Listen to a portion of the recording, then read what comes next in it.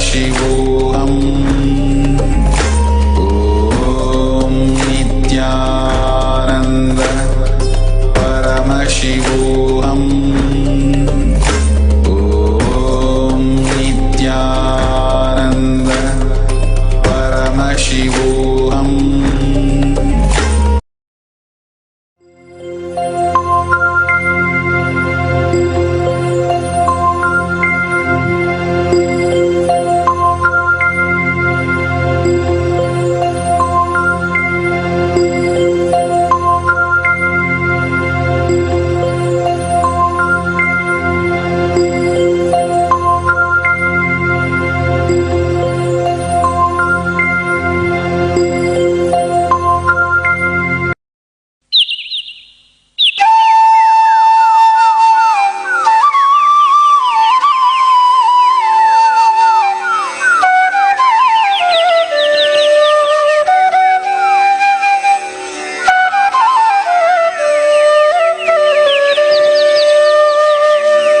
ನಿತ್ಯಾನಂದ ನಿತ್ಯಾನಂದ ಜಗತ್ತು ಉದಾಹರಣ ನಿತ್ಯಾನಂದ ನಿತ್ಯಾನಂದ ನಿತ್ಯಾನಂದ ಜಗತ್ತು ಉದಾಹರಣ ನಿತ್ಯಾನಂದ ತುಮ್ ಹೋ ಮೇರೆ ಪ್ರಾಣ ಭಕ್ತ ಸಖಾ ಆನಂದ ತುಮ್ ಹೋ ಮೇರೆ ಪ್ರಾಣ ಭಕ್ತ ಸಖಾ ಆನಂದ ಮಾತ ಪಿತಾ ಗುರು ಪ್ರಾಣ ಸಖಾ ಭಗವಾನ್ ಮಾತ ಪಿತಾ ಗುರು ಪ್ರಾಣ ಸಖಾ ಮಾತ ಪಿತಾ ಗುರು ಪ್ರಾಣ ಸಖಾ ಭಗವಾನ್ ಮಾತ ಪಿತಾ ಗುರು ಪ್ರಾಣ ಸಖಾ ನಿತ್ಯಾನಂದ ನಿತ್ಯಾನಂದ ಜಗತ್ತು ಉದಾಹರಣ ನಿತ್ಯಾನಂದ ಜಗತ್ತು ಉದಾಹರಣ ನಿತ್ಯಾನಂದ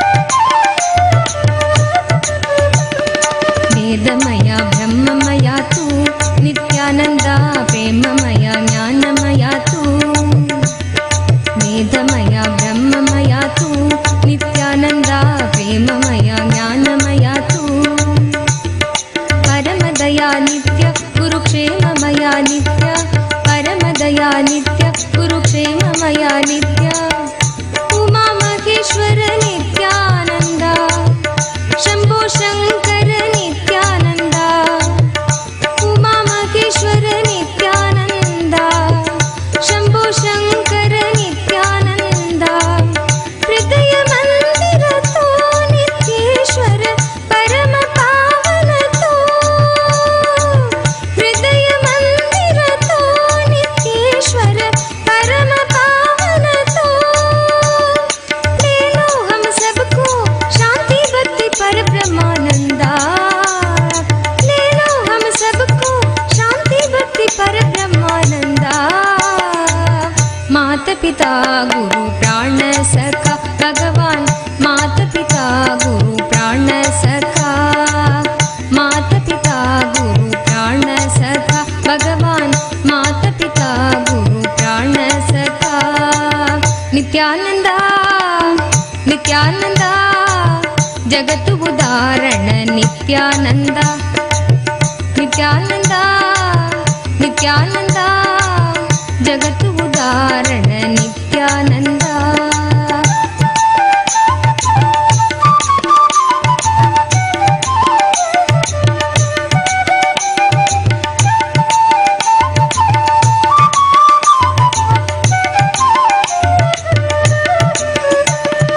ಕೇಶವ ಹೇ ಮಾಧವ ರೂಪ ನಿತ್ಯಾನಂದ ಪರಮ ಕೃಪಾ ಪಾಪ ಸಂಹಾರ ಕೇಶವ ಹೇ ಮಾಧವ ರೂಪ ನಿತ್ಯಾನಂದ ಪರಮ ಕೃಪಾ ಪಾಪ ಸಂಹಾರ ರಾಧೆ ಶ್ಯಾಮ ನಿತ್ಯ ಕಲಿಯುಗ ಭಗವಾನ್ ನಿತ್ಯ ರಾಧೆ ಶ್ಯಾಮ ನಿತ್ಯ ಕಲಿಯುಗ ಭಗವಾನ್ ನಿತ್ಯ ಸಚ್ಚಿದಾನಂದ ನಿತ್ಯಾನಂದ ಚಿನ್ಮಯ ರೂಪ ನಿತ್ಯಾನಂದ ಸಚ್ಚಿದಾನಂದ ನಿತ್ಯಾನಂದ ಚಿನ್ಮಯ ರೂಪ ನಿತ್ಯಾನಂದ ಓಂಕಾರೇಶ್ವರ ತೋ ನಿತ್ಯೇಶ್ವರ ವಿಘ್ನ ವಿನಾಶಕ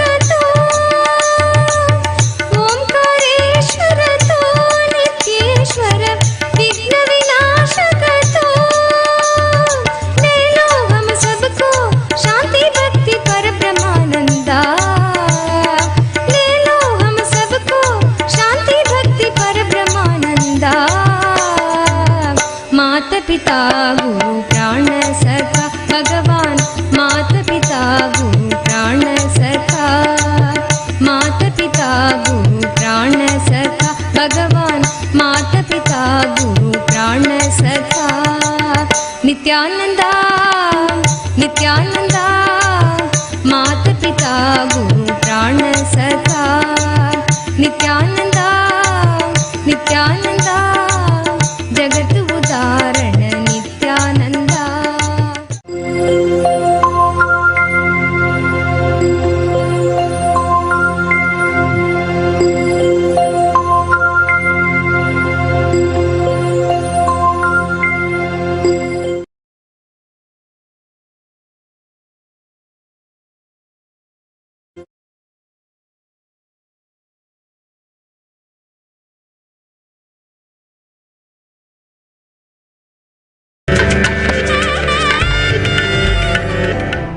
Sanatana Hindu Dharma is the civilization of gratitude and celebration.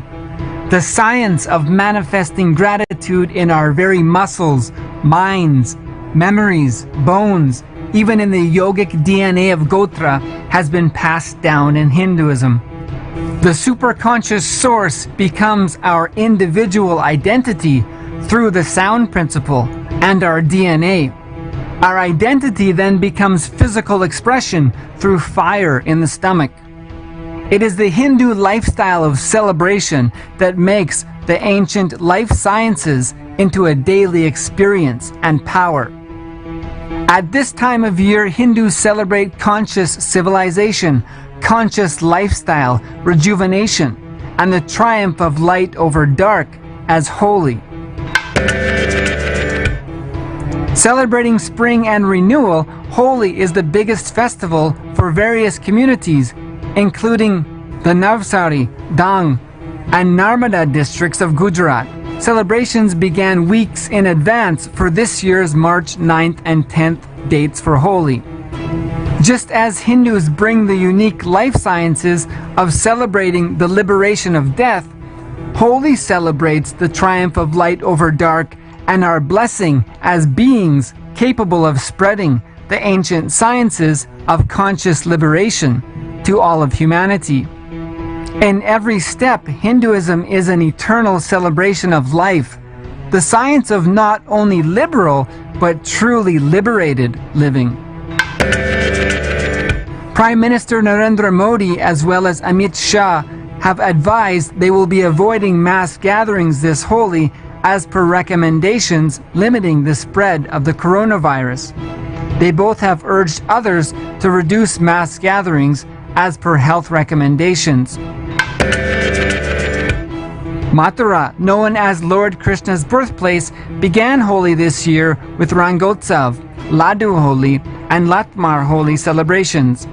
Uttar Pradesh Chief Minister Yogi Adityanath was also on hand for the events. Laddu and Latmar Holi embody the playfulness and unconditional love of Lord Krishna, while remaining in the highest space of pure consciousness. While reenacting his Leelas, devotees playfully throw laddus, as traditionally all the colors are depleted. Women playfully beat men with sticks to fend off the sprinkling of colors. It is a grand embodiment and reenactment of the playfulness, joy, and eternal love of Lord Krishna. Various buildings along with 35 temples in Mathura, Vrindavan, Barsana, and Nangon, including Krishna Janmabhoomi, Dwarkadish Temple, have also been illuminated with color for this year's holy festivities.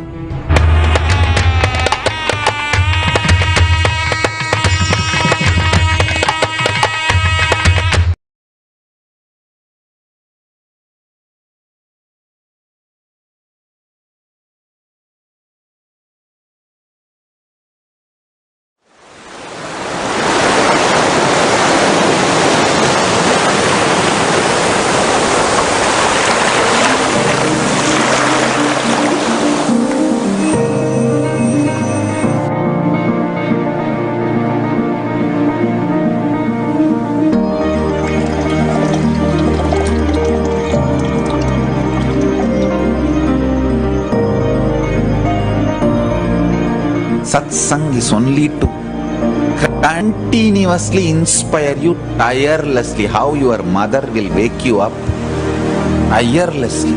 Hindu mothers will nag you and wake you up. They will make sure you get up in time and go to school every day. That's the beauty of Hindu mothers. My satsang is like Hindu mother, waking you up every day, reminding you about the absolute every day, awakening you every day.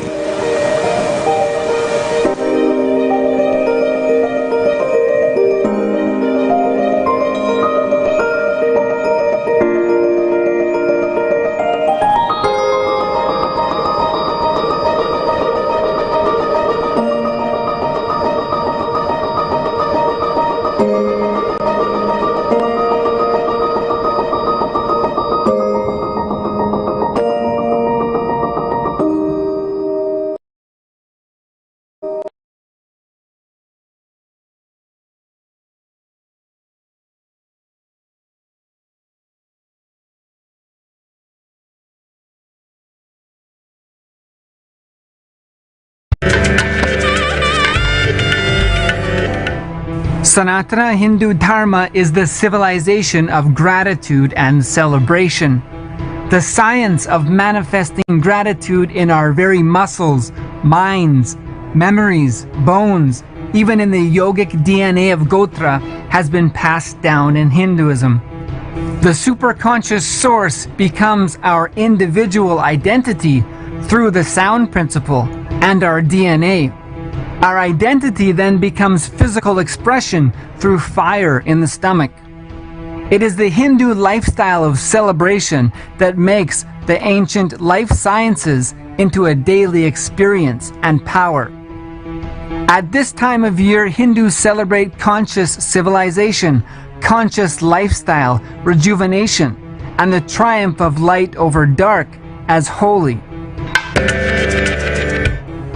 Celebrating spring and renewal, Holi is the biggest festival for various communities, including the Navsari, Dang, and Narmada districts of Gujarat. Celebrations began weeks in advance for this year's March 9th and 10th dates for Holi. Just as Hindus bring the unique life sciences of celebrating the liberation of death, Holi celebrates the triumph of light over dark and our blessing as beings capable of spreading the ancient sciences of conscious liberation to all of humanity. In every step, Hinduism is an eternal celebration of life, the science of not only liberal but truly liberated living. Prime Minister Narendra Modi as well as Amit Shah have advised they will be avoiding mass gatherings this Holi as per recommendations limiting the spread of the coronavirus. They both have urged others to reduce mass gatherings as per health recommendations. Mathura, known as Lord Krishna's birthplace, began Holi this year with Rangotsav, Ladu Holi, and Latmar Holi celebrations. Uttar Pradesh Chief Minister Yogi Adityanath was also on hand for the events. Ladu and Latmar Holi embody the playfulness and unconditional love of Lord Krishna, while remaining in the highest space of pure consciousness. While reenacting his Leelas, devotees playfully throw ladus, as traditionally all the colors are depleted. Women playfully beat men with sticks to fend off the sprinkling of colors.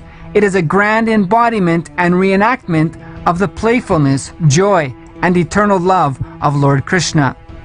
Various buildings along with 35 temples in Mathura, Vrindavan, Barsana, and Nangon, including Krishna Janmabhoomi, Dwarkadish Temple, have also been illuminated with color for this year's holy festivities.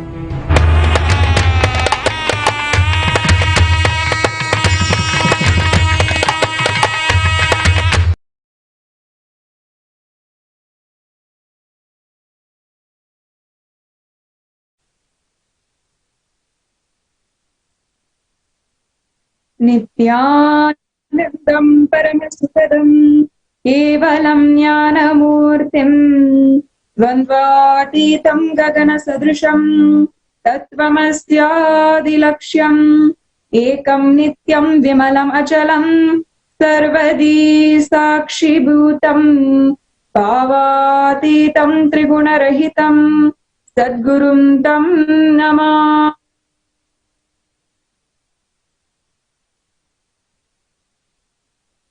Nithyanandam, with the auspicious blessings of our beloved Guru, His Divine Holiness, Sri Nithyananda Paramashivam, whom we are all privileged, lucky, and blessed to be calling Swamiji.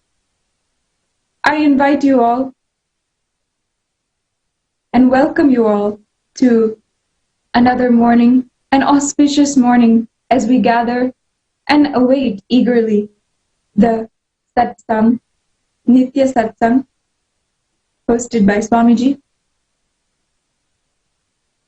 I welcome all of the viewers gathered on all the social media platforms, on Facebook, Twitter, Instagram, joining us live as we observe such an auspicious morning in Sri Kailasa. All over the world, gathered in satsang centers, Padaka mandirs, temples, adinams.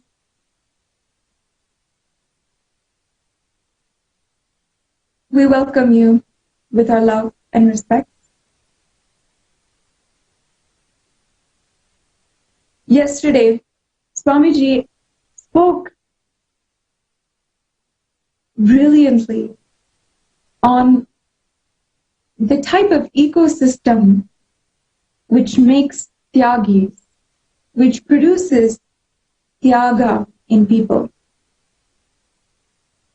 Swamiji had underlined the necessity of Tyagis, of people who practice Tyaga, practice asserting their higher existence and dropping their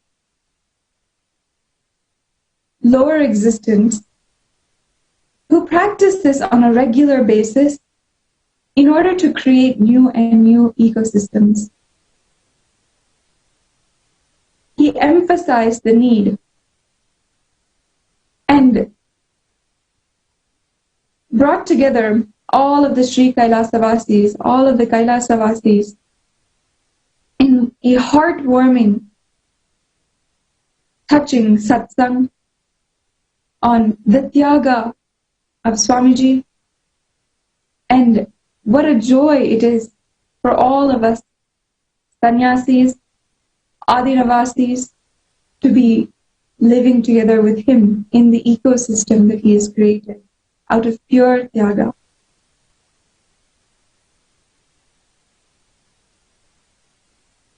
Yesterday was also the day 4 of the Leela Dhyan program. The Leela Dhyan program is a special opportunity for a select few participants. This batch, the first batch which has ever happened, this batch is able to, for the first time, experience Swamiji through his life, through the autobiography of the Avatar. In previous days, yesterday, the day before, we've been able to hear from the participants in their sharings with such beautiful sharings and remembrances of the past 4 days, as if a whole lifetime has passed in them for their being in maturity. All of the participants are just glowing with excitement, feeling as if they've known Swamiji for such a long time, as they have been able to speak with the witnesses from Swamiji's life, who have known him from a young age and are witness to the fact that Swamiji is in fact Paramashiva, in his consistency, in the fact that he, from the very beginning, has been continuously dedicated to his mission, continuously manifesting, continuously radiating the state of Paramashiva. Just that fact, the fact that even at 3 years old, 4 years old, His mission was aligned to the cosmic Leela, the play that he is indulging in us all. That just goes to say that he is in fact Paramashiva himself. And today, it'll be very exciting as we venture in and hear more about the Leela Dhyan program in the further segments of this program. Today, as it is March 7th, and tomorrow, March 8th, is International Women's Day as declared by the United Nations. As a nation which Swamiji built for the liberation and empowerment of women, it is one of our pride. It is a pride for us to be able to talk about the divine feminine, Vedic feminism, and the aspect of Swamiji, which is divine feminine. From the very beginning, no matter what, Swamiji always says, basically, he is a Shakta. Shakta meaning that he is a worshipper of the divine feminine. Like him, there's a Ramakrishna and so many other great ascetics who have explored deeply into this world and shared with the world such a powerful enlightenment science of worshipping the divine feminine.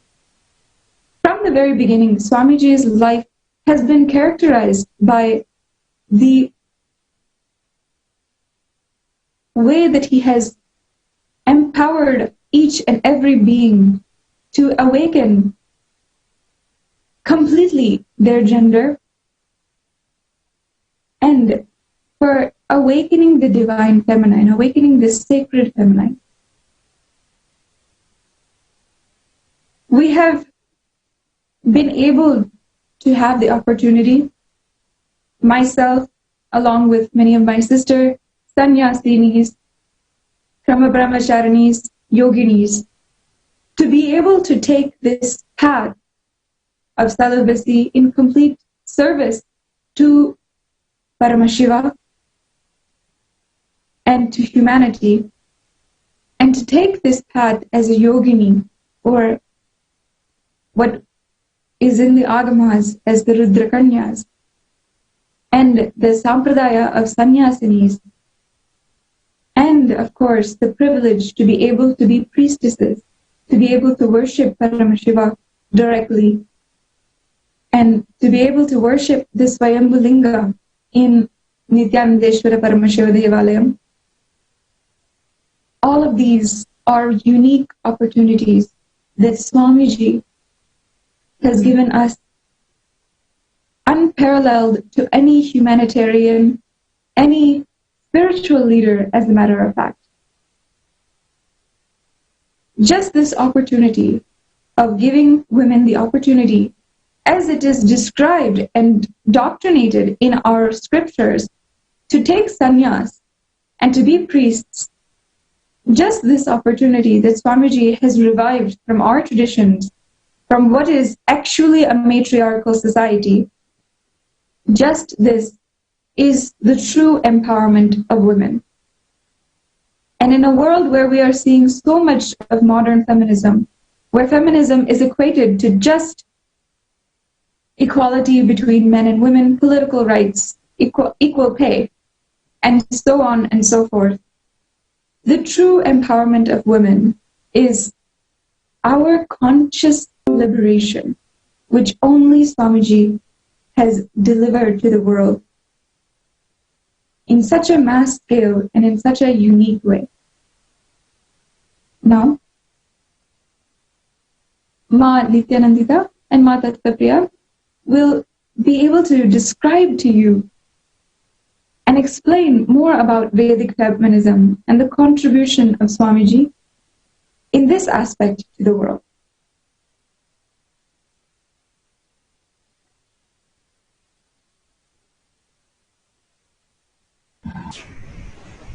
You can.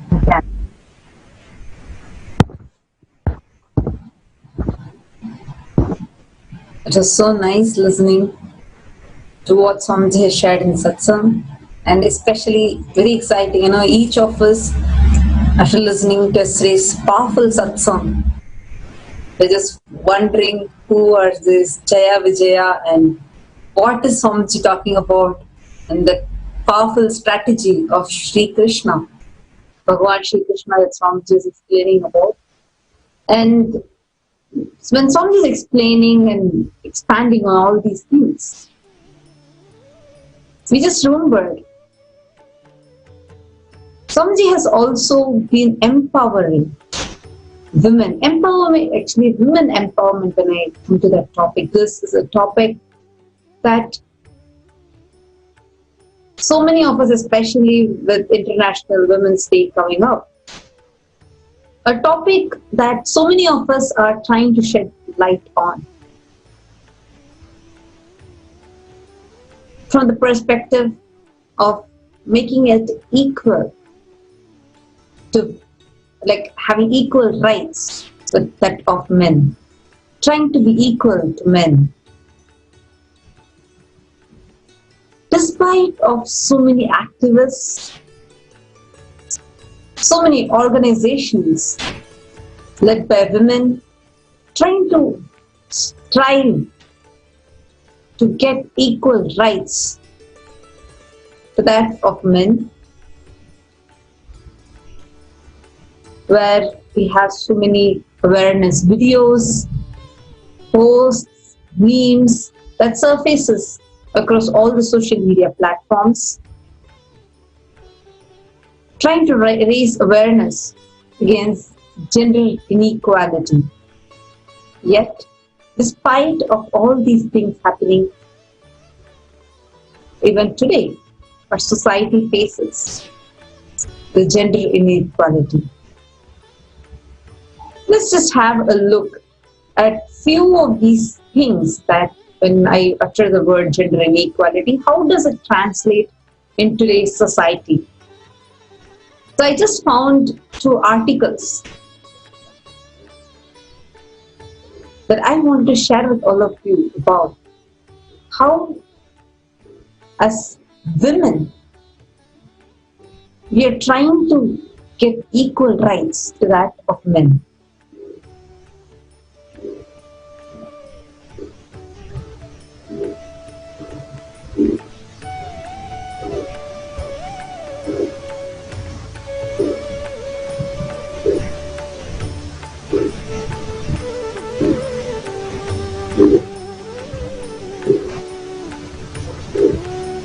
So this is an article from the World Economic Forum, 7 surprising and outrageous statistics about gender inequality.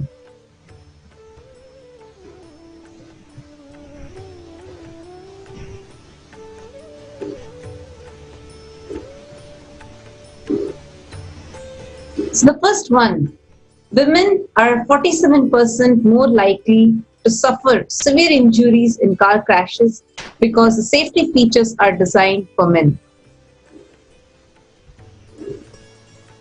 Next, 33,000 girls become child brides every day. So globally, 12 million girls each year get married before the age of 18, which is roughly 33,000 girls every day, or it can even be said as 1 every 2 seconds. So there are some 650 million women that are alive today who were child brides. We also see women in rural parts of Africa spend 40 billion hours a year collecting water.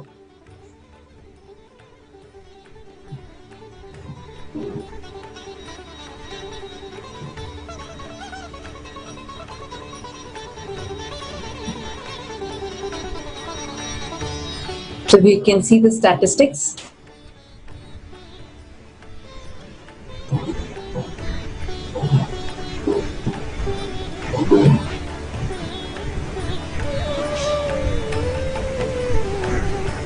according to World Economic Forum, it will take 108 years to close the gender gap. At the current rate of progress, it will take another 108 years to reach the gender parity according to the World Economic Forum's most recent Global Gender Gap Report. Across the 106 countries covered since the first edition of the report, the biggest gaps to close are in the economic and political empowerment dimensions, which will take 202 and 107 years to close respectively. We can see how the whole chart is.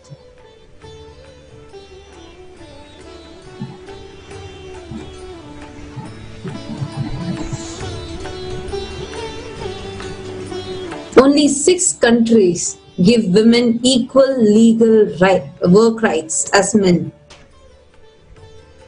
So the World Bank's recent report, Women, Business and Law report, which measured the gender discrimination in 187 countries, it's found that only Belgium, Denmark, France, Latvia, Luxembourg and Sweden scored full marks on 8 indicators, from receiving a pension to freedom of movement, influencing economic decisions women make during their careers. A typical economy only gives women 3/4 the rights of men in the measured areas. 22% of AA professionals are women, and it could be down due to lack of confidence.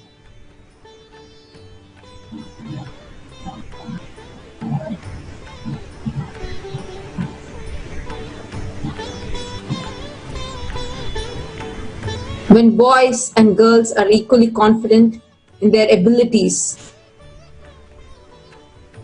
the gender gap in math. So we just have a statistics that you can see in front of you.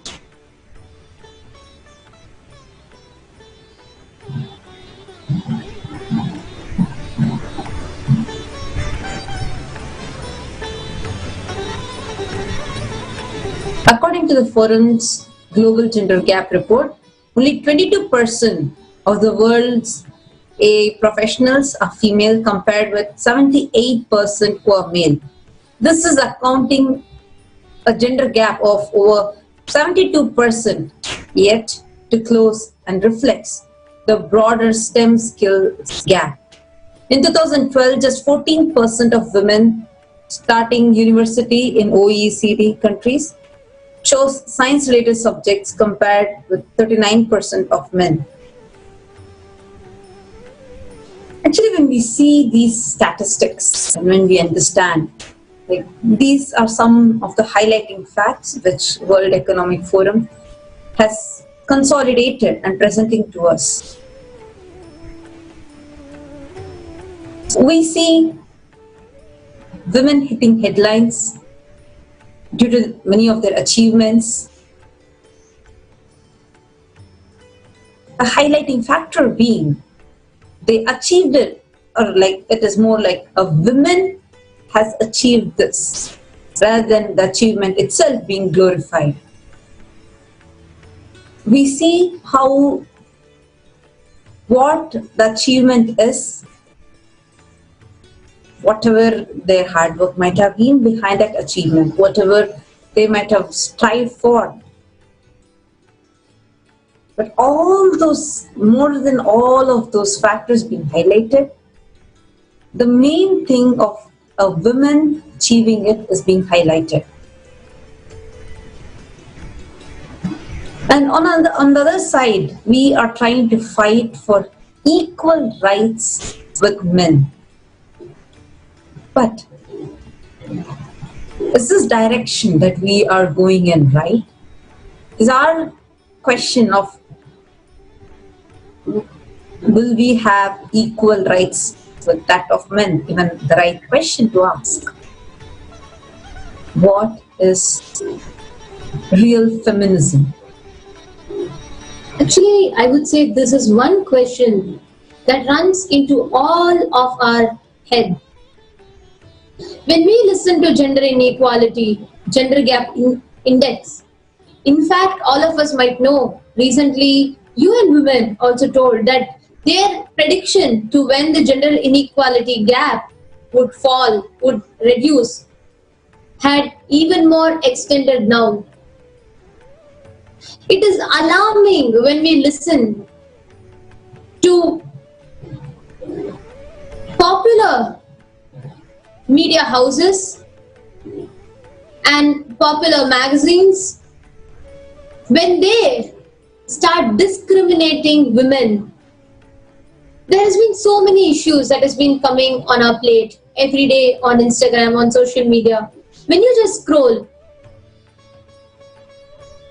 what you see as what women fight for is just 1% or is just one step towards equality.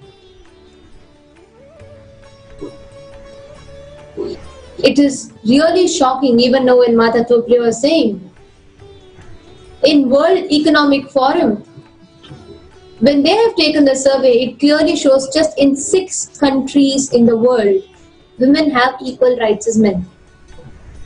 Yes, this is all painful. But when I actually look back into what really all of us are fighting for, this whole feminism, what is it for? Just equality, equal pay?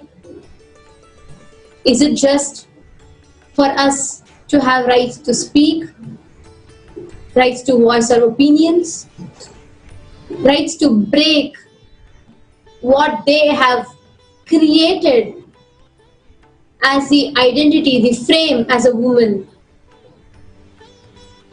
Successful women and how they should be has almost become like a cliche for us now. Because if you are, then you have to be a certain way, you have to talk a certain way, you have to behave a certain way. But just fighting for all of this, is this what is feminism? I know it is a long topic that many of us in the world are debating about. So I just wanted all of you to watch a short video clipping where a common folk, to the normal women and to the normal folk, we asked what is feminism. And when random people were asked what was feminism, each of them had different replies and ideas. So let us watch the short video and see. Feminism.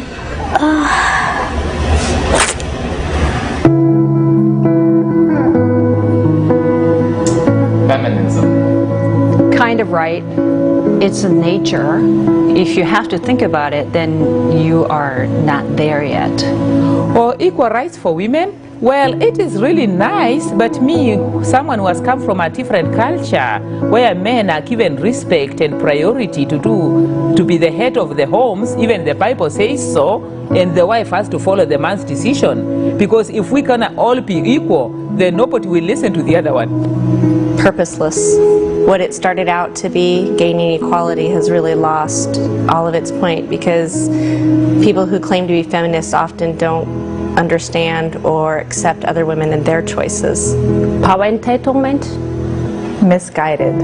There's some good things about it, but there's some things that have gone way overboard that have really damaged relationships between men and women. I mean, it's a buzzword right now. I think a lot of people are throwing it around without really understanding what it means, and I'm not going to give a definition to it either. Overrated. I feel like it's talked about too much. Respectful. Strong. Overrated.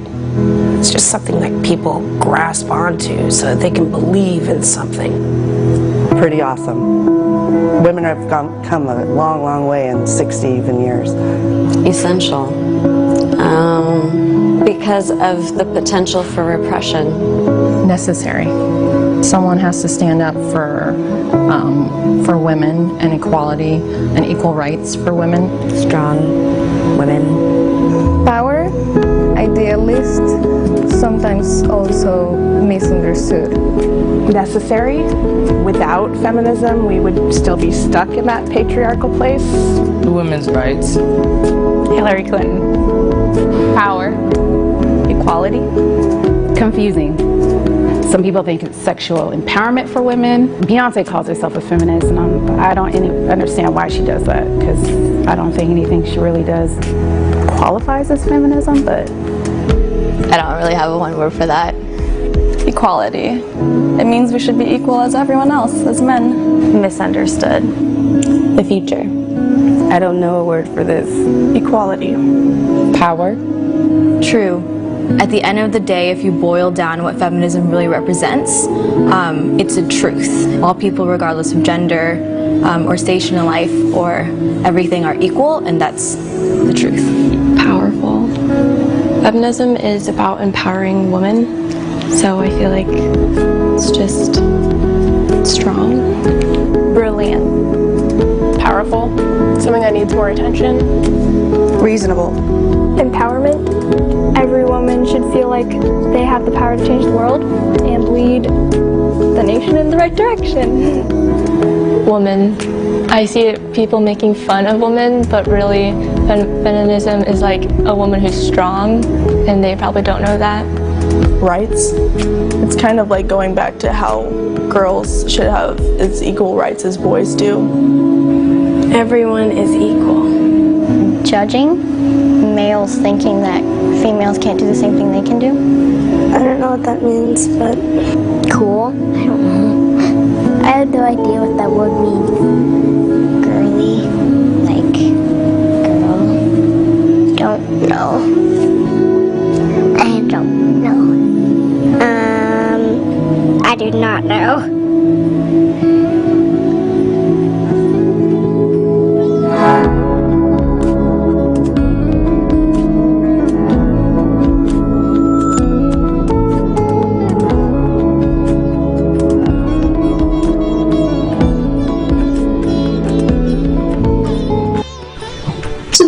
Saw one small clipping of what really many people around the world have ideas of what feminism is.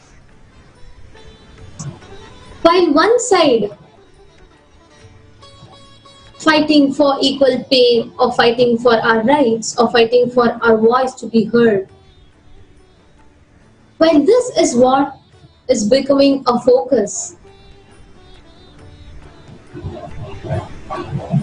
what really is Vedic feminism? What really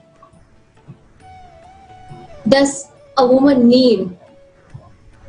This takes me back to one beautiful satsang in which Swamiji explains the divine feminine consciousness. A woman is really powerful not when she succumbs to what the society thinks or what the society sets as standard, but the one who has the strength, the inner strength to change what people and what the society has told, just to break it by the way the inner strength is carried. For all of us today, it is just, while many of us, we try to think that let us fight for equal rights. This whole thing, I would rather say for many of us, we feel somewhere this entire feminism movement is becoming rather regressive. It might be due to many reasons, but still many of the organizations, many women are actually standing up and fighting for their rights. But what actually makes the difference? What can really change the difference? What can really change on how we carry ourselves, how we are being treated versus how we treat ourselves? This divine feminine consciousness even before we can understand the word, and even before we can listen to some small experiences and some amazing transformations, I think all of us need to listen to what Swamiji has explained, what Swamiji has revealed as the strength of a woman, what really a chaste woman can do. Because what we all know, it is not just about the cerebral opportunities, it is not just about us getting to be the CEO, it is not just about us managing, but there's something more. What unfortunately the world today, the society today, is not very much supportive for us to discover, the aspect that not many of us get to access. Swamiji beautifully explains this. Finding the core of your existence, what you are, what you define as yourself, whether you are a man, whether you are a woman. So Swamiji beautifully, while explaining that, Swamiji reveals one main aspect. Every woman is naturally hardwired for three main components. One is to be able to retain, to be able to hold. That is why women can carry a baby, a mother can nourish a life inside her body. Second, patience. And third is strength. Swamiji beautifully explains what the society tells, that women are weak, they are feeble, oh, they can't handle much of emotions. Swamiji beautifully tells that this whole thing is a false screen that the society has put. In fact, women are hardwired for these three components. And by the very breathing of a woman, she can simply impact the space around her. So before even going to what Vedic feminism, all of that means, let us see what Swamiji told about the strength of a woman. If you have a chaste woman in your life, either as a wife or as a daughter or as a sister, as any one relationship, I tell you, listen to this word, you will never have accidents, you will always be protected by all the unknown, unseen problems. A chaste woman, one chaste woman in your life, either as a sister or as daughter or as mother or as a wife, any one relationship, it can be any. If one chaste woman is there in your life, you will not have any unknown, unseen problems. The whole cosmos, grahas, will simply protect you. You may think I am giving two big mystical words. Understand, I believe that. I myself a believer of this truth.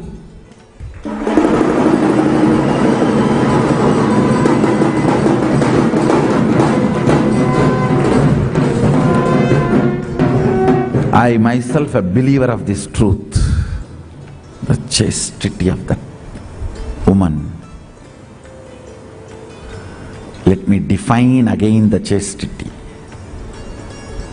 The achalatva dimension of consciousness manifesting in body and mind in all relationships is chastity. Man having the chaste women in their life either as mother or daughter or sister or spouse or whatever, some relationship brings cosmic protection.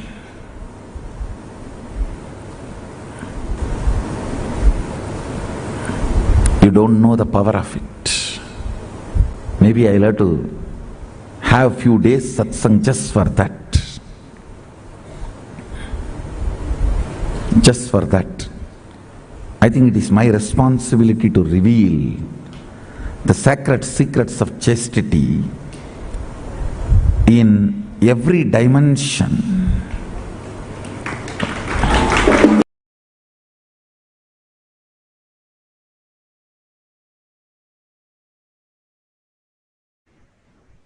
We all saw how the very breathing, the very existence of a woman who is chaste, what is the meaning of chastity here that Swamiji is explaining? Who discovers the Atmatattva dimension, the core existence of hers. This entire gender bias and these ideas around what a woman should be, all of that is limiting logic, the limiting ideas that the society creates around us. To have a completion or a balance, like what the issue that we're addressing of gender inequality, to have a balance between all the genders, that balance, that completion needs to happen inside each one of us. Now, what is this completion? Like, what exactly is this gender completion that I'm talking about? We all know how when, like just a few minutes before Swamiji is explaining, how just by having the chastity, a woman can manifest rain, how a woman can manifest anything she wants. To even achieve that chastity, her whole being needs to get integrated and become chaste to something, become integrated. And that whole completion between the gender needs to happen inside her. And also, all of us, one point that we all need to understand. What Swamiji really is trying to revive here, what we all need to also understand. This entire idea of women being discriminated, all of that did not even exist in our Sanatana Hindu Dharma. Swamiji beautifully explains, we worship Devi. Women are worshipped, and this entire gender bias did not even exist in our Vedic civilization. Today, many of our systems are ridiculed. Why should women wear a sari? Why can't women wear pants and suits? All of that has become a topic of trying to say that that is equality for women. No, actually it is a distraction. Many of us today think that, from age-old time, from the sati system time, from that time, women are always treated like this. Actually, what all of us fail to understand here is, in Hinduism, in Sanatana Hindu Dharma, the gender bias never existed. In fact, there was never a limitation to genders. It was not just 2. Swamiji beautifully explains there were 11 genders. That is why every woman, every single being were pure power. Each one of them had the freedom to discover what they were. It is only because of that we had so many enlightened beings.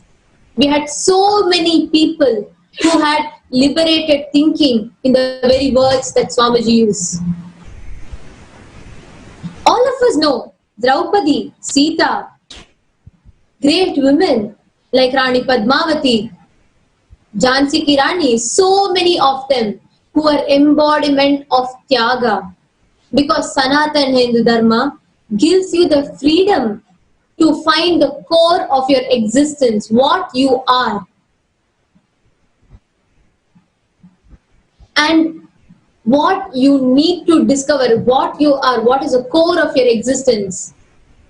Be it Shikhandi, be it Bhishma, Draupadi, any great character, anybody, each of them has stood by not their gender, not the society rules and conditionings around them, but what their core existence is.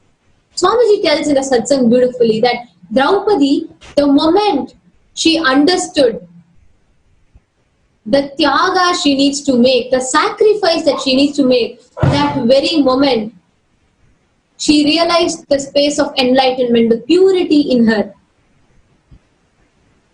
Every great woman in our history have stood by, have done Tyaga of everything else and discovered what their core of the existence is. In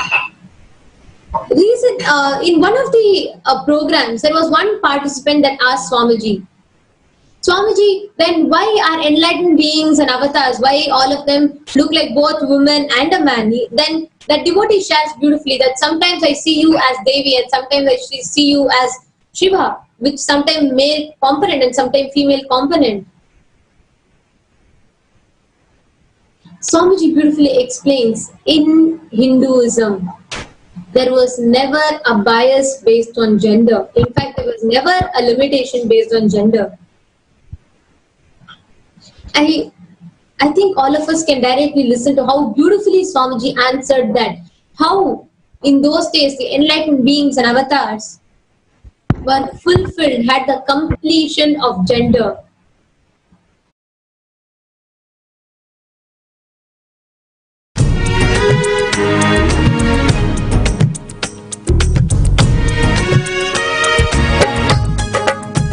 Can I ask why your image varies from being a male personal when you are speaking to us and then a female personal when you are not speaking to us? An enlightened being cannot be constrained into, first of all, one body. Forget about constraining me into one gender.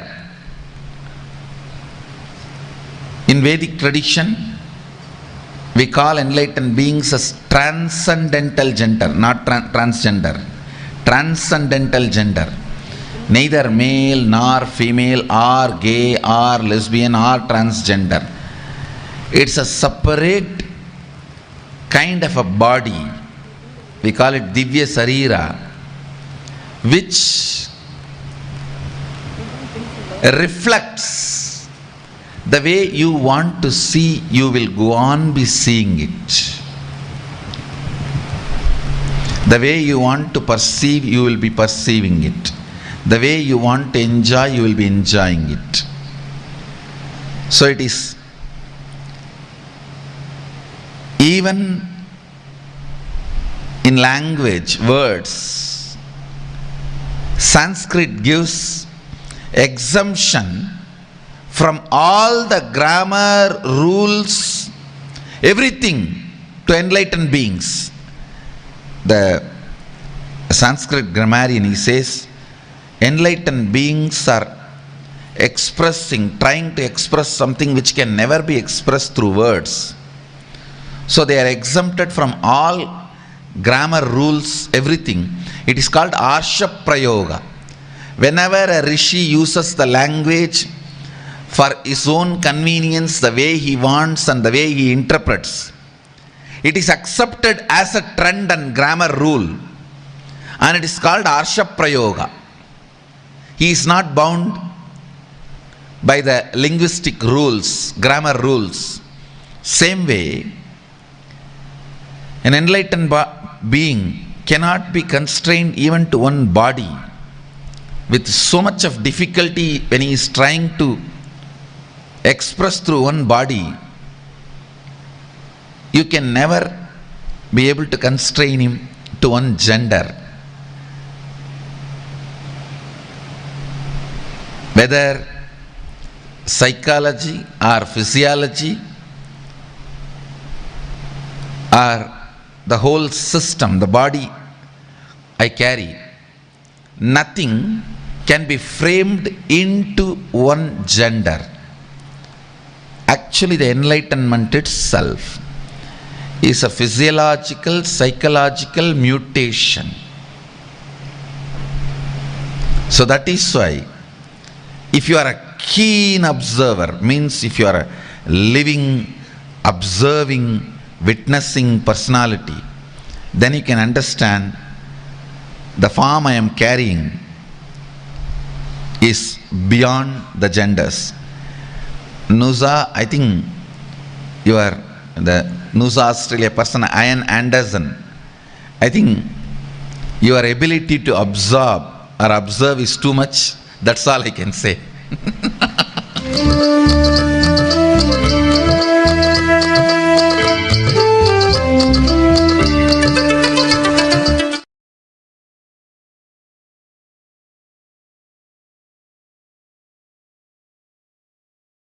Introduction into Vedic feminism. Swamiji describes the way that even Devi Parashakti became enlightened on Arunachala hill when she came down and did tapas for years, awaiting that moment for enlightenment. It was the sacred feminine aspect of her which got awakened and made her into Ardhanarishwara, the being which is beyond gender. And as sannyasis, the ultimate form of completion with your body and with gender is being and going beyond gender. And many of you may not understand what that really is. Many of us have inborn confusions because of so many different societal definitions of what gender is supposed to be. Boy is supposed to be blue. Girl is supposed to be pink. Like there's so many different conditionings on what a girl is supposed to be and what a boy is supposed to be. None of it being fundamental to our being, to who we really are. But the science of enlightenment, which Swamiji teaches, why, even without even addressing females specifically, or addressing the female issues such as gender equality, just by addressing the conscious need, what our consciousness is craving for, the realization that I am Paramashiva, just by doing that, Swamiji has empowered and lifted so many people, so many women, to the point where he has given an opportunity for women to take up sannyas and realize this aspect of going beyond gender. Now, Ma Shiva Yoga will also chime in on what is a sannyasi, what a woman sannyasi done, and what Swamiji has given as an opportunity for this. Nithyananda, like how beautifully Ma Sadashiva and Ma Nithyananda was sharing the strength of a woman, I'm going to give an example of a woman sannyasi and Tyaga. Women sannyasis have conquered the inner world and outer world with their will persistence. And women sannyasis are not slaves. They are not slaves. They are Tyagis and princes of Kailasa. Throughout the Bhagavad Gita, Krishna talks about the renunciation. And in Bhagavad Gita, Sri Ramakrishna Paramahamsa said that the Gita is nothing but Tagi, meaning Tyaga or renunciation. Sri Ramakrishna said keep repeating Ta and Gi, and we will understand simply the Gita. Again and again, Krishna speaks about the renunciation, how we should surrender the fruits of action to Him without renouncing the action itself, and how all knowledge and action should be surrendered at His feet. For all of us, the very thought of Swamiji, like us, the women sannyasis, for all of us, the very thought of Swamiji will melt our heart and we will become emotional. We do not need to be in Master's physical presence. Just the mere thought is enough for all of us. Tears will flow from our eyes. I will say this is the powerful form of surrender and become oneness with Swamiji. And I also like to share a mere thought of Ramakrishna Paramahamsa. He says very beautifully, know this for sure, when the mere thought of your Ishta Devada, your favorite deity or your master reduces you to tears, and you are in your final janma, your final birth. So powerful is this surrender that it can liberate us, especially women. A woman in this era can get just liberate from all this and complete us complete us and become enlightened. Just this powerful surrender, and this is the power of a devotion which each woman sannyasis carries in their being.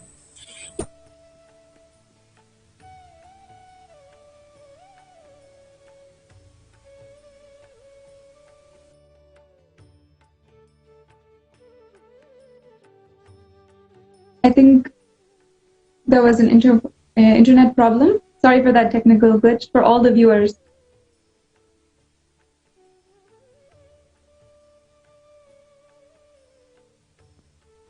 Just as she has said, throughout our history, there have been thousands of women who have taken up this life, who have surrendered to simply in service of protecting Hinduism and living the truths of Paramashiva. No matter what it is, that is what these women have kept in their hearts. And even if they are married or not married or taken sannyas, these women, the chastity of women and their surrender is what characterizes them. Throughout our history, so many women, we recall, just from their chastity and their surrender to their role, that no matter what might be perceived as a limitation, they live beyond it. Gandhari, Sita, all of these women are, as a person, who's been brought up in Hinduism, these women are the role models which we used to have. It was never Alicia Keys or any other famous Hollywood celebrity who never embodies their perfect ideals.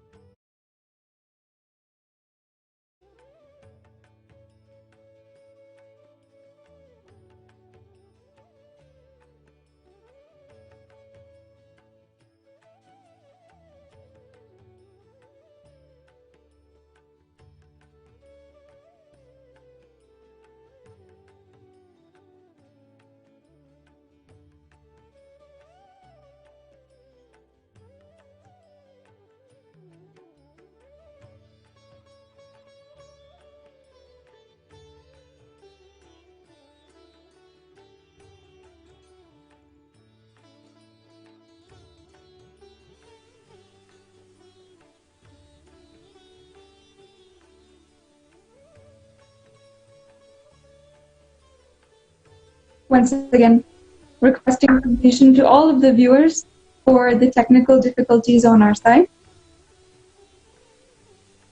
As I was saying, as young girls in Hinduism, grown up in Hinduism, we lived up to women who embodied the perfect ideals of femininity, Tyaga, and chastity, integrity, responsibility. These were all inbuilt into the Vedic archetype of feminism. What is Parashakti, the qualities of Parashakti, these are what we lived up to. The roles such as the Yogini, Rudrakanya, these were all Vedic matriarchs, leaders of the Vedic civilization of the ancient times, which all once ruled our land in Akhanda Bharat, beginning from Devi Meenakshi herself. No matter what it was, continuously the brand that we had given to the world for Hinduism was contribution.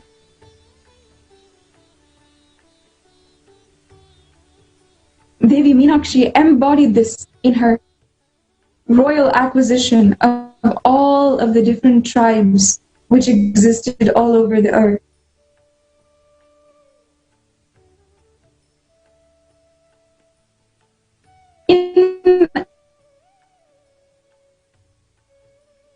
On the occasion of the Eid, as she is Devi Parashakti incarnated, and we all worship her as Mother. She is whom we pray to manifest in us, so we can experience the state and oneness with Paramashiva. Devi Meenakshi was the embodiment of Divine Feminine. And as history goes, when all the planet Earth, the human species was not still evolved to the point of civilization, all the homogeneous, all these animals, this body which is not yet evolved with the intelligence of a Homo sapien, but still having the characteristics of a monkey, this human-like animal was living in tribes all over the world. And still that science, the Hinduism, the ritual science, even that had not come down to planet Earth. Devi Meenakshi, in her conquering of the entire Akhanda Bharat, she had taken it upon herself as mother, as the first of this new species, to unite all of these tribes together and begin a civilization. A civilization which would determine the path and the future of the world, entire world, and all of us here today. Devi Meenakshi is whom we owe everything we experience as Hinduism today. Because even the rituals and the medicines and the power manifestation science which she brought to the world is what we experienced as Hinduism for the first time. And we were gifted it by Mother herself. She was so ambitious, strategic, beyond even how to think of a human being. She had all of the qualities of queen in her before even existed a queen on planet Earth.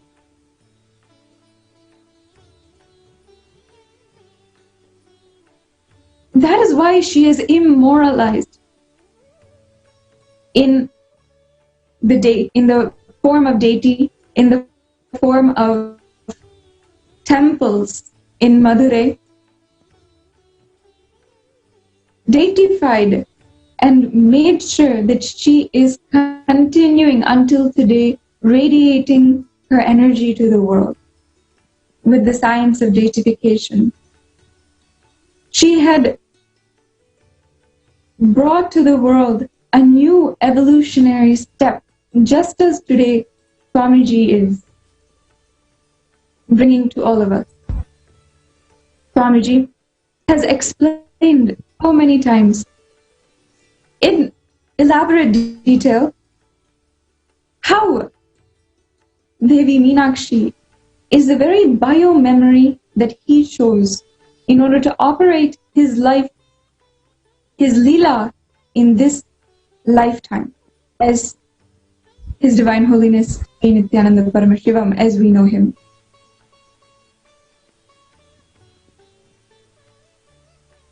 Swamiji describes that the past life, how it actually works, is that when we consciously, as an avatar, when he ascends or descends into another body, he chooses the characteristics which he gets to bring with him into this birth. The characteristics such as this strategy, ambition, royalty, all of these which Devi Meenakshi had embodied so beautifully, exquisitely, all of that is what Swamiji had chose to bring down from her lifetime into his. That is why there is such an intimate, beautiful connection between our Guru, Swamiji, and Madurai Meenakshi, and Swamiji as the leader, the coronated leader of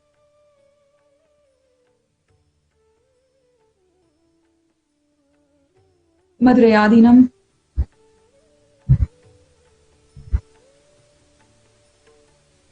He had explained in so much of detail the kingdom, the Pandya kingdom, which had been there before,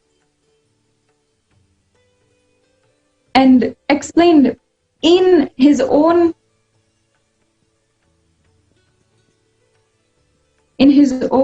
words, in first person actually, he explained exactly how he descended on planet Earth, how he played the whole Leela of Meenakshi, got married to Sundareshwara, came down, both of them as embodiments of Paramashiva and Parashakti, came down and then ruled the entire planet. The civilization at that time as Meenakshi and Sundareshwara. In order to explain what this past life and how it relates to what Swamiji is speaking about, there is a short video that Swamiji has himself spoken about. I request the NTV team to play it. And we explain just very clearly what I mean by my past lives. Understand? I have brought certain bio-memory to do the mission, what I want to do.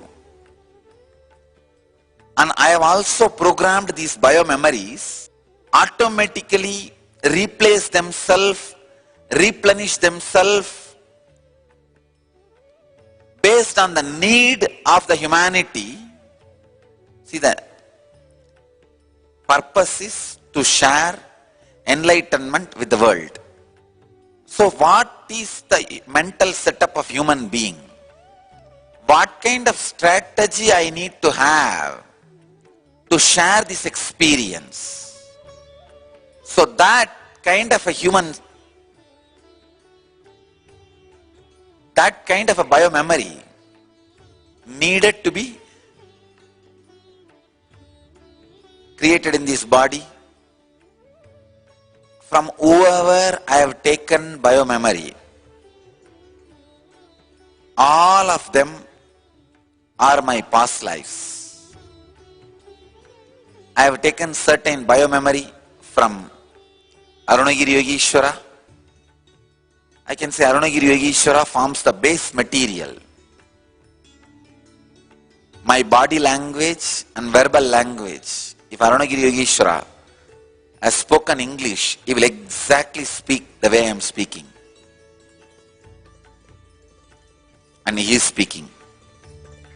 The body language and verbal language, that's the base material. That is from Arunagiri Yogeshwara. Next, the administration. Please understand, biomemory can be divided into 4 categories. 1, the experience of God, experience of self, experience of the nature, experience of humanity. All my way of relating with humanity, that biomemory, I got it from Meenakshi. The whole administration, the way I handle people, the way I train people, the way I elevate people is from Meenakshi. My concepts about human society is from Meenakshi. My responses towards the human society, I started doing 2000 years before. That is why it is time-tested, foolproof responses. The body language and verbal language is from Arunagiri Yogeshwara. Administration is from Meenakshi. Strategy planning. These are all small gears. The strategy planning is from Sri Krishna. And there are some more masters' biomemory which is there in the body, which will start expressing itself very soon. It has not yet started operating, expressing itself. And I lived once more, having 2 bodies at a time, just like Shiva and Sati, Ardhangini. 2 bodies at a time. Understand? Not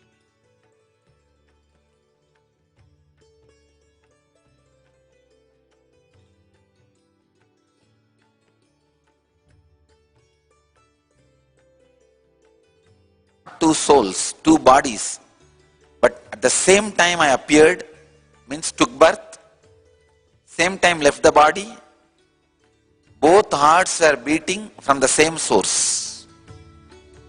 So both bodies are under this banyan tree, buried. One is male body, another one is female body. Both grew up simultaneously. It was not physically connected. Both bodies are physically separate, but it did not have 2 individual identities. One identity having 2 bodies. How much you understand? You understand? If I want to move my right hand, I have to tell which body is right hand. Means both bodies were operated from one brain. And I can switch to any brain. I can either switch to female body's brain and operate male body also, and male body's brain operate female body also. And I can eat in one body and the other body will be satisfied. I can just drink water in one body, the other body will have the effect of the water. I know it is getting too much, but I have decided I am going to answer this question. During the Meenakshi's body, it was 8.5 feet tall. Average human height itself was 8 feet. At that time, it was one of the earliest human settlement. in the southern part of India, I'll speak. Now I know I'm not able to speak, but I'll continue to speak. Maybe the next satsangs on this, my past lives, because I have decided I'm going to write my biography, 4 bodies, all 4 bodies. Autobiography of an avatar in 4 bodies. I'm going to describe Arunagiri Yogeshwara body, Meenakshi body, and the 2 bodies which I had at a time, which is there under the banyan tree, and this body. Once in female body, once in male body, once in having both bodies, once this time both in one body. So at least for the sake of autobiography, I have to describe. I will describe. I end today's satsang with this. I bless you all who are sitting with us around the world at this moment. 1086 places through NTV, 16 places two-way Nayana Diksha, in 282 cities in 33 countries. Let you all achieve, experience, live, express, radiate and share and explode in eternal bliss. Nithyananda. Thank you.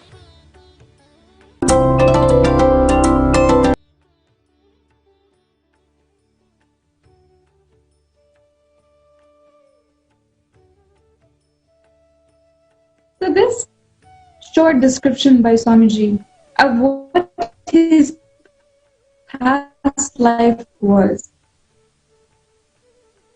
previous incarnations, and implement them into this life, into the purpose of his life in this time, this avataric mission.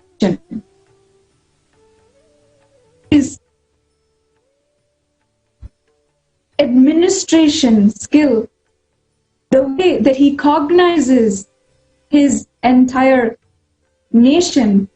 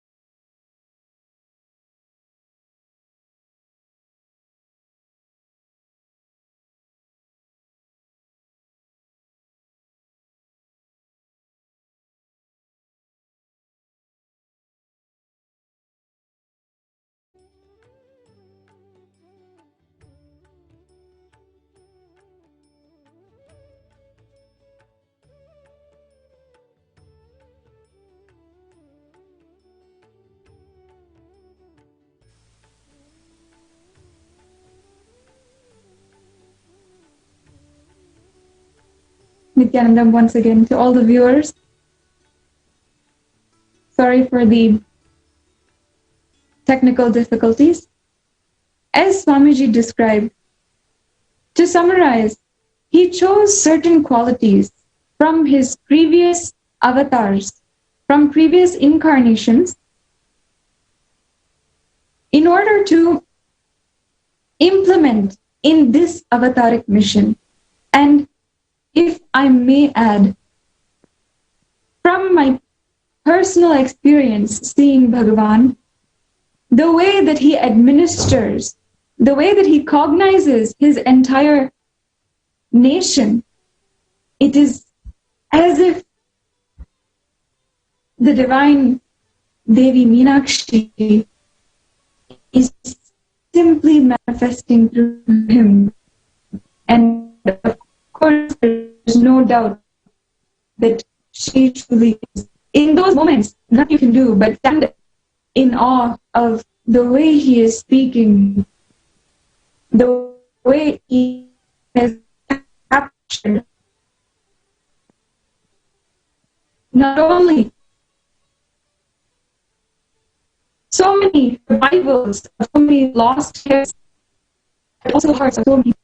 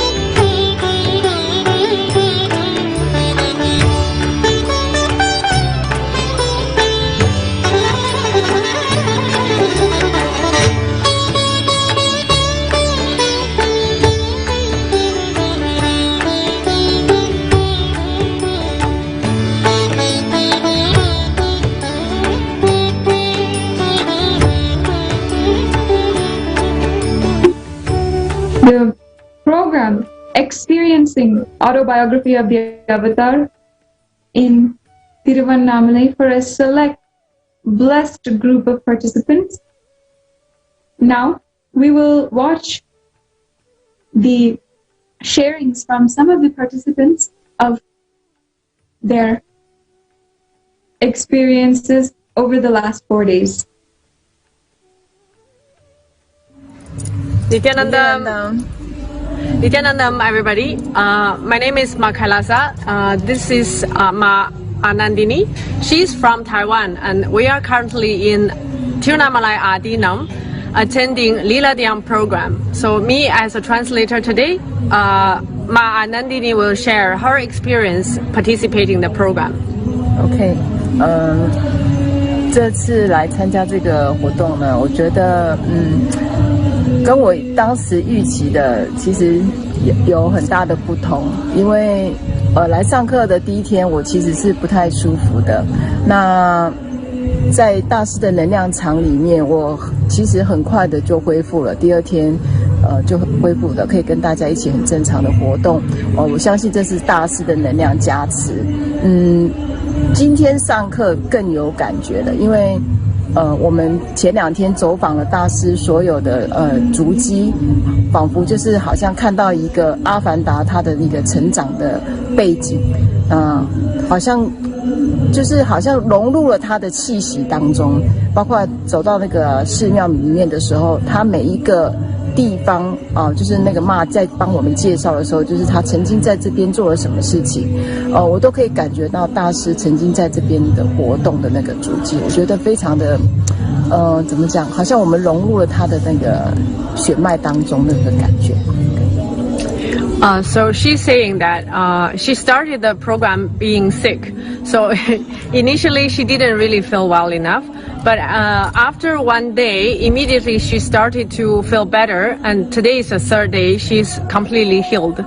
The experience about the program, she didn't even have any expectation when she started. But while seeing Swamiji's life here, experiencing people who shared his life, the stories, listening to the stories and talking to the people, seeing the real history of Swamiji's life, including going to the Arunachaleshwara temple where Swamiji spent most of his childhood, where he was literally everywhere. So by going through this timeline, all the stories and the places he used to be, more and more she felt that she could actually experience Swamiji's life. She felt more and more the realness of Swamiji, that she could actually feel more and more in oneness with him.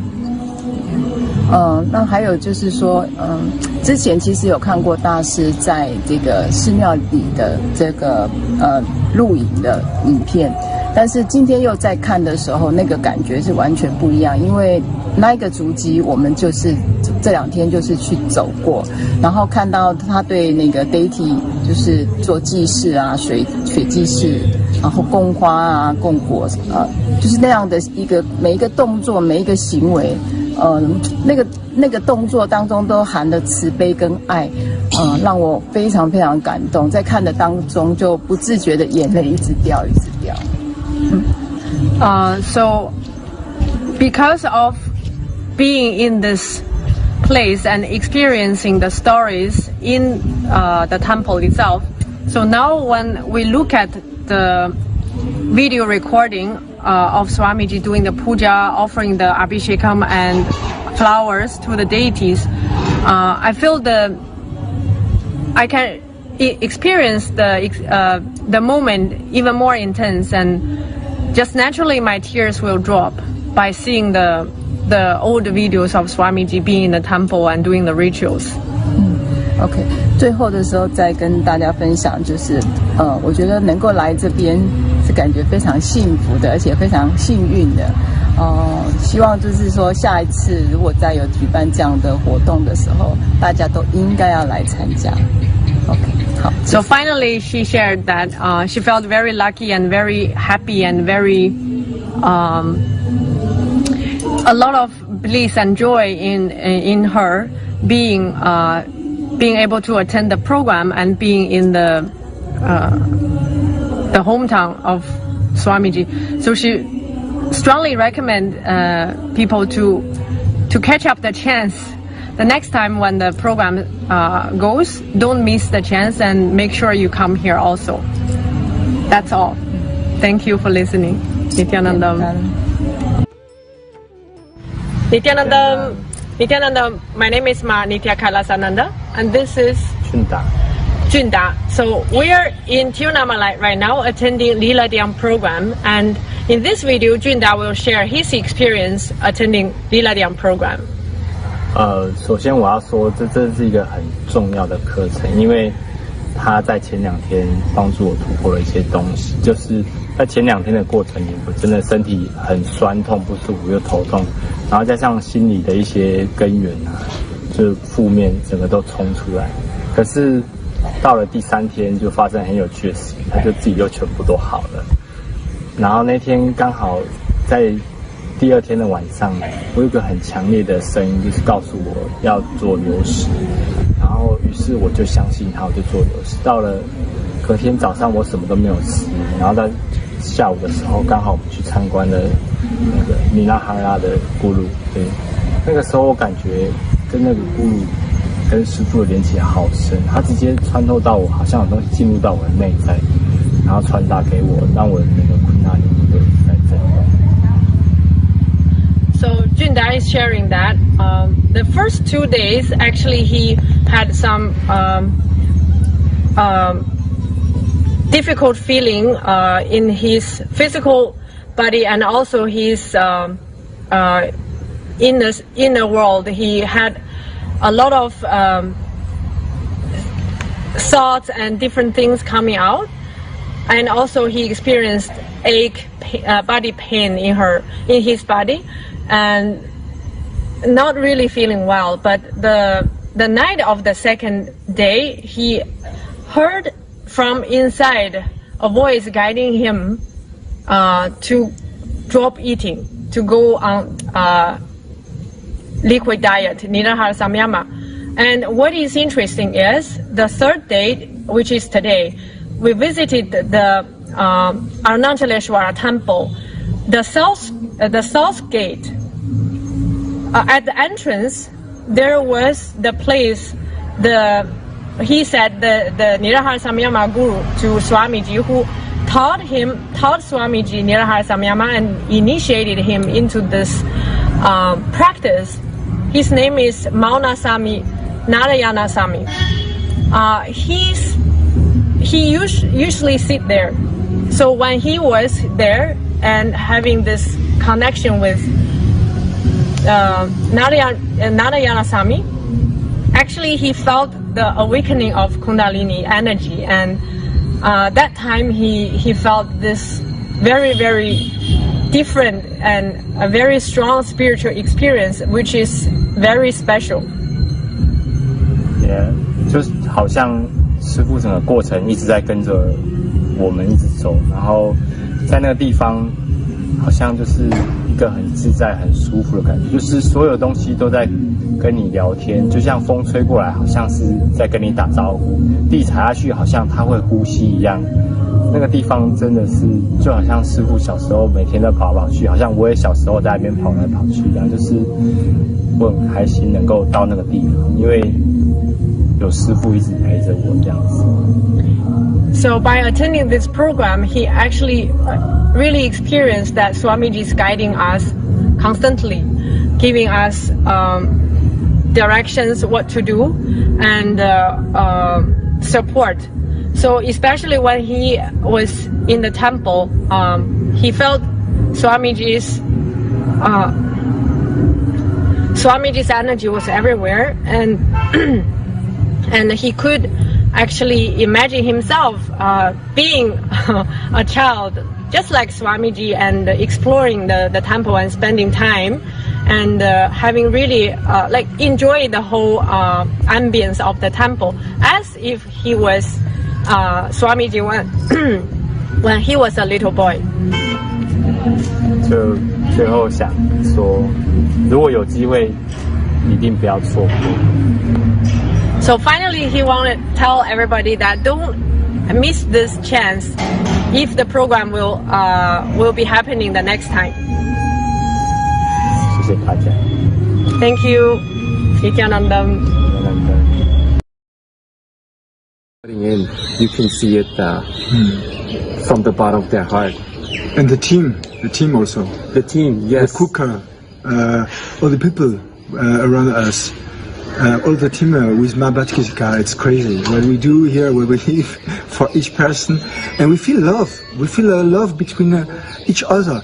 And the team from all the place from the world, all from the country here,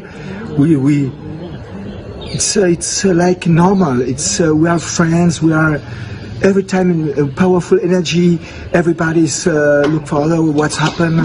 Do you need something? We hear. We feel. It's everything. We keep attention and gratitude. What we do here. I feel it now. The energy. I feel it here. Gratitude, Swamiji. I feel. I agree. It's all about the experience. This is my first event, and I've been following Swamiji for years already. And when we follow online, we don't live the experience. We don't know much what's going on. But when we're here, we're so connected. We're really blessed. Like Patrick said, we feel the love, the connection. And as an example, when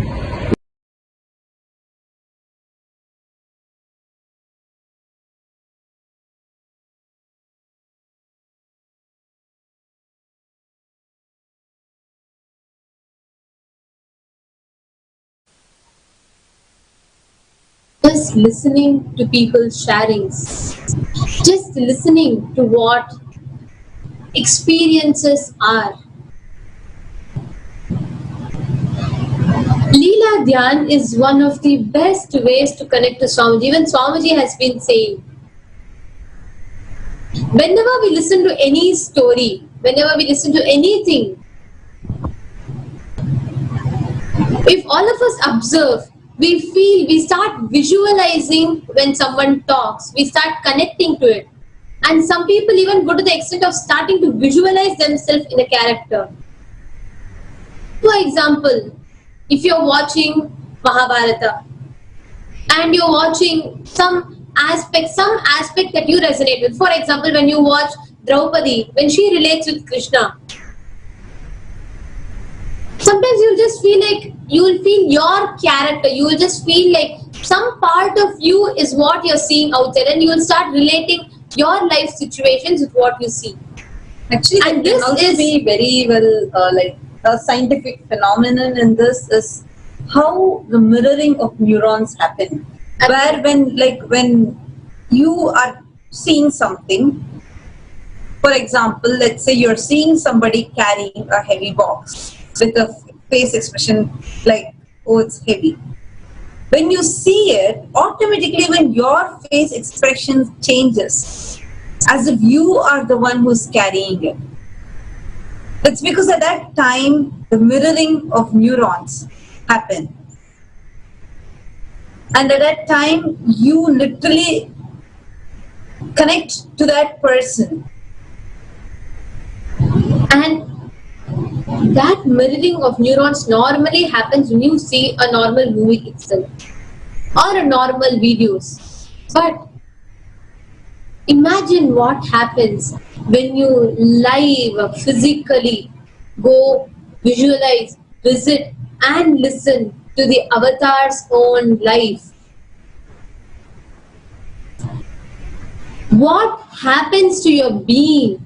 The mirroring of neurons. Especially because every single person you meet, every single place you go, every single sthala,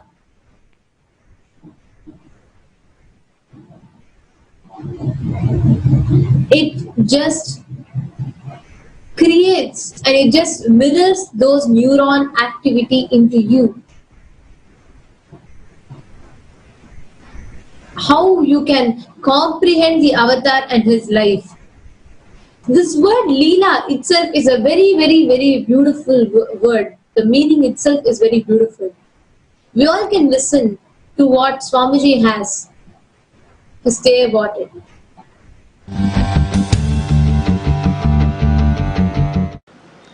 Anyhow, even if there are one or two factual errors, overall the movie presents a beautiful view of Shiva's Leelas. When I was reading the 64 Leelas, continuously I am reading, whenever I am finding time, among all these Leelas which I am doing, I have little time to read those Shiva Leelas. When I read those Leelas, oh God, I really feel even the Saraswati which is in my tongue cannot describe the grace of his Leela. I really feel no saliva. The mouth with saliva cannot describe his pure grace. I can only try to give some few incidents. Sundareshwara, please understand, I am throwing a bomb. Sundareshwara is not Shiva. He is not Shiva as you understand. Sitting in the Himalayas, frozen in the ice, in Samadhi. No. He is Shiva and Krishna put together. Playing Leelas so casually, so beautifully. PhD student sitting in his room is not a great thing. First standard students just sitting and struggling their own way to learn the mathematics and English is not a great thing. PhD student coming to the first standard students and playing with them, showing his power and saying, tomorrow you can also do PhD, is Leela. That is Leela. Inspiring those first standard students to become PhDs is Leela.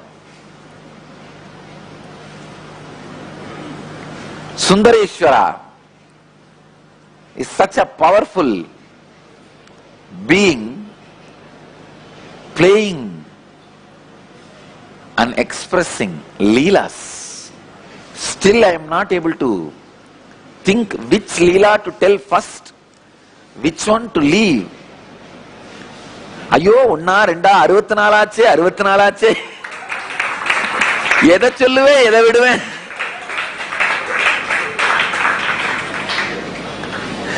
ஒன்னு வந்தா இன்னொன்னு தொண்டையில விக்குதே, இன்னொன்னு வந்தா தொண்டையில இன்னொன்னு சிக்குதே. What will I tell? One or two? 64. If one comes to the throat, other one comes and stops, and that wants to come out first. But one thing I can be sure, he is still available continuously.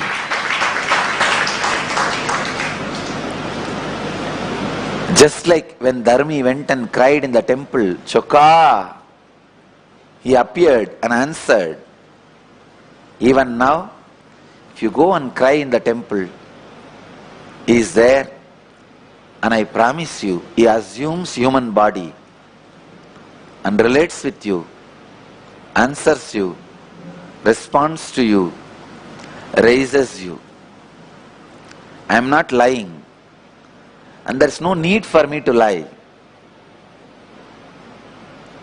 I am telling you exactly as he is, as she is.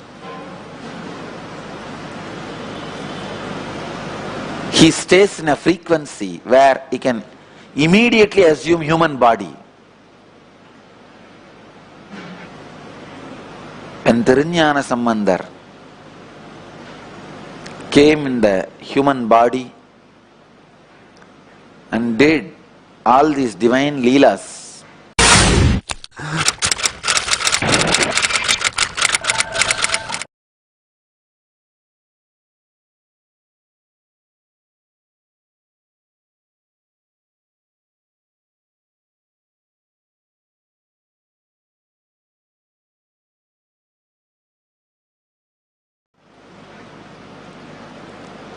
this great spiritual tradition, every step, every inch, every word he uttered is Leela.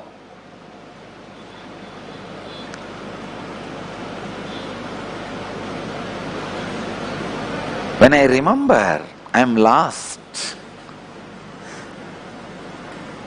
into this whole, but I'll continue today and tomorrow. Today whole day I'll continue to speak on the Madurai Adinam's history and philosophy.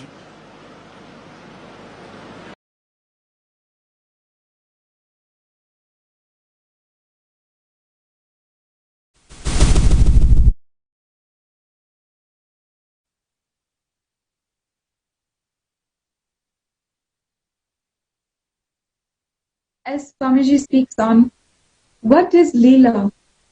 Comparing the many incarnations, Sundareshwara, Nithyananda Satsang, who came down as embodiments of Paramashiva himself and enacted a grand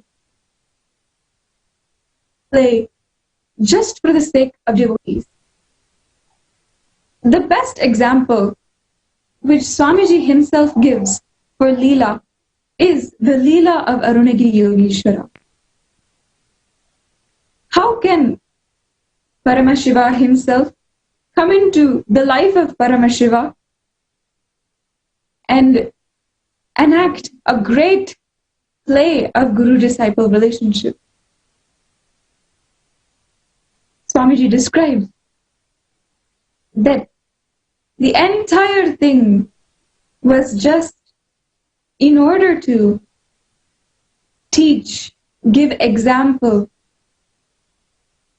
show the world what is the possibility of guru-disciple relationship in order to revive the conscious relationship that we all need for our super-conscious breakthrough.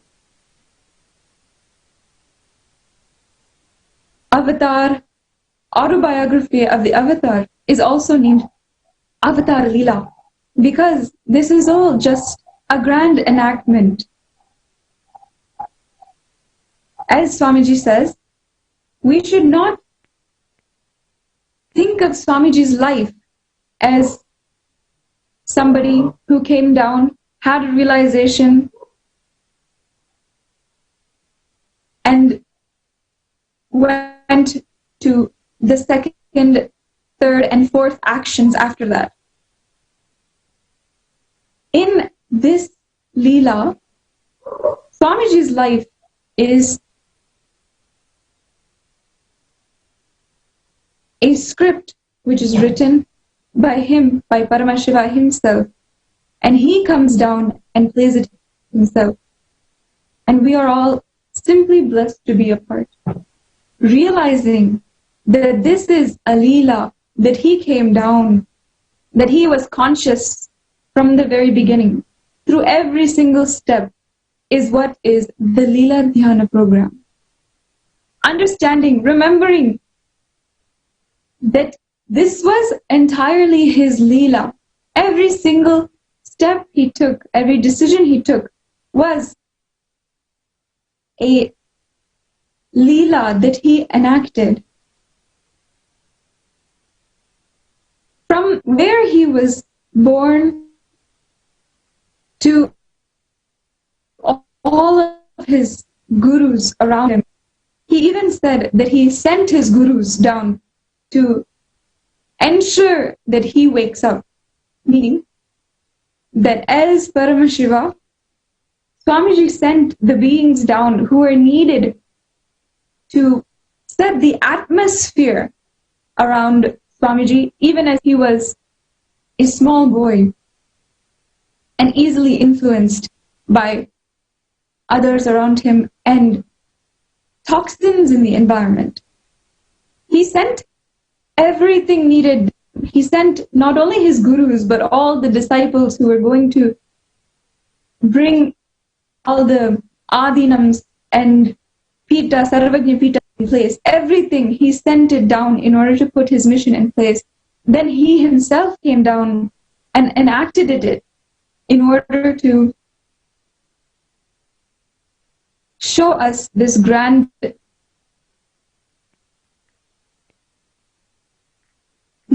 narrative and remind us all of this grand narrative. The Leela Dhyan program, which is being conducted now and is going on in day 4, is really just an experience in order for you to realize that everything that Swamiji does is simply Leela. And the only person who is enabled to write such a Leela as Swamiji's is Paramashiva himself. And in realizing that he is Paramashiva, you fall in oneness with him. That is the experience. Every one of the viewers, I encourage you all to explore into Autobiography of the Avatar. You can read a short glimpse into Autobiography of the Avatar at books.nithyananda.org. You can explore the Facebook page, and you can surely sign up to make sure that you stay tuned for the next experience of the Leela Dhyan program as it grows, as it is the first batch now. As it grows, it will surely become a more and more phenomenal program for all of us to experience, witness, and enjoy as Swamiji himself enjoys taking part and intimating with all the participants. I'm sure, as all we know, for the last 4 days, not only the participants, but we have also been able to be witness to him interacting with all the participants, giving blessings, giving guidance as each day unfolds. And every single thing he has a hand in, of how their day should go, what they should experience. It is simply a sweet experience for all of us to watch, and I invite you all to stay tuned. Today, and every weekend as well, we also host the Diksha into Power Manifestation program. This program is the initiation into Hinduism. For all of you who are new, who are watching for the first time, who may have just simply followed the news, what is Kailasa, who is Nithyananda, I introduce to you this program, your first stepping stone into Hinduism. A stepping stone unlike any others that you might have experienced. This program is centered around a ritual called Shiva Diksha. The Shiva Diksha initiation is a beautiful initiation into the third eye manifestation. Third eye powers, and all the power manifestation which is inherently inside of you, inherently capable. You have the opportunity to sign up at the link provided on the flyer, and it is a completely free program.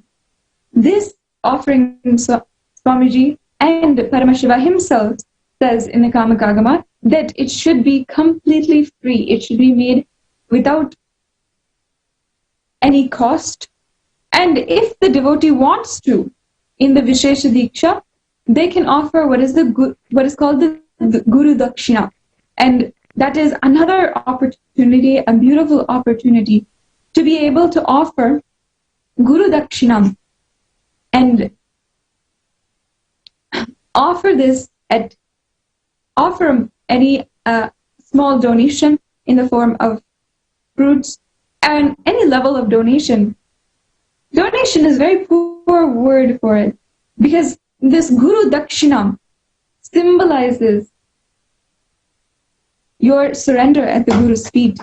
And just with this blessing, lifetimes of karma can just be burnt simply, as easy as that.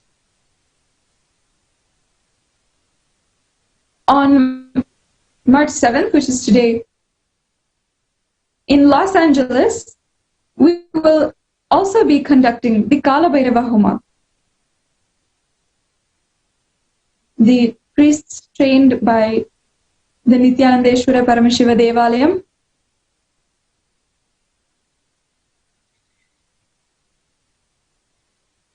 will be conducting the Kala Bhairava Homa, and I stand corrected, it is at 5:30 on March 8th in the Indian Standard Time. The Kala Bhairava Homa is a very powerful offering which we offer at the feet of Kala Bhairava, who is the Lord of integrity. The Kala Bhairava Homa this time will be conducted in LA, and as you can see, the details are provided on how you can sign up and participate and have the blessings of Kala Bhairava, Mahakala Bhairava, be bestowed onto you. Across the nation of Sri Kailasa, Kala Bhairava is a favorite deity, as in times of need, in times when we need to learn the biggest lessons of our life, Kala Bhairava appears as our greatest friend, Father, and God, to awaken us to the higher reality. He is the ferocious God who we must all welcome into our lives, as his ferociousness is what completely cut the ego of Brahma and liberated him from even the smallest of patterns and incompletions.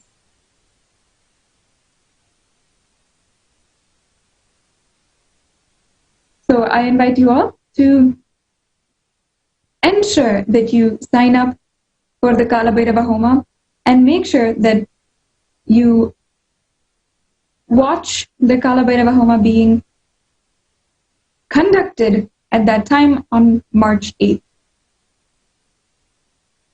Now, for all of the viewers who are waiting eagerly for Swamiji, as you are remembering him, remembering the previous satsangs, and remembering all of the questions that people have asked for Swamiji,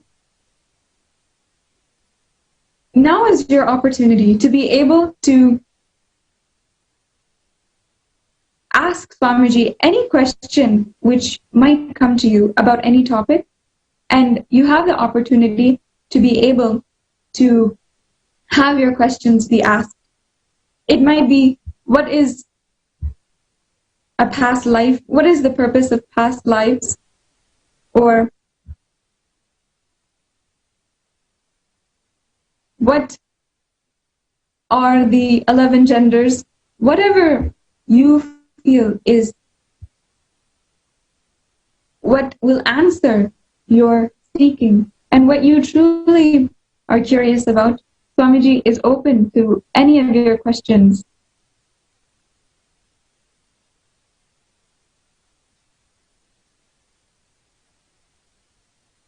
So you can use the hashtag #AskTheAvatar.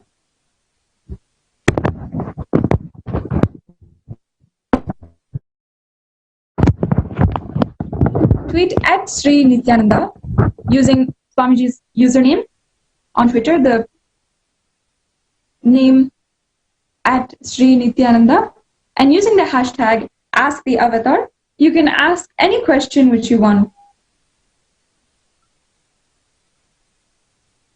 And surely it is a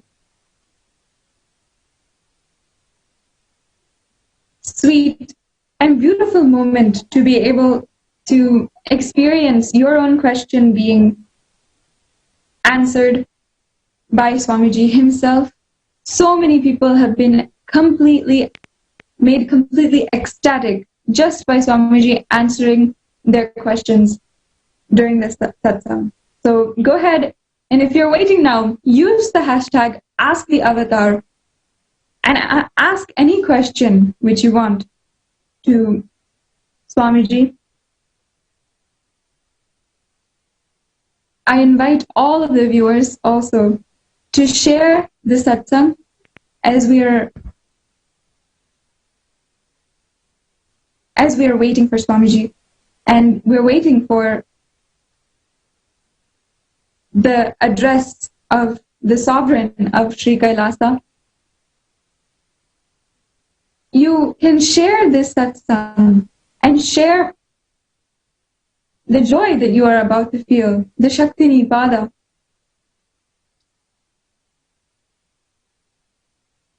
In all the social media platforms that you are using, Facebook, Twitter, Instagram, share this satsang across groups, pages, across all of your friends. Share it as the most important time which you experience during the day and in your lifetime.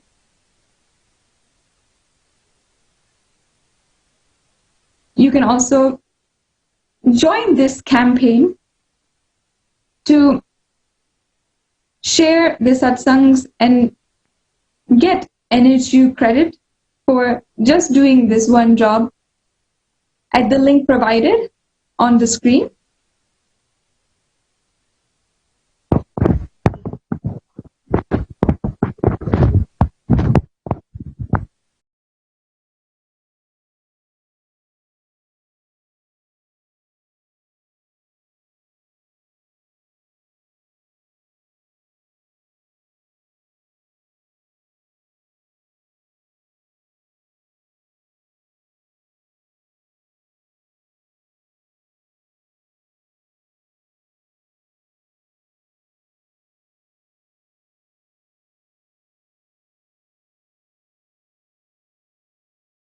To all the viewers to ask any question that you might have for Swamiji at hashtag #AskTheAvatar and tweet at Sri Nithyananda, and share this satsang with all of your friends, as many groups, as many pages. Spread the word and let us all enrich humanity just with this one act of pressing a button, while Swamiji gracefully does the rest of the job for us and delivers the Paramashiva message.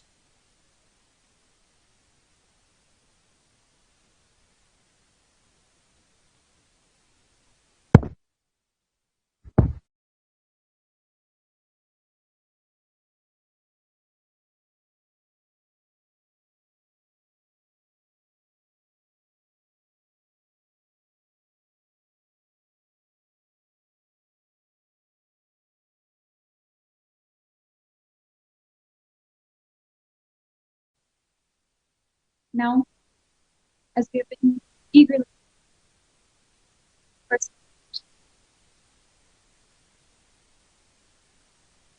let us all sit with our backs straight ahead.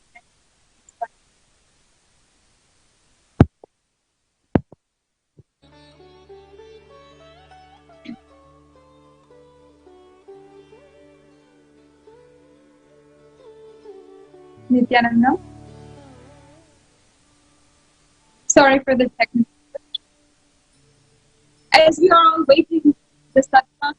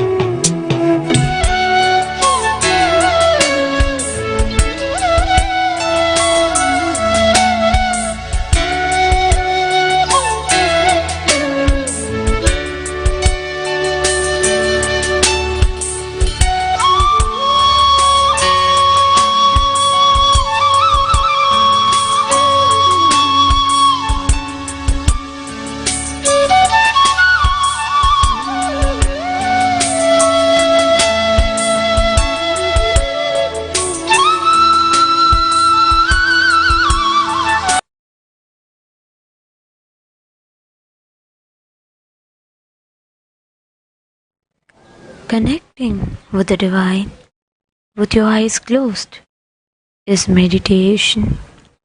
Connecting with the divine with your eyes open is darshan. Come, let us all now move from meditation to darshan. Slowly, very slowly, please open your eyes.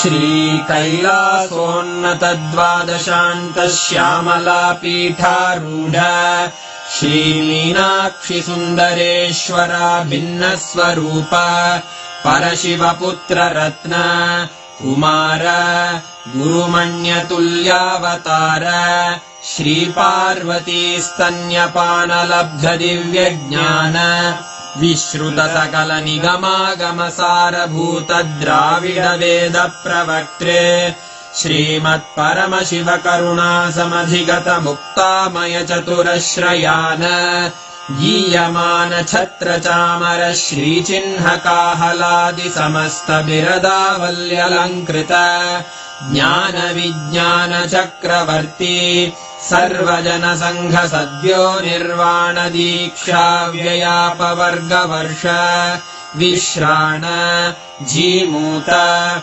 Paramata Kalabha Kesari Shaiva Siddhanta Sthapanacharya Shri Rajadhiraja Pandya Maharaja Guru Kshapana Shakyadi Mahandhakara Nivarana Jnana Bhanu Vikshana Narharha Dhvajochedana Purvaka Shrimad Vrishabhadhvaja Sthapaka Shaiva Samaya Kartre Sarvajna Pitharudha Shri Jagatguru Shri Jnana Sambandha Deshika Swami Vagisha Sundara Manikya Vachaka Swaminam Avatara Bhuta Shri Jnana Sambandha Swami Punaruddhrita Shyamala Pitha Sarvajna Pitha Trinavatyuttara Dvishatatama Guru Mahasannidhana Arunagiri Yogishwara Paramparagata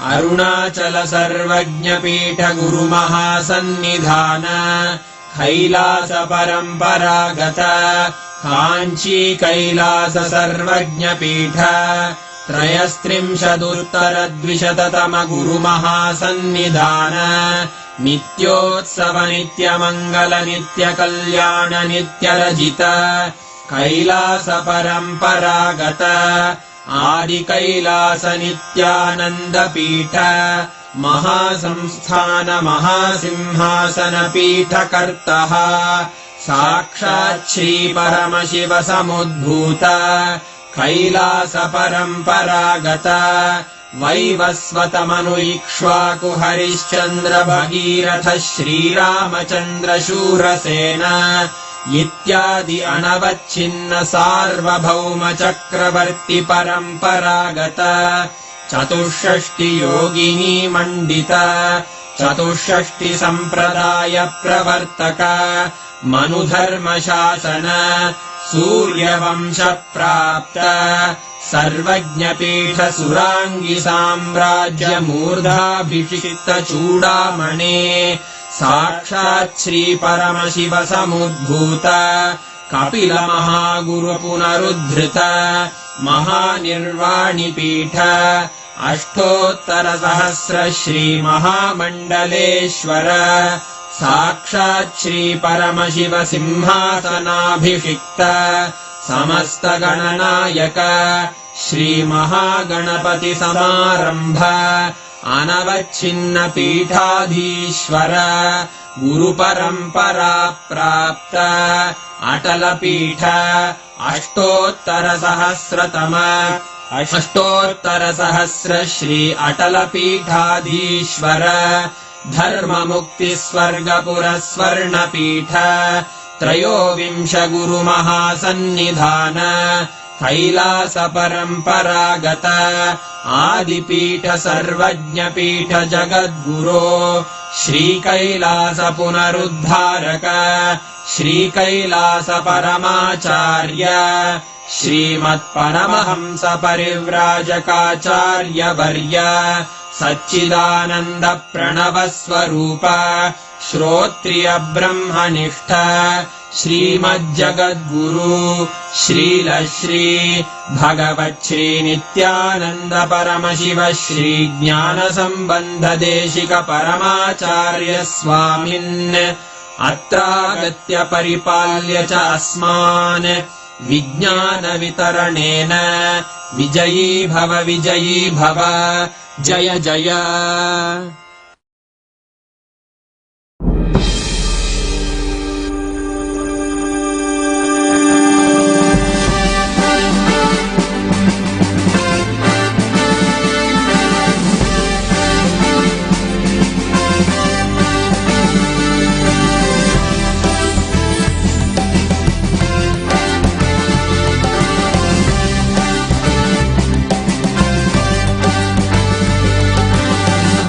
Shambhavi चन्द्रमौलिरबला Aparna Uma Parvati काली हैमवती शिवा त्रिनयनी कात्यायनी भैरवी सावित्री नवयौवना शुभकरी साम्राज्य लक्ष्मी प्रदा चिद्रूपी परदेवता भगवती श्रीराजराजेश्वरी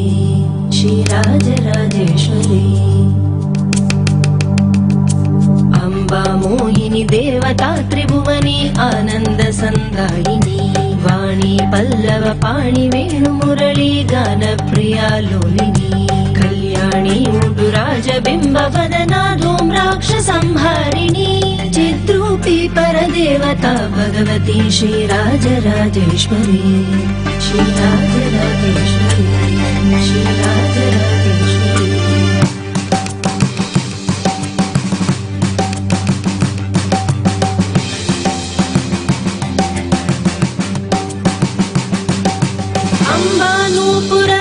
कंकणधरी केयूरहारावणी चाती चंपक वैजयंती लहरी ग्रैवय्य कैराजिता वीणा वेणु विनोद मंडित करा वीरासने संस्थिता चिद्रूपी परदेवता भगवती श्रीराजराजेश्वरी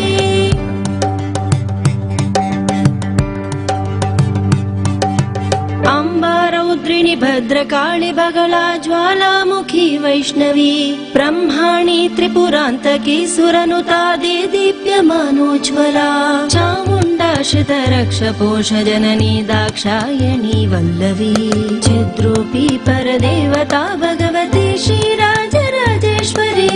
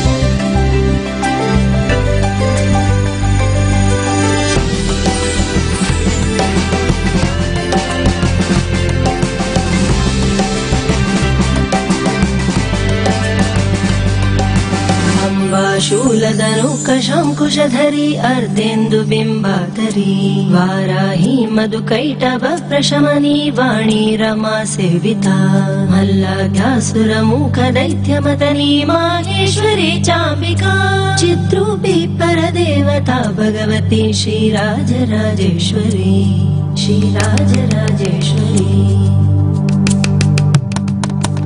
अम्बा सृष्टि विनाश पालन करी आर्या विसंशोभिता गायत्री प्रणवाक्षरामृत रस पूर्णानुसन्धिकृता ओंकारी विनता सुतार्चित पदा उच्चण्ड दैत्यापहा चिद्रूपी परदेवता भगवती श्रीराजराजेश्वरी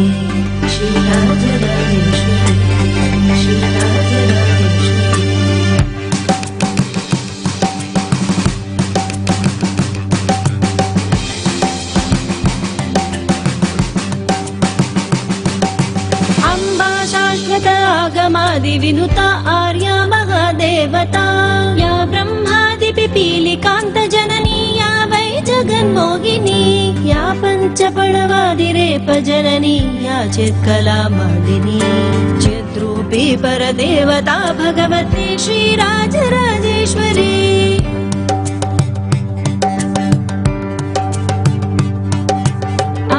पालितभक्तराजधनिशम् अम्बाष्टकं यः पठेत् अम्बालोलकटाक्षवीक्षललितं चैश्वर्यमव्याहतम् अम्बापावनमन्थराजपठनादन्ते च मोक्षप्रदा चिद्रूपी परदेवता Bhagwati Sri Rajarajeshwari चिद्रूपी परदेवता Bhagwati Sri Rajarajeshwari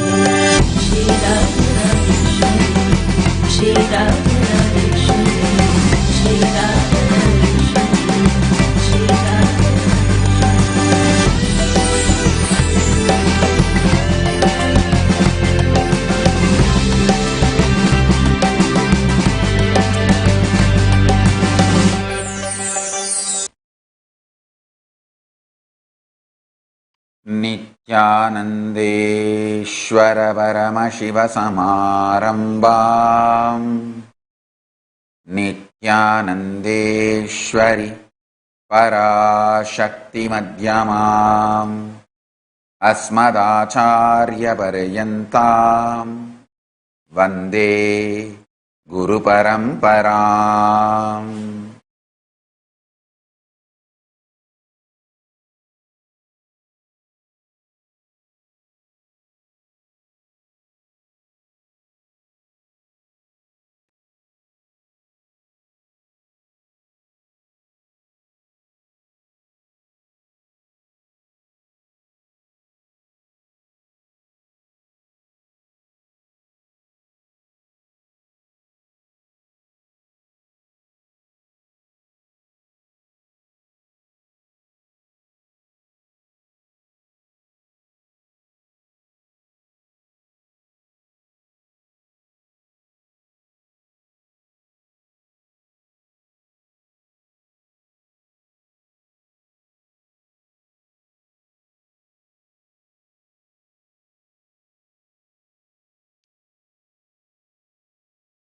I welcome you all with my love and respect.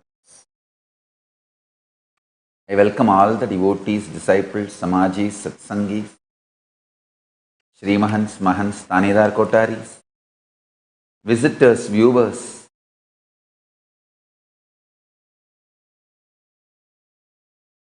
Kayakalpa Yoga participants, Nithyananda E-Gurukul students, Kailasas NHU students, especially the Leela Dhyana Yoga program participants, Diksha into Power Manifestation participants, and all those watching us live on Kailasas NTV, YouTube Live, Facebook Live, Kailasa TV, Kailasas Hinduism Now TV,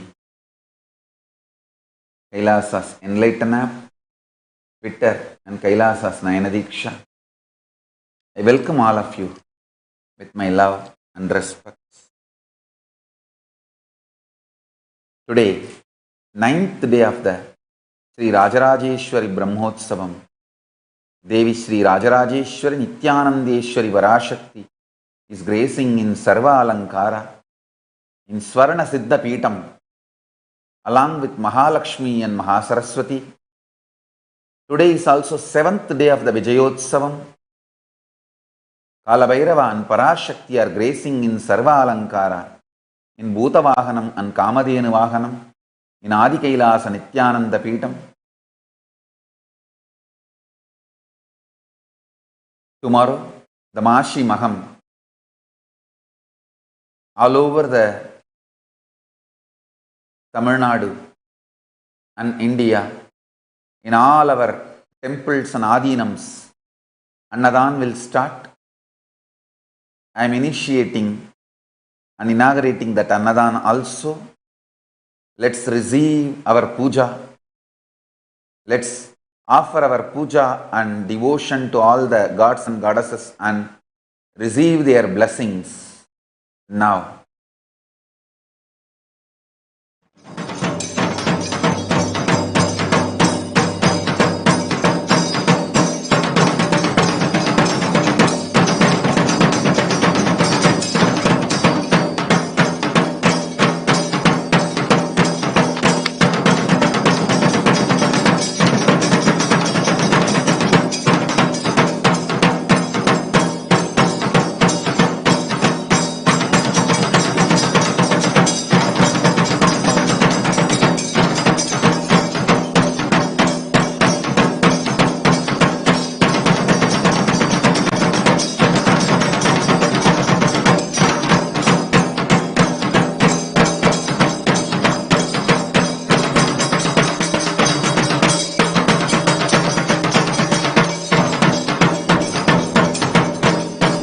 ॐ धूरति धूर्वधूर्वन्तं धूर्वदयो ओस्मान् धूर्वतितं धूर्वजं वजं धूर्वामस्त्वं देवानामसि सस्तितमं पप्रितमं दुष्टतमं मणितमं देवहूतममर्धमसि अवृदानं त्रिगुंहस्वमाह्वा मित्रस्य त्वाचक्षुषा प्रेक्षे माभिर्मा संविग्धा मात्वायुगुंसिषं श्रीनित्यानन्दे श्रीपराशक्ति नमः श्रीनित्यानन्देश्वर परमशिव कालभैरव स्वामिने नमः श्री सर्वदेवदेवी स्वरूपाय भगवते श्रीनित्यानन्द परमशिवाय नमः धूपमाघ्रापयामि अथ दीपः ॐ उद्दीपस्वजातवेदोपग्निर्तमम प्रशोगस्तमख्यमावह जीवनद्यधियो दिश मानो हिवं सेजातवेदोगामश्वं पुरुषं जगत् अभिप्रदग्नागहिष्याम परिपादय श्रीनित्यानन्देश्वरी पराशक्ति नमः श्रीनित्यानन्देश्वर परमशिव कालभैरव स्वामिने नमः श्री सर्वदेवदेवी स्वरूपाय भगवते श्रीनित्यानन्द परमशिवाय नमः एकहार्तिदीपं सन्दर्शयामि अथ नैवेद्यम् अमृते अमृतोद्भवे अमृतवर्षिणी अमृतं श्रावय श्रावय स्वाहा श्रीनित्यानन्देश्वरी पराशक्त्यै नमः श्रीनित्यानन्देश्वर परमशिव कालभैरव स्वामिने नमः श्री सर्वदेवदेवी स्वरूपाय भगवते श्रीनित्यानन्द परमशिवाय नमः नानाविध नैवेद्यं निवेदयामि नैवेद्यानन्तरमाचमनीयं समर्पयामि ॐ न तत्र सूर्यो भाति न चन्द्रतारकं नेमा विद्युतो भाजिकुतो जमग्निः तमेव भान्तमनुभाति सर्वं तस्य भासा सर्वमिदं विभाति कर्पूरगौरं करुणावतारं संसारसारं भुजगेन्द्रहारं सदा वसन्तं हृदयारविन्दे भवं भवानी सहितं नमामि भवं भवानी सहितं नमामि भवं भवानी सहितं नमामि श्रीनित्यानन्देश्वरी पराशक्ति नमः श्रीनित्यानन्देश्वर परमशिव कालभैरव स्वामिने नमः श्री सर्वदेवदेवी स्वरूपाय भगवते श्रीनित्यानन्द परमशिवाय नमः मङ्गलनीराजनं सन्दर्शयामि रक्षान् धारयामि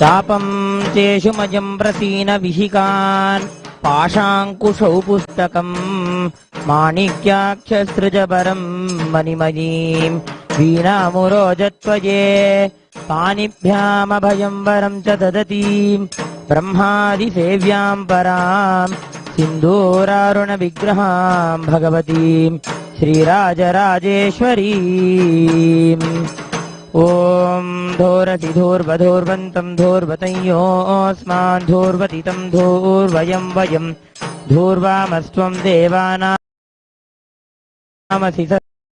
स्नितमं बप्रितमं दुष्टतमं मह्नितमं देवहूतममहृतमसि हविर्दानं त्रिगुंहस्व माह्वामित्रस्य त्वाचक्षुषा प्रेक्षे माभिर्मा संविग्धा मात्वाहि गुंलिषुम् श्रीनित्यानन्देश्वरी पराशक्ति राजराजेश्वर्यै नमः धूपमाघ्रापयामि अथ दीपः ॐ दीपस्वजातवेदोपग्निर्निरृतिं मम पशुगश्च मह्यमावह जीवनं च दिशो दिश मानो हि गुंसीज्जातवेदो कामश्वं पुरुषं जगते अभिप्रदग्न आगहि श्रिया मा परिपातय श्रीनित्यानन्देश्वरी पराशक्ति राजराजेश्वर्यै नमः दीपं दर्शयामि अथ नैवेद्यम् ॐ मधुवातारितायते मधुक्षरन्ति सिन्धवः माध्वीर्न सन्तोषधीः मधुनक्तमुतोषधि मधुमत्पार्थिवगुम्रजः मधुभ्योरस्तु नः पिता मधुमान्नो वनस्पतिर्मधुमागुम्वस्तु सूर्यः माध्वीर्गावो भवन्तु नः मधु मधु मधु श्रीनित्यानन्देश्वरी पराशक्ति राजराजेश्वर्यै नमः नानाविध नैवेद्यं निवेदयामि मङ्गलनीराजनम्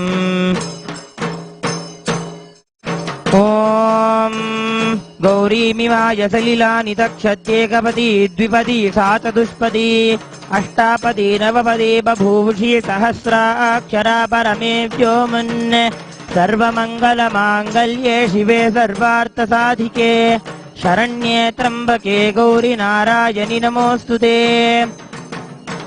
न तत्र सूर्यो भाति न चन्द्रतारकम् नेमा विद्युतो भातिगतो यमग्निः तमेव भान्तमनुभाति सर्वम् तस्य पासा सर्वमिदम् विभाति कर्पूरगौरम् करुणावतारम् संसारसारम् भुजगेन्द्रहारम् सदा वसन्तम् हृदयारविन्दे भवम् भवानी सहितम् नमामि। श्री नित्यानन्देश्वरी पराशक्ति राजराजेश्वरी नमः। श्री सर्वदेवदेवी स्वरूपाय भगवते श्री नित्यानन्द परमशिवाय नमः। मङ्गलनीराजनम् सन्दर्शयामि, रक्षान् धारयामि।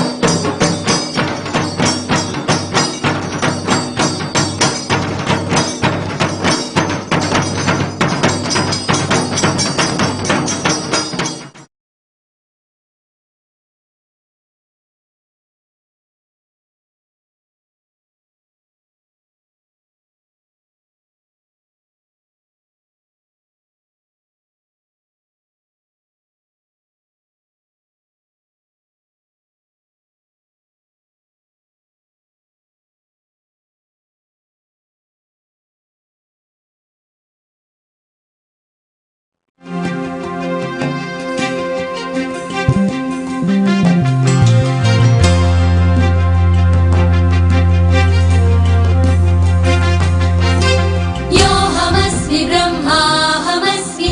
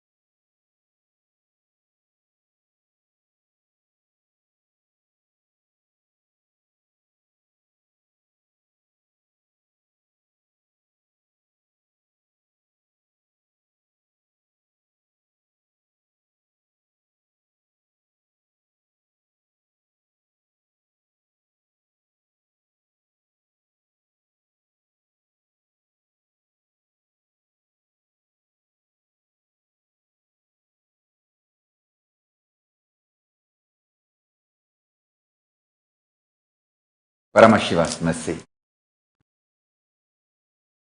directly from Sri Kailasa.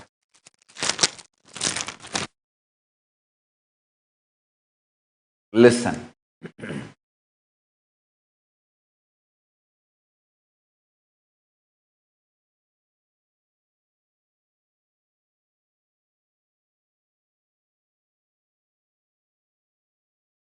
Paramashiva's message directly from Sri Kailasa.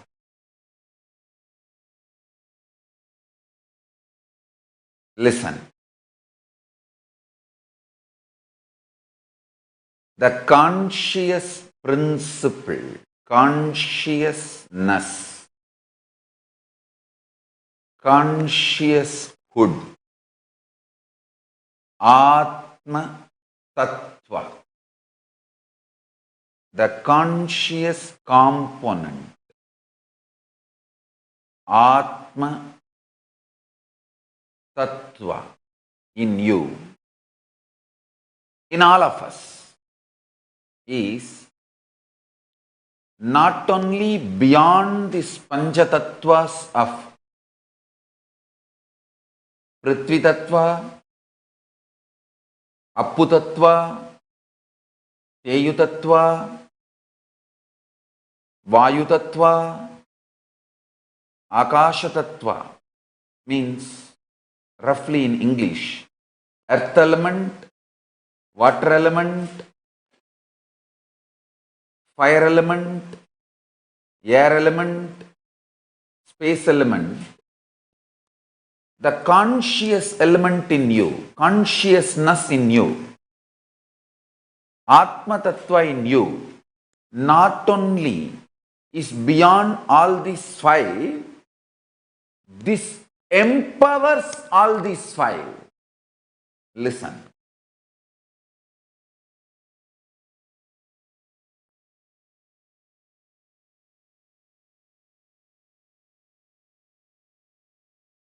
By intense, ferocious unclutching, Tyaga, if you decide to remove the interferences and inferences, comes on your Atma Tattva, that Tyaga manifests as superpower in your being. Listen, today what I am revealing, this is a powerful cognition for power manifestation.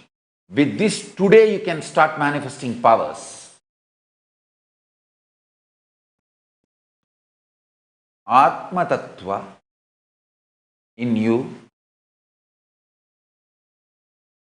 conscious principle in you, Chit Shakti in you, conscious hood in you, consciousness in you, conscious element in you. All these words denote the same. Conscious element in you is not only beyond these five principles called earth element, earth element, water element, fire element, air element, space element. This Atma Tattva, conscious principle, empowers, gives life to all these five. Listen carefully. If you use unclutching, completion and Tyaga to stop all the interferences and inferences of earth, water, fire, air, space elements on your Atma Tattva, on your conscious principle, you will manifest powers immediately. Listen. Pratyagatma Chaitanya Jakratam, individual conscious principle awakening, is not exclusive right for anyone. It is even for animals. It is granted, understand?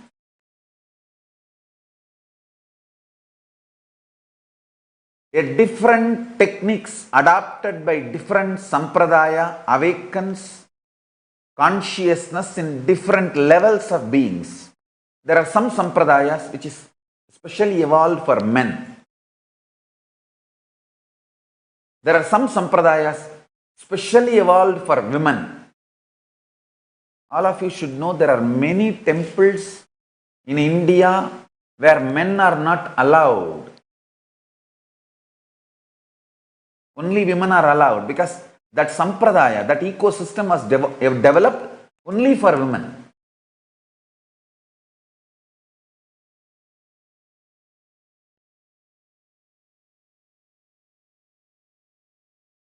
Everyone is trying to attack the tradition of Sabarimala. Understand very clearly.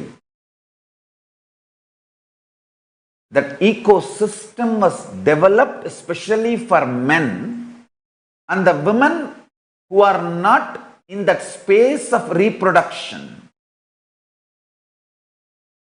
I request all my disciples, my devotees, whoever trusts me as their guru, please do not break the tradition of Sabarimala. It should be dedicated for men and the women who are not menstruating, who are not in that reproductive cycle time. The tradition as it was practiced for all these ages should be maintained as it is. This is my request to all my disciples, my followers. See, I cannot interfere in the internal affairs of India. Formally, I can neither make a statement nor comment on internal affairs of India. I am telling all my disciples who are Hindus, who follow me, accept me as Guru.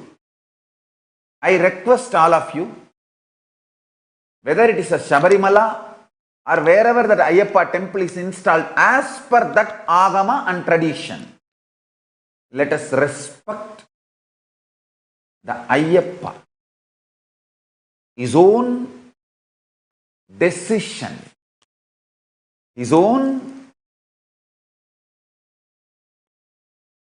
will, what for he creates that ecosystem. Let us respect that. There are many temples, as I said.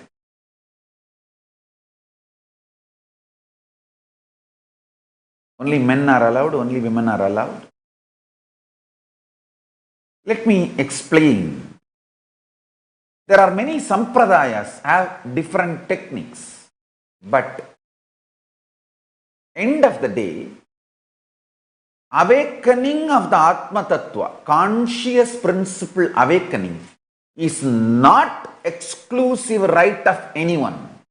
It is given for all in Hindu tradition. See, we tell men not to go to some temples like Attikal Bhagavati temple or Chakkulattu Kavu temple. Sorry for the pronunciation. There are some temples where men are not allowed. Some temples, women are not allowed. But that does not mean we do not provide other solutions for men or women. Understand?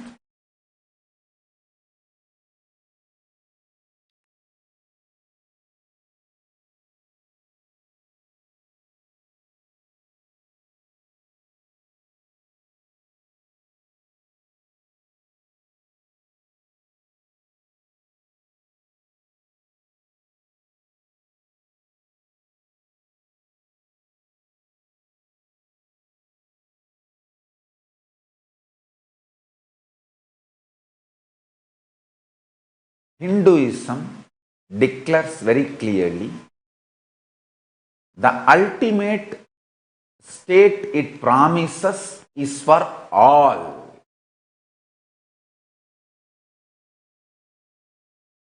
The ultimate state Hinduism promises is Parama. You may call it Parabrahma, Parandama, Paramashiva, Parashakti, Parameshwara, Parameshwari. You may call with any words. It's the same space and living experience. Please understand. Let us not be stupid to fight in the name of Shiva and Vishnu, Brahma and Vishnu, Vishnu and Devi. All this, let's drop all that silly immature thing. The ultimate promised by Paramashiva, by Sanatana Hindu Dharma. Let me use these straight words. The ultimate promised by Sanatana Hindu Dharma, the Parama. You call it Parabrahma, Paramashiva, Parameshwara, Parash.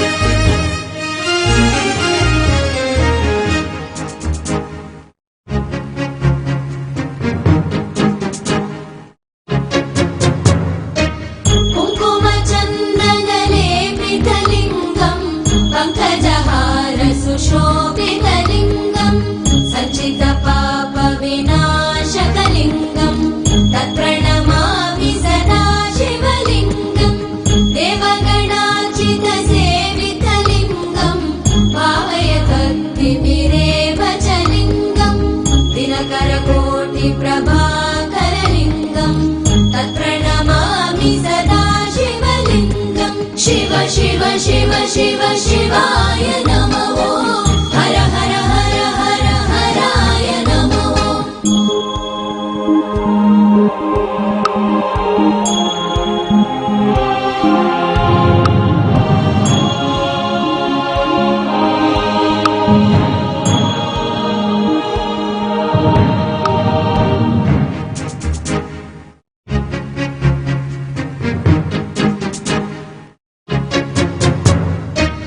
अष्टदलोपरिवेष्टितलिङ्गम् सर्वसमुद्भवकारणलिङ्गम् अष्टदरिद्रविनाशकलिङ्गम् तत्प्रणमामि सदा शिवलिङ्गम् सुरगुरुसुरवरपूजितलिङ्गम् सुरवनपुष्पसदाचितलिङ्गम् परमपदम् परमात्मकलिङ्गम्.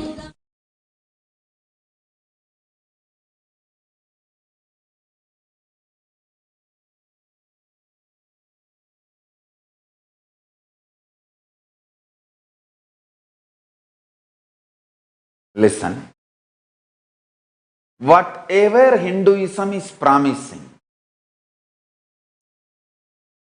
the ultimate, Parama, you call it as Parabrahma, Parandama, Paramashiva, Parameshwara, Parashakti, anything is okay. That Parama is offered to every living being. Of course, various methods, various techniques, various practices.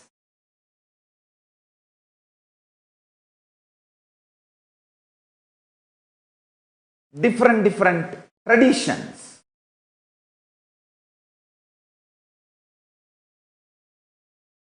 In one tradition, you are excluded does not mean the ultimate is denied for you. No.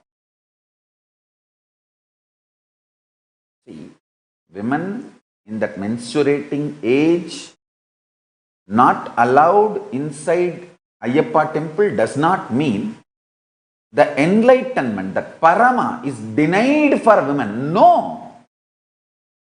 That is the beauty of Hinduism. Listen carefully.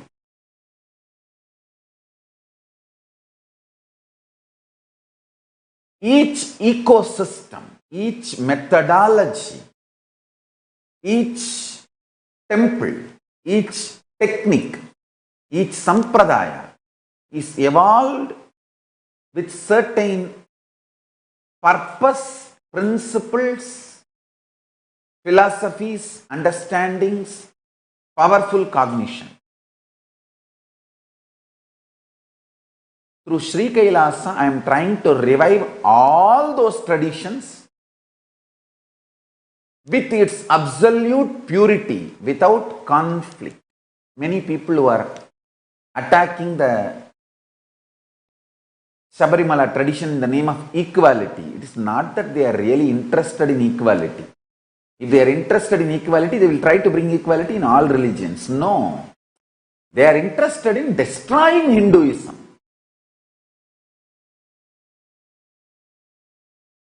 They are interested in destroying Hinduism. That's all, nothing else. They use all these technical words like equality, like how in Tamil Nadu they use the Tamil language.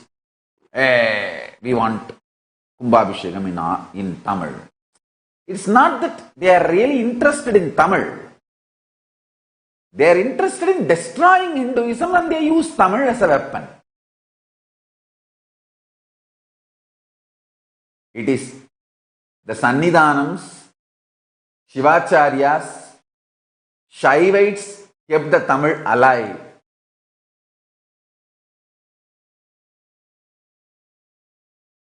And flourishing. But the anti-Hindu gang is using Tamil to destroy Hinduism. Same way. This idea of equality is used only to destroy Hindu tradition. Not that they are really interested in equality. So listen. I will explain the principles as it is.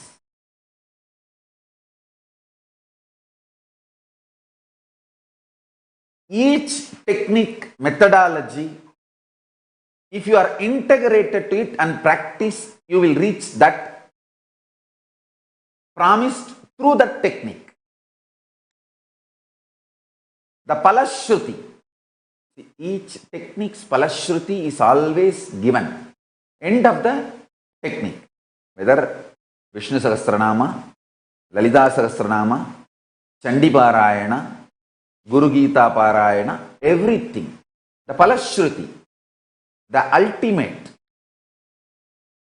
the fruit, the result you are going to achieve through that methodology is clearly described. That is always true. I am telling you, Palashrutis are not poetic. It is legal commitment. Palashrutis of Hinduism is a legal document, not poetry.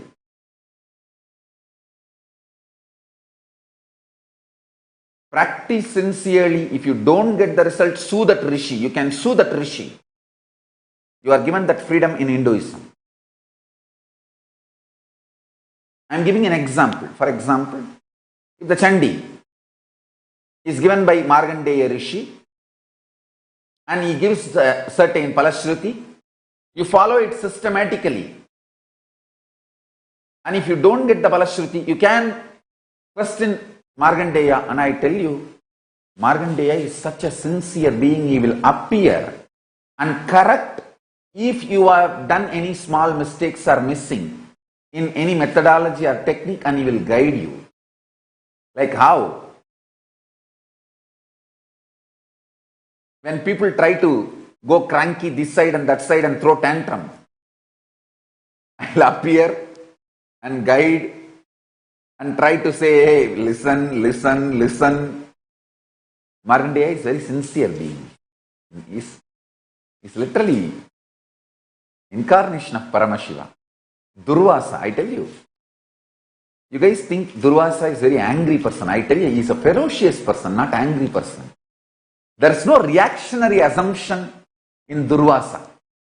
There is no Durvasa in him. He is such pure space.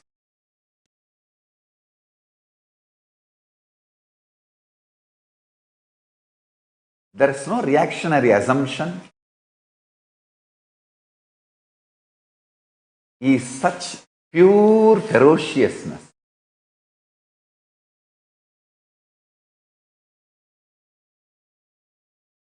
Just like how anger can appear immediately, he will appear whenever you remember him and call him and bless you. By removing your reactionary assumptions. All the curses of Durvasa removes your reactionary assumptions. Durvasa's curse, scandals created by Narada, all this always does good to individual and everyone associated with it. Naradar Kalagam Nanmayil Mudiyum.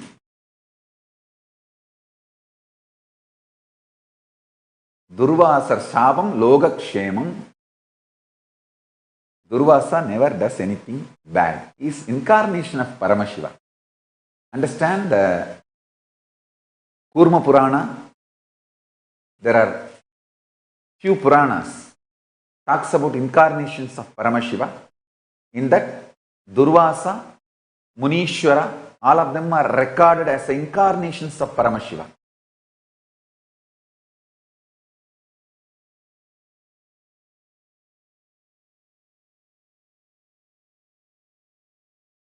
I also wanted to tell you one small incident.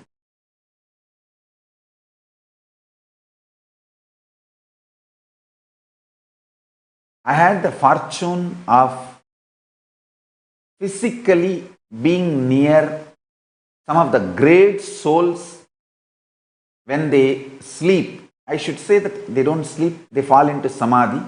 When they rest and wake up in the morning. Ram Surat Kumar, the great yogi Ram Surat Kumar, and Tiruchi Swamigal, Tiruchi Mahaswamigal. Sri Shivaratnapuri Bhagavat Padacharya, who founded the Kailasa Ashrama and made beautiful Sri Kshetra for Rajarajeshwari. I should say that he revived, because he himself says there was a temple below. When they did the foundation, they found a temple which existed. So he revived and built beautiful Devi temple, Rajeshwari temple. I had the fortune of being at their feet, near them, serve.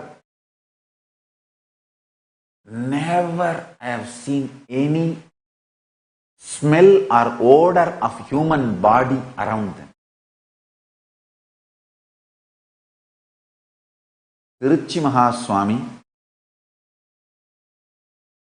and Kanchi Paramacharya, Chandrasekharendra Saraswati Swami, both of them are directly incarnations of Parashakti. Understand? It is my personal experience, an official stand of Sri Kailasa. Kanchi Paramacharya, Sri Chandrasekharendra Saraswati Mahaswamiji, and Tiruchi Mahaswamiji, Kailasa Ashrama, Bangalore, Rajarajeshwari Temple, founder, Tiruchi Mahaswamiji, Shivaratnapuri Bhagavat Padacharya. Incarnation of Parashakti directly. It is my personal experience and the official stand of Sri Kailasa. I had the opportunity to be at his feet when I was a small boy in Tiruvannamalai. He used to come regularly to Tiruvannamalai for Deepam and other festivals and stay in Ishanya Mat, and then he had his own mat called Pavalakundur Madam. I do not know whether still, even now, that Pavalakundur Madam is under their Sangha, under their Pita. But in those days, he used to come and stay in both the places. Ishanya Mat. Ishanya Mat is under the Kovilur Mata Sampradaya, and Pavalakundur Madam used to be his own mat, like his branch of Kailasa Ashram.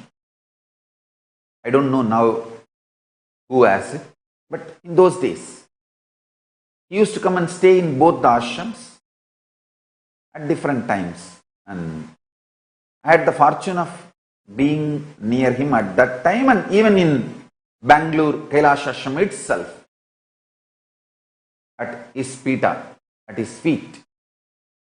I tell you, never ever any human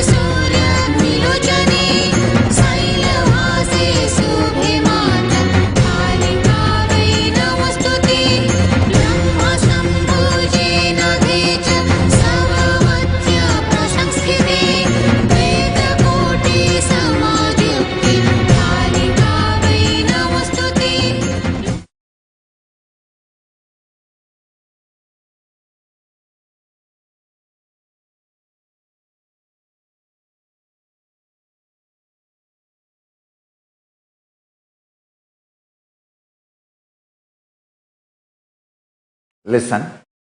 Sorry for the technical glitches. Listen carefully.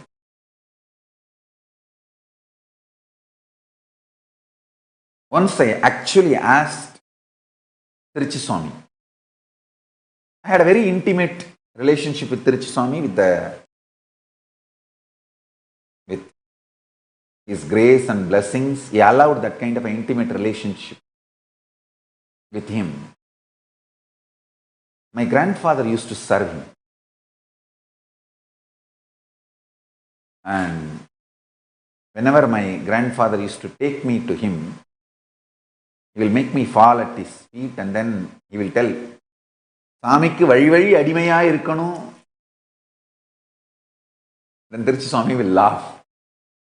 He's like a child. I can still remember. These few people's laughter is just inside my heart. Ramsuratmar, Visiri Swamigal's laughter. Oh God. He will literally roll on the ground and laugh. He used to always carry that coconut shell and fan. He will throw both and then laugh when he starts laughing. Same way the Tirichiswami. When he laughs, the whole being laughs.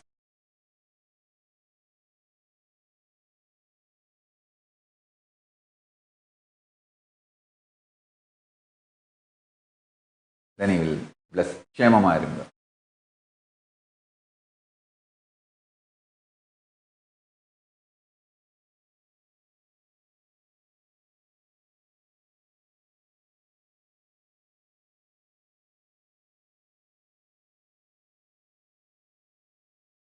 I asked him once, Swamiji, how come there is no smell, anything of human body? Hey, சன்னியாசிக்கு உடம்புல smell வரக்கூடாது.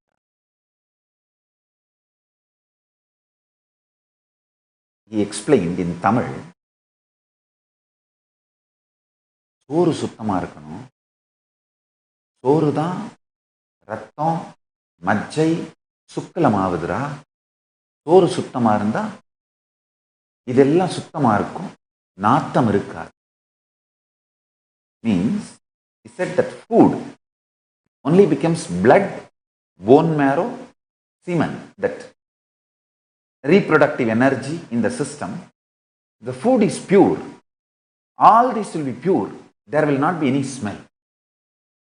I have seen an absolute integrity and discipline in his life for the quantity, quality, time of the food. He is yogi by simple living. On time he will come for his breakfast or lunch or dinner, eat only that limited quantity, pure organic sattvic food. He will feed everyone. But he himself will eat only his limited quantity.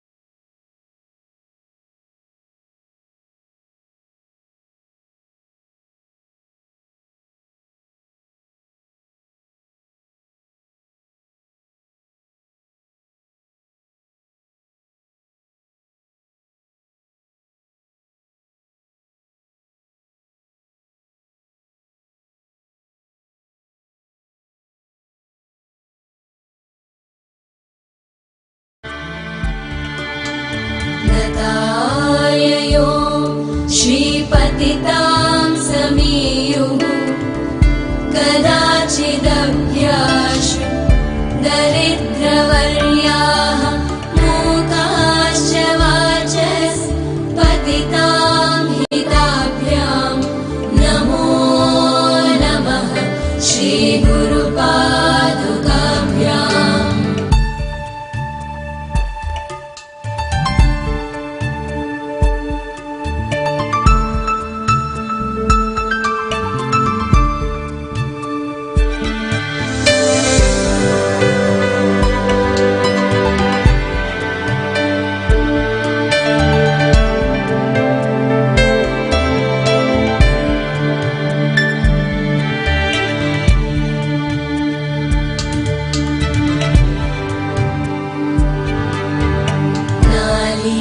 कनिकाश पदाहृदाभ्यां नानाविमोहादि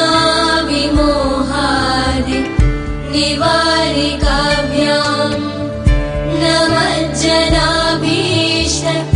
ततिप्रदाभ्यां नमो नमः श्रीगुरुपादुकाभ्याम्।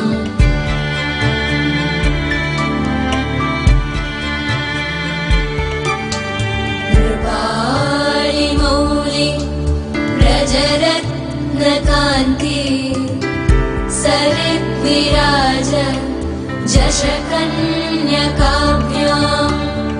नृपध्वलाभ्यां नतलोकपङ्क्तेः नमो नमः श्रीगुरुपादुकाभ्याम्।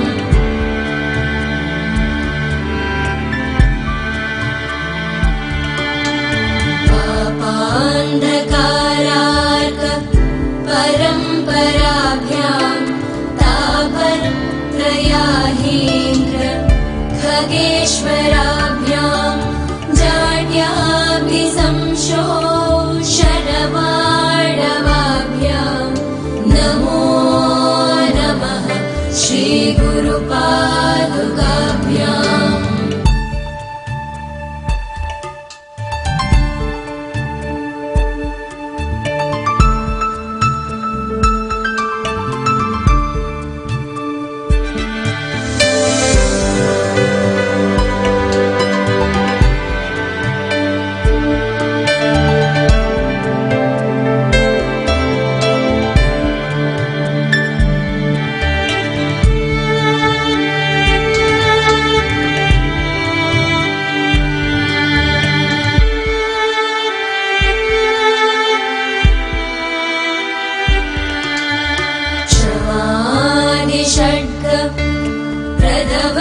प्रदवैभवाभ्यां समाधिदान प्रददीक्षिताभ्यां प्रमादवाङ्घ्रिस्थिरभक्तिदाभ्यां नमो नमः श्रीगुरुपादुकाभ्याम्।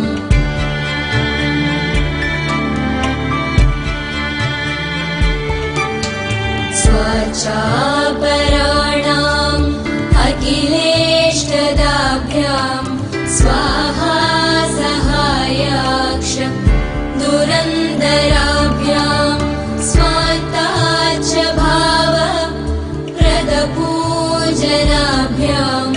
नमो नमः श्रीगुरुपादुकाभ्याम्।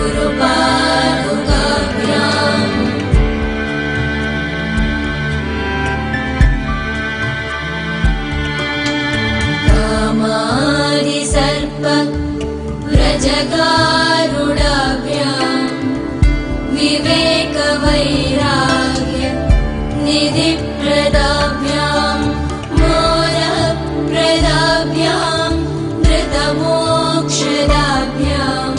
नमो नमः श्रीगुरुपादुकाभ्याम्। मोदप्रदाभ्यां धृतमोक्षदाभ्यां नमो नमः श्रीगुरुपादुकाभ्याम्। नमो नमः श्रीगुरुपादुकाभ्याम्। नमो नमः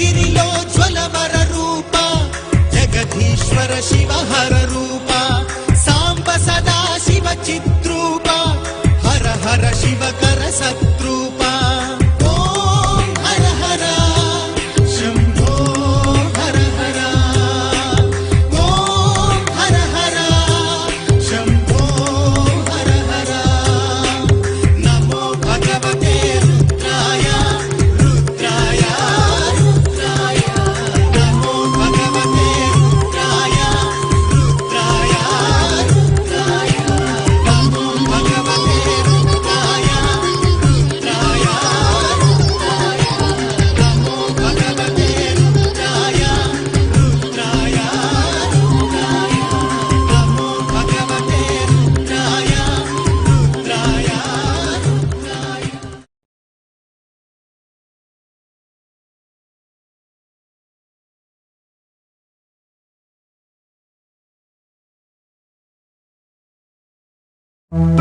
Om Namah Shivaya.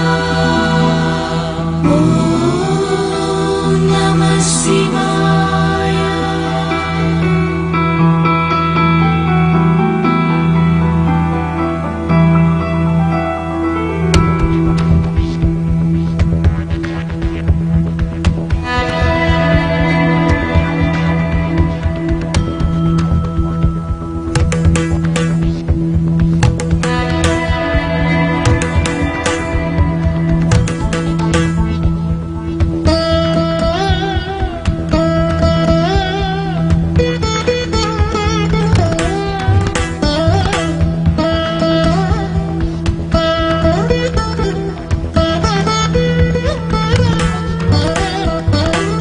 नागेन्द्रहाराय त्रिलोचनाय भस्मगरागाय महेश्वराय नागेन्द्रहाराय त्रिलोचनाय भस्मगरागाय महेश्वराय नित्याय शुद्धाय दिगम्बराय तस्मै नकाराय नमः शिवाय नित्याय शुद्धाय दिगम्बराय तस्मै नकाराय नमः शिवाय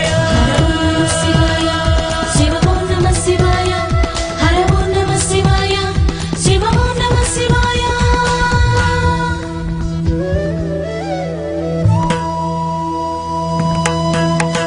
मन्दाकिनी सलिल चन्दन चर्चिताय नन्दीश्वर प्रमथनाथ महेश्वराय मन्दाकिनी सलिल चन्दन चर्चिताय नन्दीश्वर प्रमथनाथ महेश्वराय मन्दार बहुपुष्प सुपूजिताय तस्मै मकाराय नमः शिवाय मन्दार बहुपुष्प सुपूजिताय तस्मै मकाराय नमः शिवाय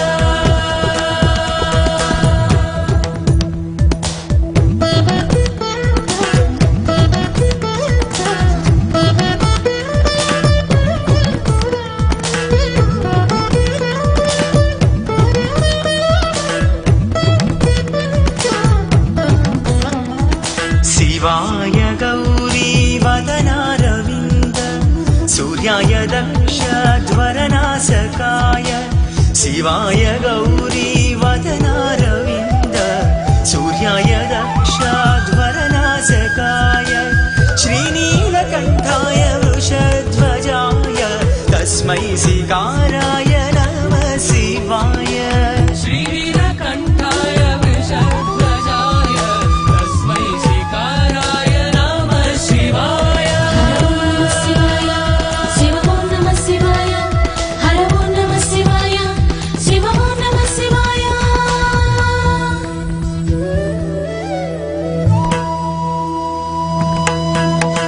वसिष्ठ कुम्भोद्भव गौतमार्य मुनीन्द्र देवार्चित शेखराय वसिष्ठ कुम्भोद्भव गौतमार्य मुनीन्द्र देवार्चित शेखराय चन्द्रार्क वैश्वानरलोचनाय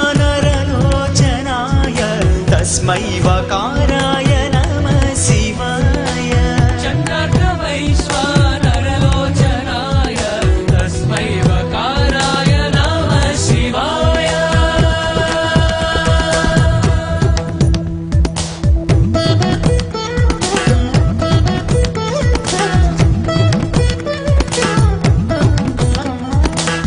यक्षस्वरूपाय जटाधराय पिनाकहस्ताय सनातनाय यक्षस्वरूपाय जटाधराय पिनाकहस्ताय सनातनाय दिव्याय देवाय दिगम्बराय तस्मै यकाराय नमः शिवाय दिव्याय देवाय दिगम्बराय तस्मै यकाराय नमः शिवाय शिव ॐ नमः शिवाय हर ॐ नमः शिवाय शिव ॐ नमः शिवाय ॐ नमः शिवाय पञ्चाक्षरमिदं पुण्यं यः पठेत् शिवसन्निधौ शिवलोकमवाप्नोति शिवेन सह मोदति शिवेन सह मोदति शिवेन सह मोदते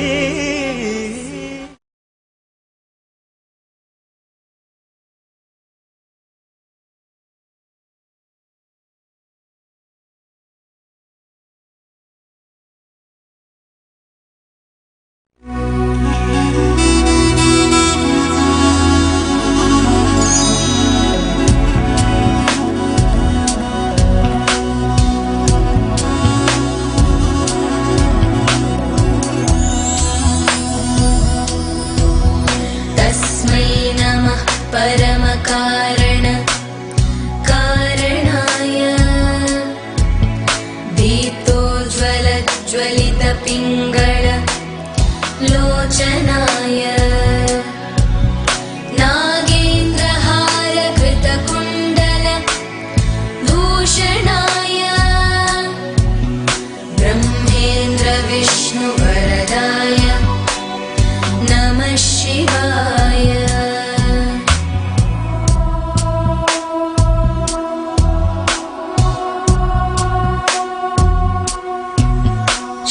श्रीमत्प्रसन्न शशिपन्नग भूषणाय शैलेन्द्रजावदनचुम्बित लोचनाय कैलासमन्दिरमहेन्द्र निकेतनाय लोकत्रयार्तिहरणाय नमः शिवाय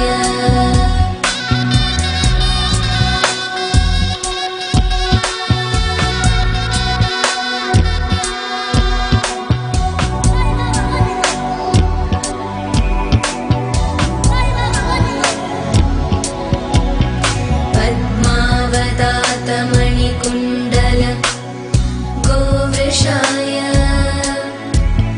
कृष्णागरुप्रचुरचन्दन चर्चिताय भस्मानुषक्तविकचोत्पल मल्लिकाय नीलाब्जकण्ठसदृशाय नमः शिवाय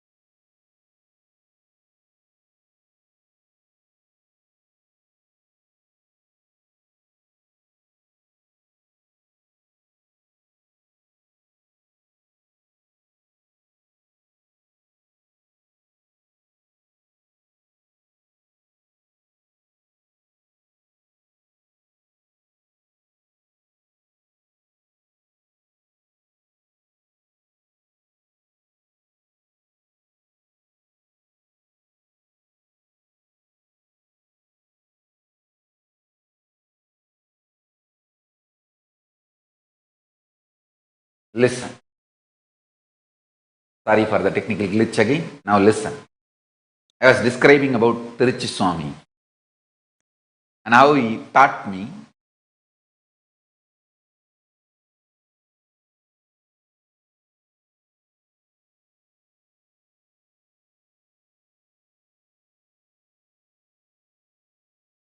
his extraordinary embodiment of love of the Mother Parashakti, protection of the Father.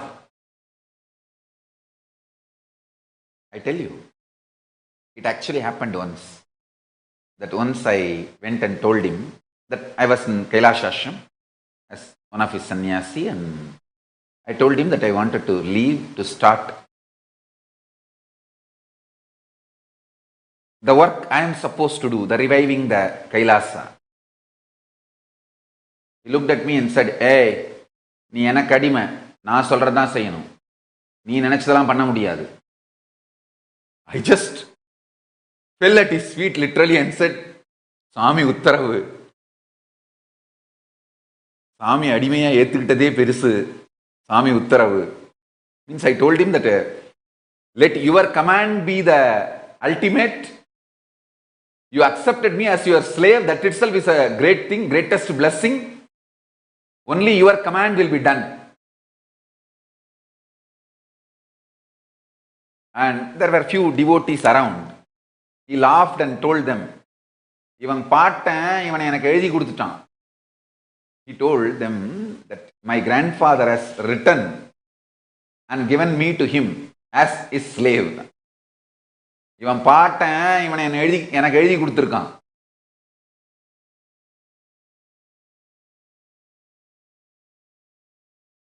I tell you, when great people feel you are theirs, your life will become great. That's all. Nothing more need to be done. And it is not that he stopped me in my work. He only protected me. And then, within next few days, on 19th, he calls me. I still remember the date. I'll tell you why.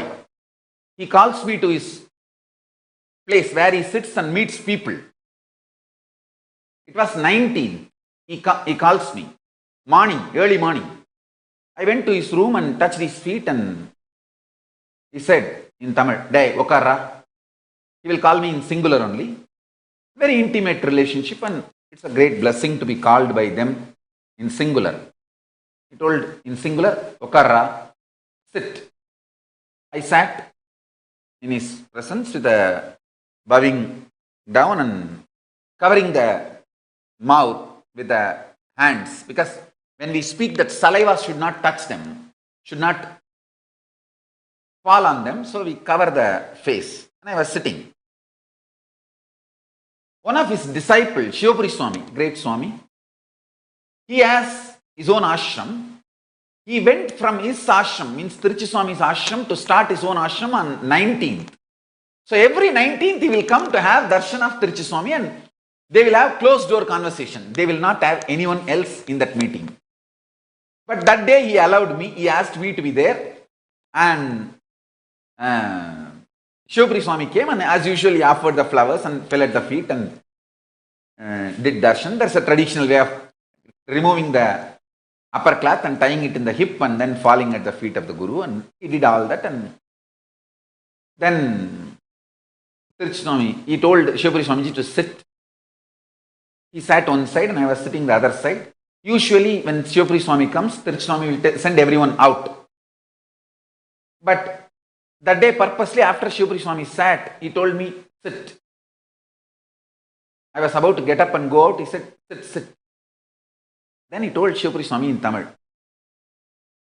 "Appa, இவனுக்கு ஆலமரத்தோட ஆசிரமம் அமையணும்னு அம்பாள் சொல்லுச்சு.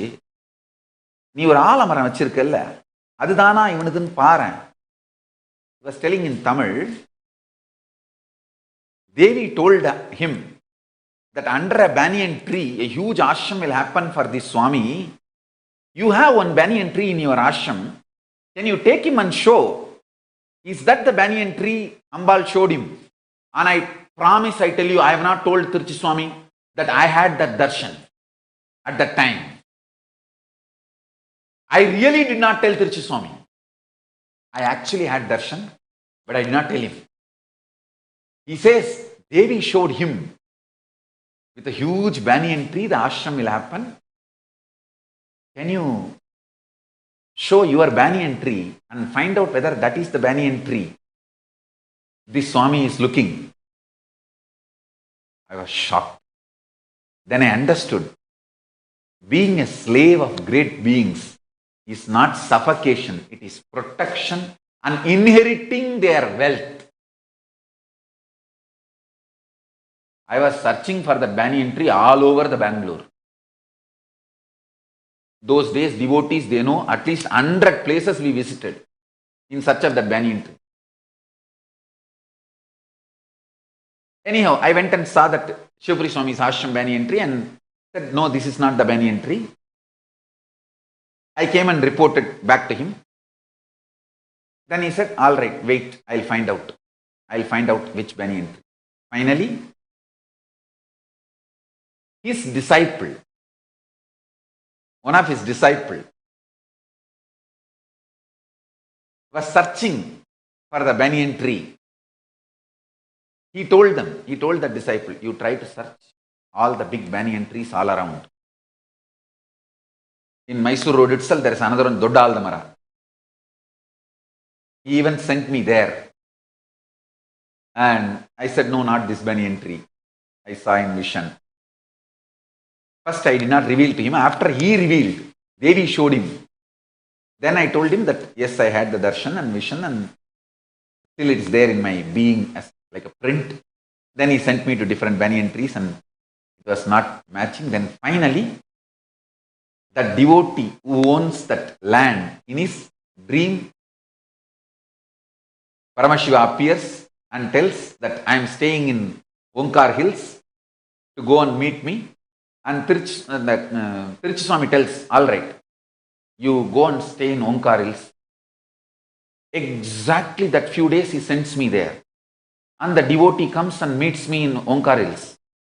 Then I brought the devotee to Tiruchi Swami and he said, right, now go and see. And then I went and saw the banyan tree and that is the banyan tree. Then after that, I wanted all of you to know, Tiruchi Swami personally visited our ashram and blessed. Not only Shivpuri Swami came, Tiruchi Swami also came personally, physically and blessed. Nobody knows. Very few people only know. He came and personally blessed and he only said, Swayambada Urunga Puja Pannu, Kapathirum. He told, seeing our Shivalinga in Tamil, Swayambada Urunga Puja Pannu, Kapathirum. Swayambu, take care of it well and do pujas properly. It will do all the good things and protect you forever. Nalla valarum.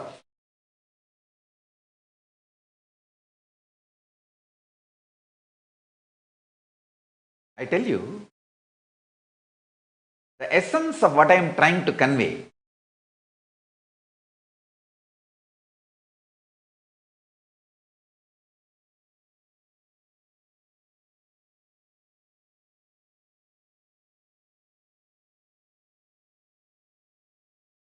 if you try to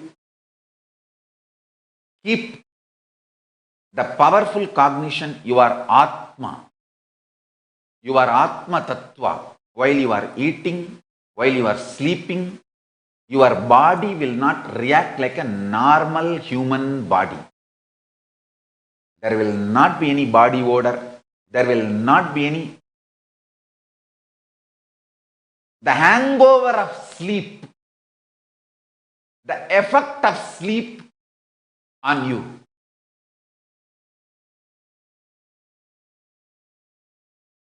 From today, all of you start manifesting this powerful cognition. Your conscious principle, Atmatattva, is not only beyond the 5 elements, earth element, water element, fire element, air element and space element, the Atmatattva empowers all these elements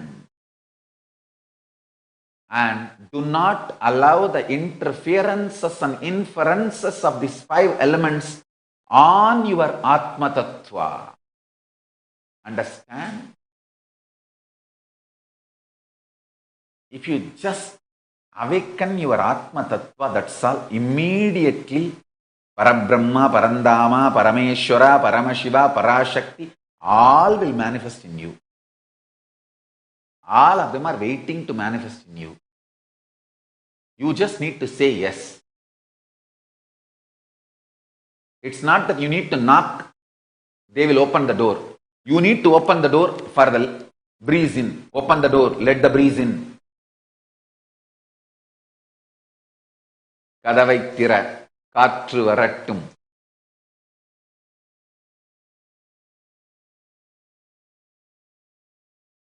மனதை திற மகிழ்ச்சி பொங்கட்டும்.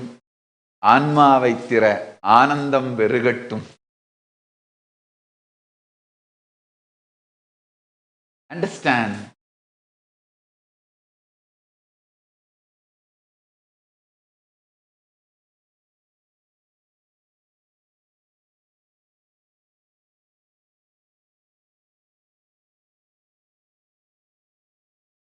Till he lived in the body, Tiruchi Swamigal was the godfather.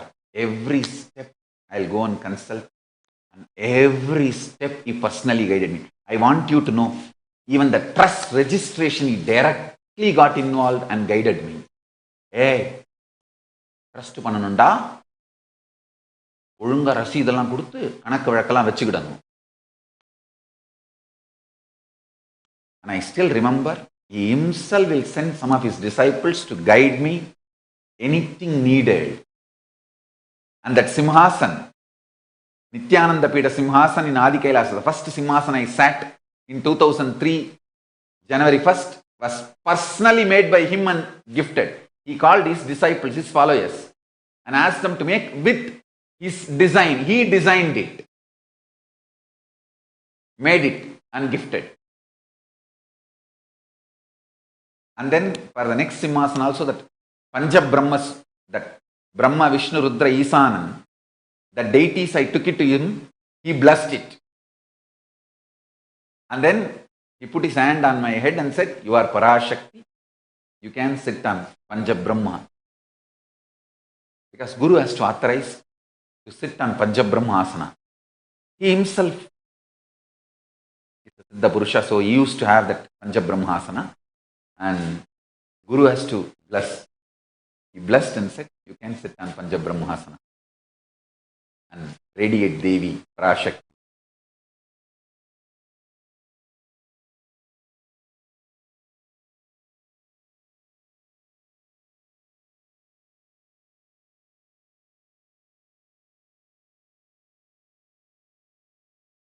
In every level, the way he took care of me, the way he organized everything, is more than a godfather. Not just Guru. Guru and godfather. Everything.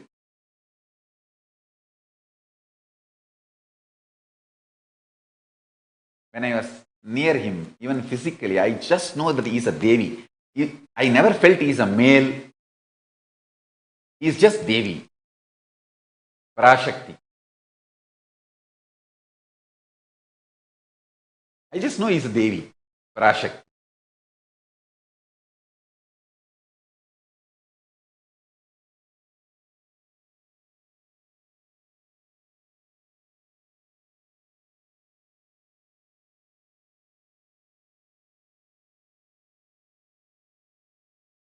He is literally Devi.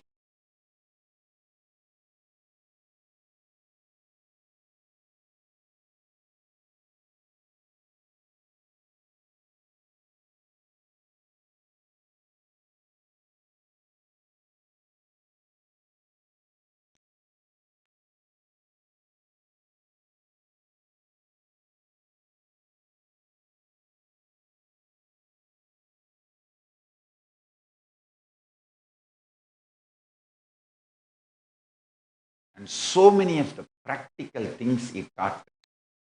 Still, best strategies I adopt is from him.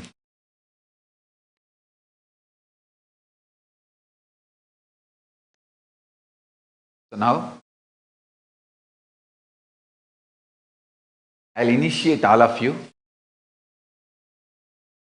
into Gayatri Diksha, Samaya Diksha, Shiva Moola Mantra Diksha, Mahavagya Ubadesam after a break.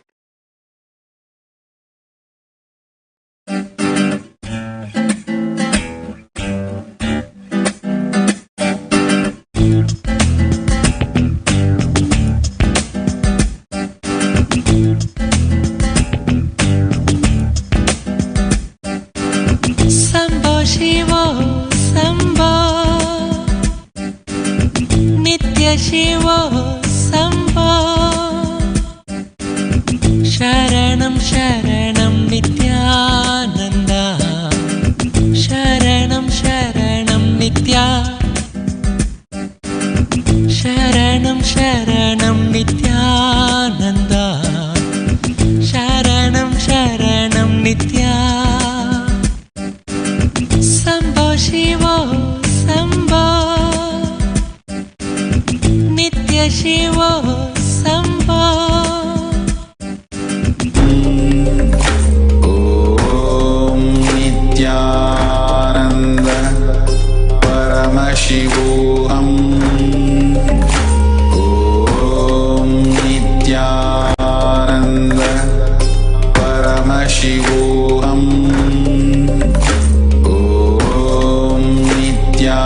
Nithyananda Paramashivam Om Nithyananda Paramashivam Om Nithyananda Paramashivam Om Nithyananda Paramashivam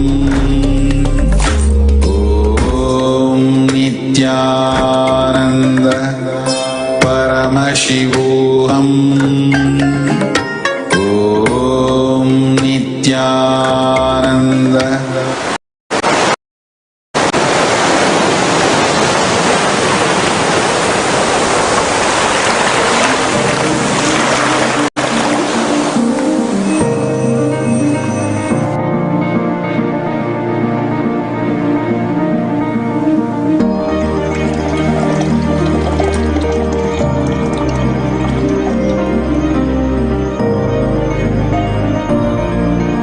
Satsang is only to continuously inspire you tirelessly. How your mother will wake you up tirelessly.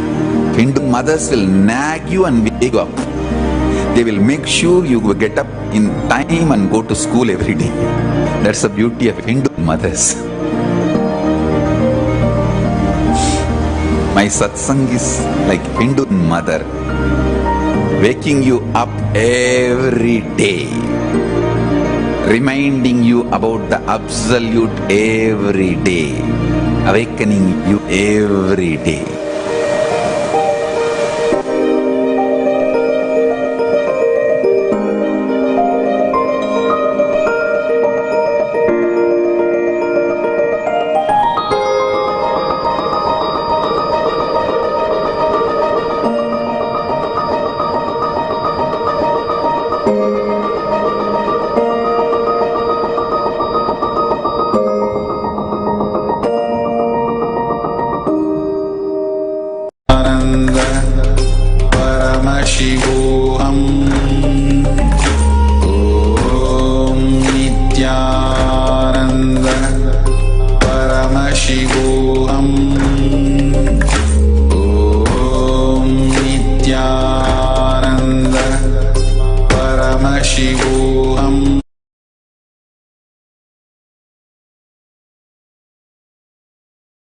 Of America. Swamiji has created this ecosystem in 2008. when he visited and personally energized the deities and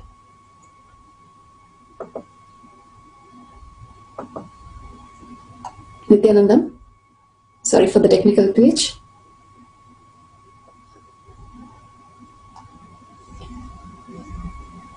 So, Nithyanandam. Today I would like to, yes, looks like we're having some technical problems. Sorry about that.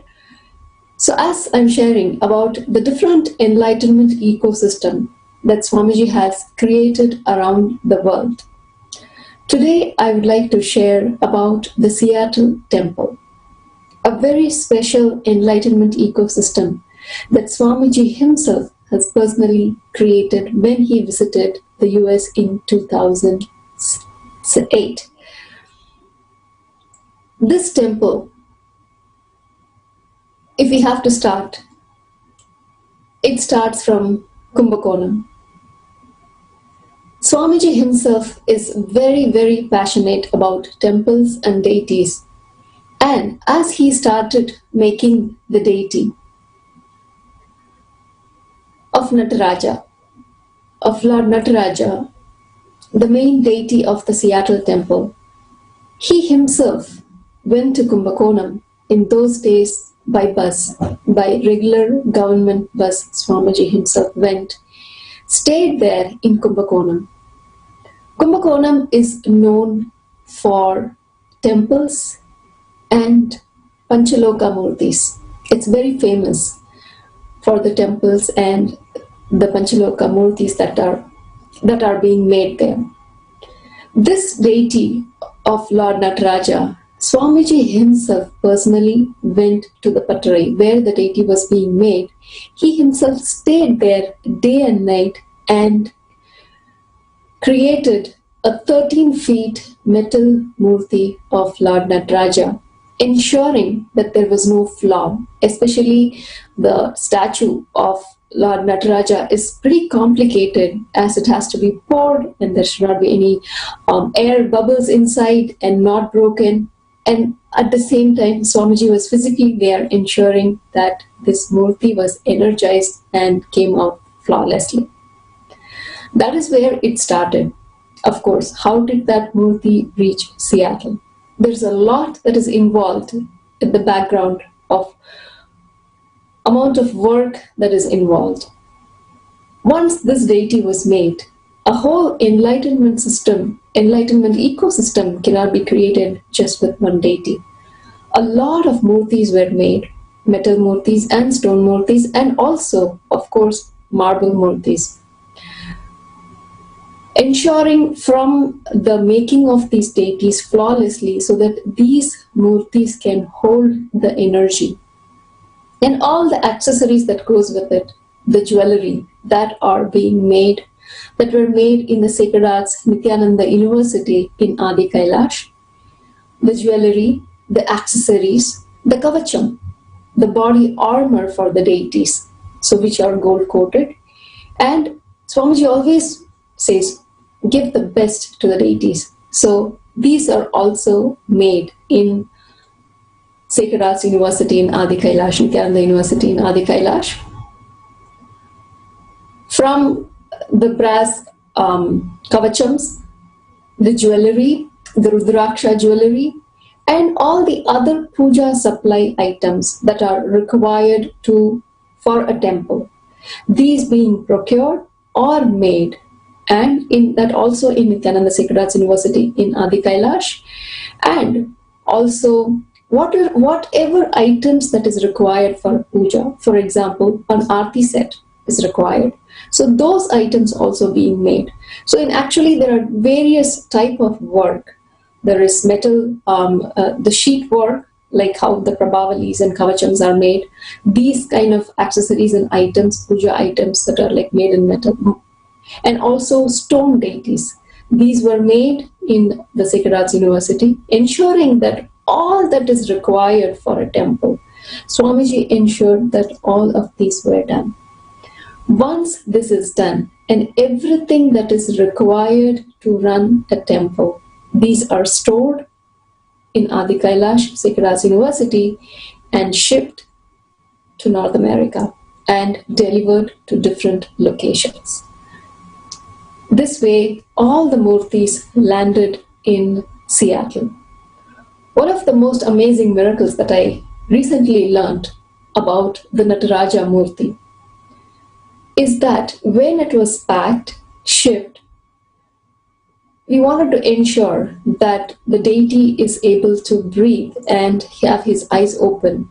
So this Murti was boxed, but I think they had left a space for the deity, which is personally energized and made by Swamiji. They had left the cover open, but of course it was completely sealed and boxed. But when the deity arrived in Seattle, apparently there was a live snake protecting the Murti and giving darshan. And once the box was open, it just went on its own way. Where it went, where it came from, nobody knows. So many miracles have happened. This Murti is 13 feet tall and the largest metal Murti in North America. Swamiji in 2007, I believe, he himself has energized, personally did the Prana Pratishtha and inaugurated this temple.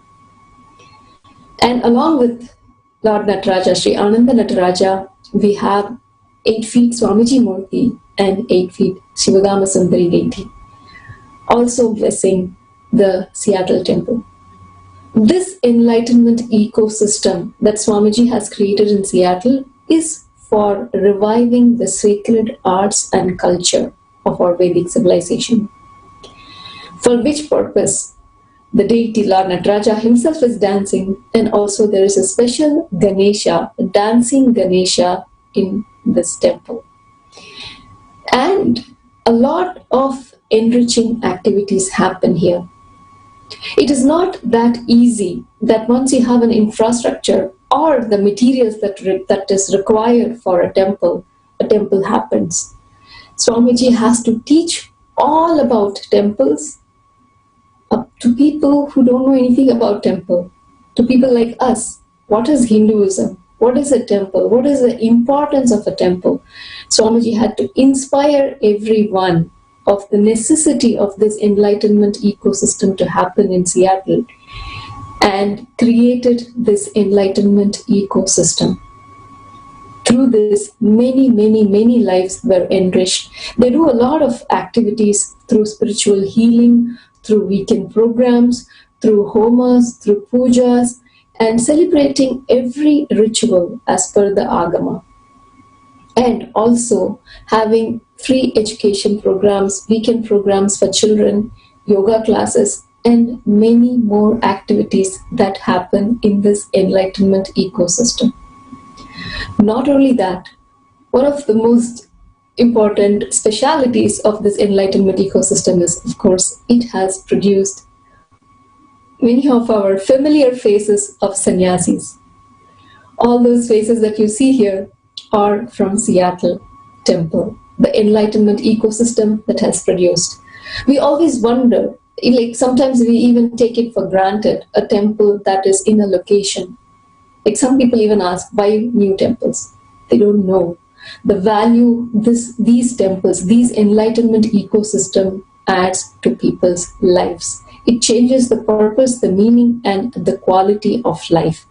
Swamiji is creating these enlightenment ecosystems around the world. And what a difference that Swamiji is making to these lives. Today, I'd like to share an experience from Hariharan, who is one of the main volunteers in this temple, running and ensuring that all the pujas are happening here. So let us hear from Hariharan.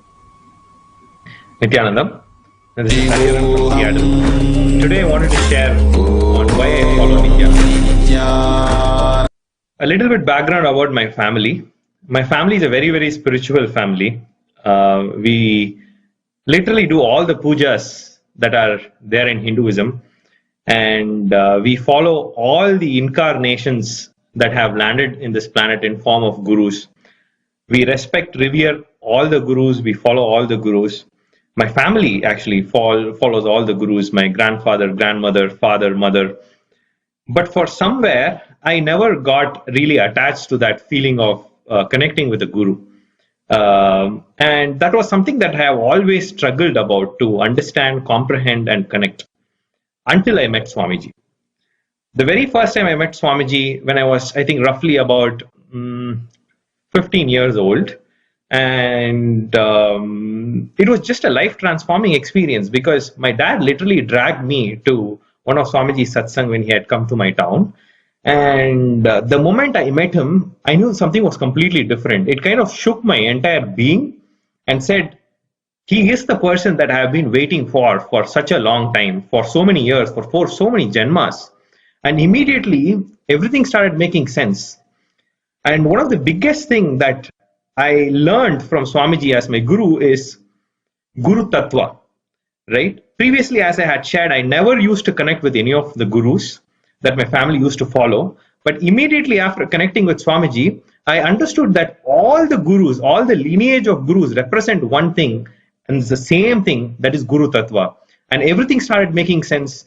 And I started feeling so happy that, I came from a family, from a culture which had so many gurus guiding us throughout for ages. And I'm so lucky to have been part of that. And I'm very, very lucky to have Swamiji as my guru in this birth. And thank you so much for that. And that's why I wanted to share why I follow Nithyananda. Thank you.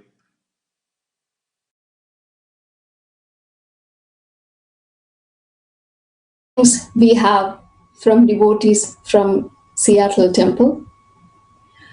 These enlightenment ecosystems, especially Swamiji that has blessed us in the Western world, makes a huge difference for people who are away from home and confused with the culture of the West and the East, not knowing where to belong, still want to maintain the roots, but not having that facility. Swamiji is making this happen by creating more and more enlightenment ecosystems around the world. It is such a joy to run a temple, maintain a temple, and to live, because the deities are alive. Swamiji has energized and blessed them, and basically it is a beautiful experience living with the deities and taking care of them, doing all the seva. A lot of completion happens, and the whole place, the whole town gets blessed by the deities. And you can also create and become part of this and create enlightenment ecosystems. You can register, how to register either as a center, a Paduka Mandir, a home temple, or a temple. There are various ways in which you can also start an enlightenment ecosystem.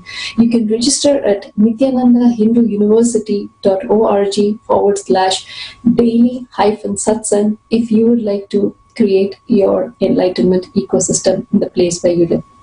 One of the most important things that I want to share is tomorrow, being the Masi Chaturdashi, Abhishekam is being performed on Sunday at the Seattle Temple. You can also participate in this Abhishekam, the special Abhishekam, which is done only 6 times a year. And this Abhishekam is performed to Sri Ananda Nataraja and Shivagami Sundari Devi and Swamiji's Murti on March 8th. You can participate in this Abhishekam by registering at Nithyananda Hindu University.org/daily satsang. Thank you for watching, and I hope to share more in our upcoming sessions. Nithyananda. Paramashivam. Paramashivam. Om Nithyananda Paramashivam. Om Nithyananda.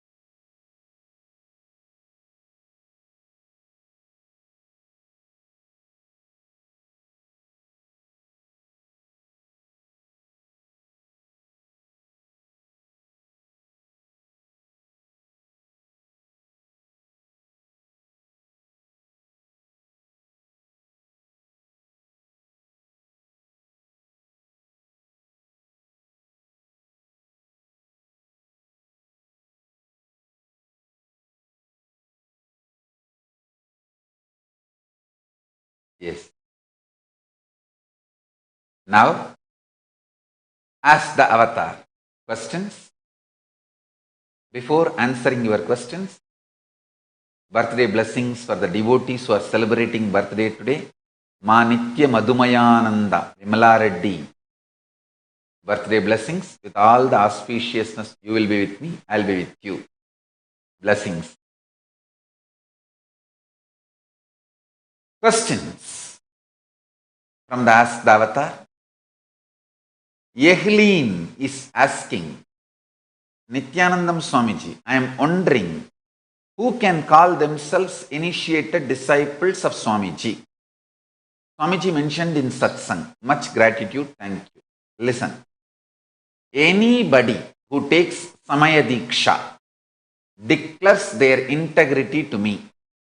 There is only 3 conditions: that you will not abuse Guru, Linga, Sangha. It's already there as per the Agama. And you will continue to start living the life of enlightenment, like aligning yourself more and more to vegetarian lifestyle or to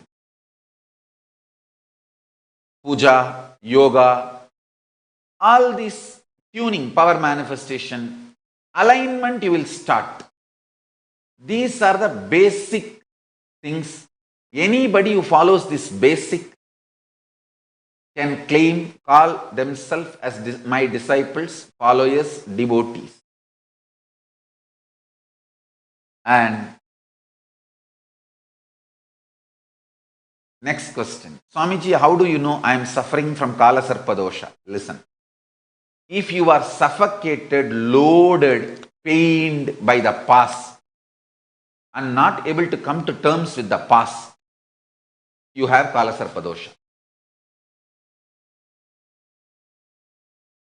Only if, listen carefully, if the past is able to merge into future comfortably, future is able to swallow the past comfortably, past is able to release future comfortably, future is able to be delivered from the past comfortably, you are living Atmatattva. Understand? Past releases the future. You can even call this way. Past swallowing the future. Future swallowing the past. You can connect, you can describe in any way you want. Because it is a circle. You can call past swallowing the future, or future swallowing the past, future digesting the past, past giving birth to future. You can describe any way you want. This whole process is happening in the present moment. If the present is not suffocating, comfortable, you are living Atmatattva. If not, you have Kalasarpa dosha. See, your relationship with the present should be very intimate relationship. How casually, comfortably you can sit and clean your teeth and be comfortable with your present. Like intimately having with your present, having a cup of coffee. Yesterday, many devotees were giving the feedback how beautifully Swamiji was describing Parandama, Vasudeva Krishna and Shishubala after becoming Vijaya, means getting back to his position, original space of Jaya Vijaya.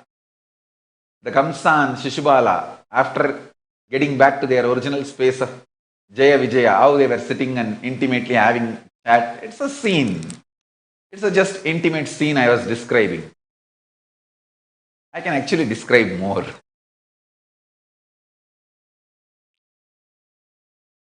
I don't want to say it is factual like you think. And I don't want to say it is a false lie. So don't worry about it. But surely, if you understand that scene, and if you are that comfortable with the present, that's all is life all about. If you are that comfortable with the present, I tell you, you will be radiating the same comfort and intimacy with Parabrahmam, Parandamam, Parameshwaram, Parashakti, Paramashivam. Having that comfortable space, I can describe more scenes also. Jaya is senior and Vijaya is junior. And Jaya pressing the hands of Parandama and asking, Mom say, I know, நீ வில்லுல பெரிய ஆளு, கோதண்டத்தை தூக்கணினா யாரும் முன்னாடி நிக்க முடியாது. அப்புறம் ஏன் நான் ராவணனா வந்தப்போ அம்புடுறப்ப கை நடுங்குச்சே பார்த்தனே, ஏன் மாமா? லூசு பயிலே. போருக்கு வரும்போது ஆத்மலிங்கத்தேடா மார்பில் கட்டிட்டு வருவ, லிங்கத்து மேல அம்பு படாம உடம்புல அம்பு படுறதுக்கு மாத்தி திருப்பி அடிக்கிறது நான் என்ன பாடுபட வேண்டியதா இருந்தது. அதை தாண்டா கை நடுக்குன்னு நினைச்சிட்டு இருக்கிற. அம்பு லிங்கத்து மேல படாம உன் மேல படணும் இல்லடா, தவறி கூட ஆத்மலிங்கத்துல அடிச்சிடலாமாடா லூசு பயிலே. போருக்கு வர சொன்னா லிங்கத்தையாடா மார்பில் கட்டிட்டு வர்றது. நான் என்ன பண்றது மாமா? எப்பவும் லிங்கம் போட்டுக்கிறது நம்ம பழக்கம். போருக்கு வரும்போது கைட்டி வச்சுட்டா வர முடியும்.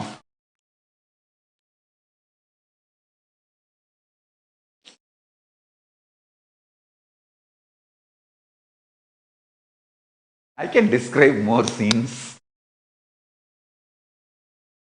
Don't think it is false. Don't try to fight whether it is factual or not. Relax and enjoy. The sweetness I am trying to describe, convey through this incident, through this description, that space of Vaikunta, I am trying to convey. Understand that and enjoy.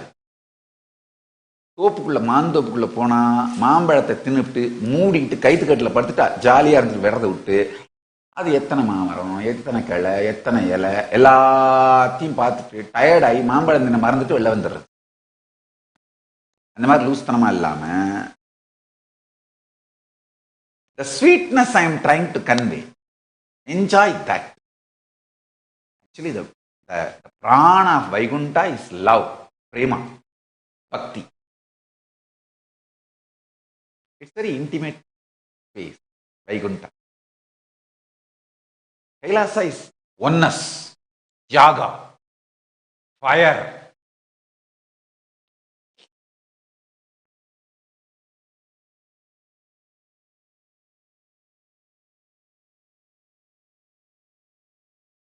Vaikunta is more like a cool prema bhakti, the love space.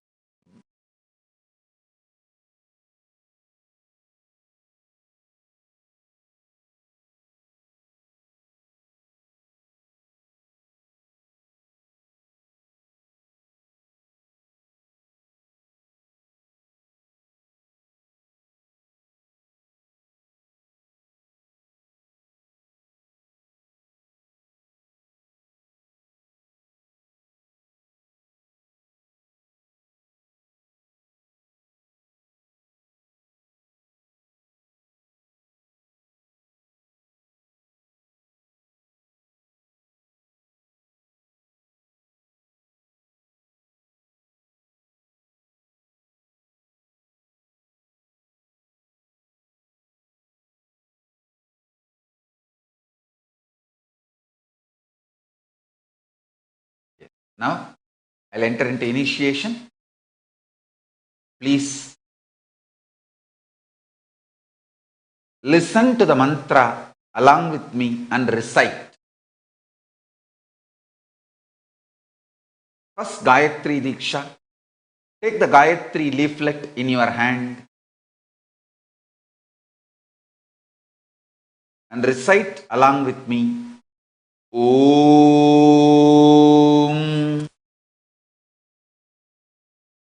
Bur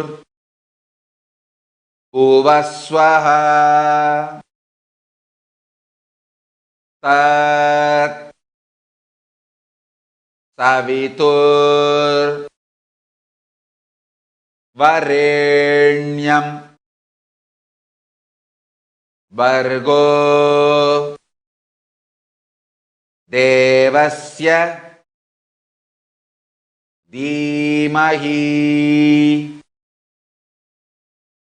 Diyo Yona Prachodayat. Om Ur Bhuvasvaha Tat Savitur Varenyam Bhargo Devasya Dhimahi Diyo Yona Prachodayat.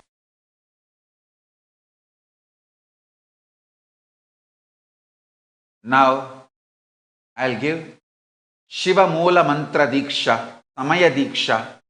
Take the Shiva Moola Mantra leaflet in your hand. Om Ham Aum Shivaya Namaha. Om Ham Aum Shivaya Namaha. Om Ham Aum Shivaya Namaha.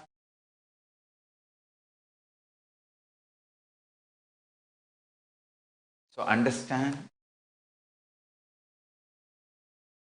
the first is Gayatri, second Shivamoola Mantra, third is Mahavagya. Om Nithyananda Paramashivoham. Om Nithyananda Paramashivoham. Om Nithyananda Paramashivoham. Through this initiation, I empower you. Everyday morning satsang will become reality, power manifestation for you. Every day doing Atma Puja, you will connect with Paramashiva and Paramashiva will manifest through you. Every day doing Nithyananda Yoga, your Kundalini will be awakened and you will manifest the state space of Paramashiva. Every day through power manifestation, you will manifest the state, space, powers, being, super consciousness, Sri Kailasa of Paramashiva. Let's start the process with the grace of Paramashiva. I'll connect all of us to Paramashiva and Sri Kailasa. Take the Atmalinga in your hand and sit straight. You don't have to close your eyes, you can keep your eyes open. Keep the Atmalinga in your hand and sit straight. Chant the Mahavagya intensely. Om Nithyananda Paramashivoham.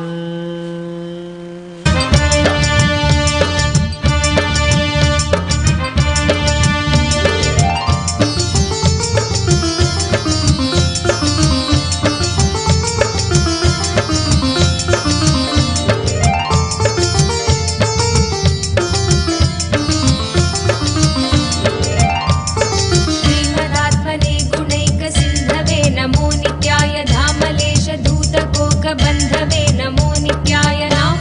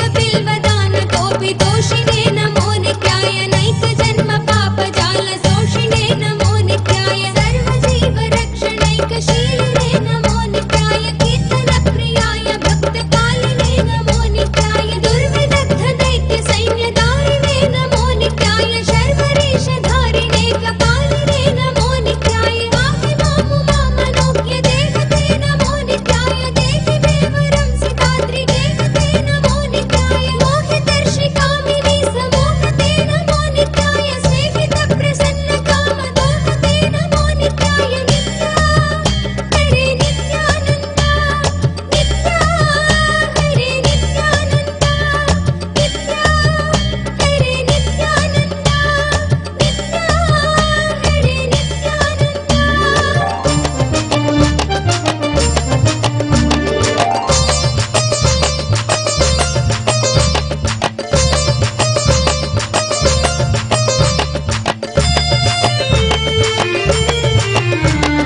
मङ्गलप्रदाय गोतुरङ्गते नमो नित्याय गङ्गयातरङ्गितोत्तमाङ्गते नमो नित्याय सङ्गरप्रवृत्तवैरिभङ्गते नमो नित्याय अङ्गजालये करे कुरङ्गते नमो नित्याय नीतितक्षणप्रदानहेतवे नमो नित्याय आहिताग्निपालकोक्षकेतवे नमो नित्याय देहि कान्तिधूतरौप्यधातवे नमो नित्याय गेहदुःखपुञ्जधूमकेतवे नमो नित्याय दक्षदीनसत्कृपाकटाक्षते नमो नित्याय दक्षसप्तदन्तुनाशदक्षते नमो नित्याय रुक्षराजभानुकावगाक्षते नमो नित्याय रक्ष मां प्रपन्नमात्ररक्षते नमो नित्याय यङ्कुपाणये शिवङ्कराय ते नमो नित्याय सङ्कटाधितीर्णकिङ्कराय ते नमो नित्याय अङ्कभीषिताभयङ्कराय ते नमो नित्याय पङ्कजाननाय शङ्कराय ते नमो नित्याय नित्या हरे नित्यानन्द नित्या हरे नित्यानन्द नित्या हरे नित्यानन्द नित्या हरे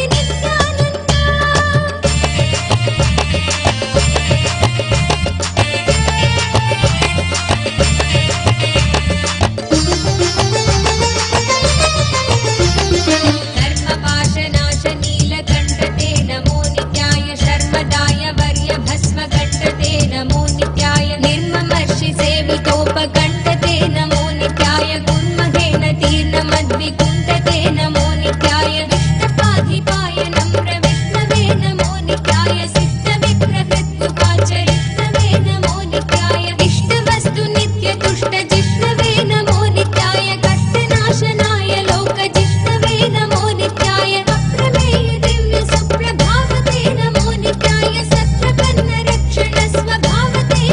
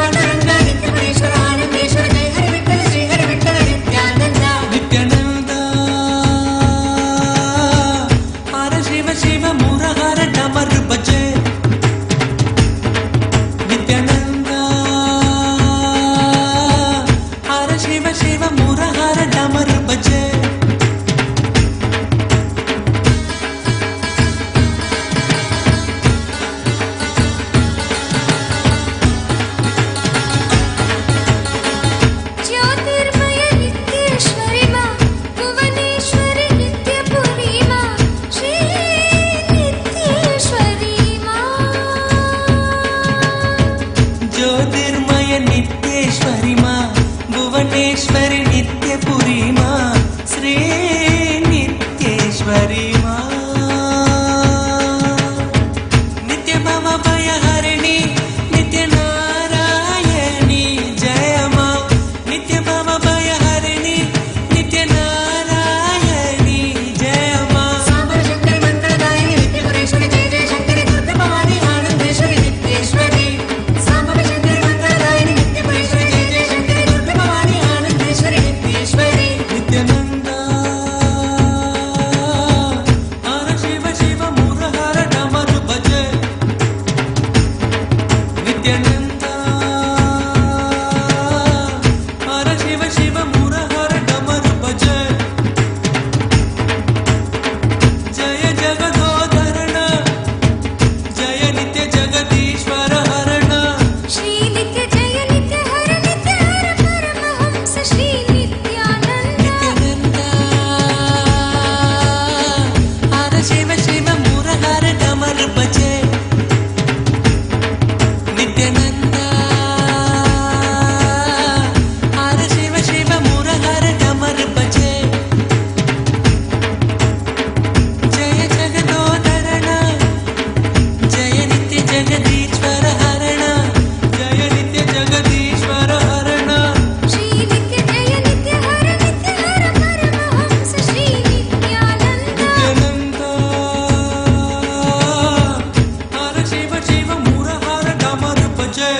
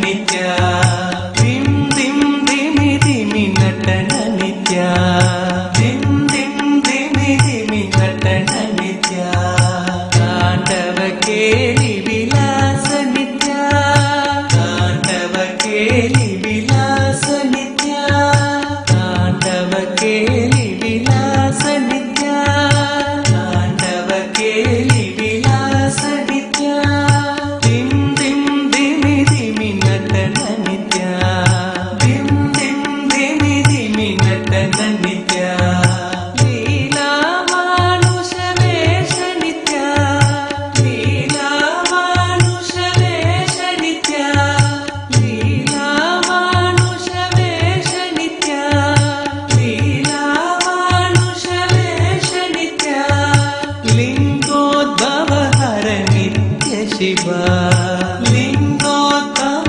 ಹರ ನಿತ್ಯ ಶಿವ ಲಿಂಗೋದ್ಭವ ಹರ ನಿತ್ಯ ಶಿವ ಲಿಂಗೋದ್ಭವ ಹರ ನಿತ್ಯ ಶಿವ ನಿತ್ಯ ಶಿವ ಹರ ಬಾಲ ಶಿವ ನಿತ್ಯ ಶಿವ ಹರ ಬಾಲ ಶಿವ ನಿತ್ಯ ಶಿವ ಹರ ಬಾಲ ಶಿವ ನಿತ್ಯ ಶಿವ ಹರ ಬಾಲ ಶಿವ ದಿಂ ದಿಂ ದಿಮಿ ದಿಮಿ ನಟನ ನಿತ್ಯ ದಿಂ ದಿಂ ದಿಮಿ ದಿಮಿ ನಟನ ನಿತ್ಯ ತಾಂಡವ ಕೇಳಿ ವಿಲಾಸ ನಿತ್ಯ ತಾಂಡವ ಕೇಳಿ ವಿಲಾಸ ನಿತ್ಯ ಲಿಂಗ ಶಿವ ಆತ್ಮಲಿಂಗ ಶಿವ ಲಿಂಗ ಶಿವ ಆತ್ಮಲಿಂಗ ಶಿವ ಲಿಂಗ ಶಿವ ಆತ್ಮಲಿಂಗ ಶಿವ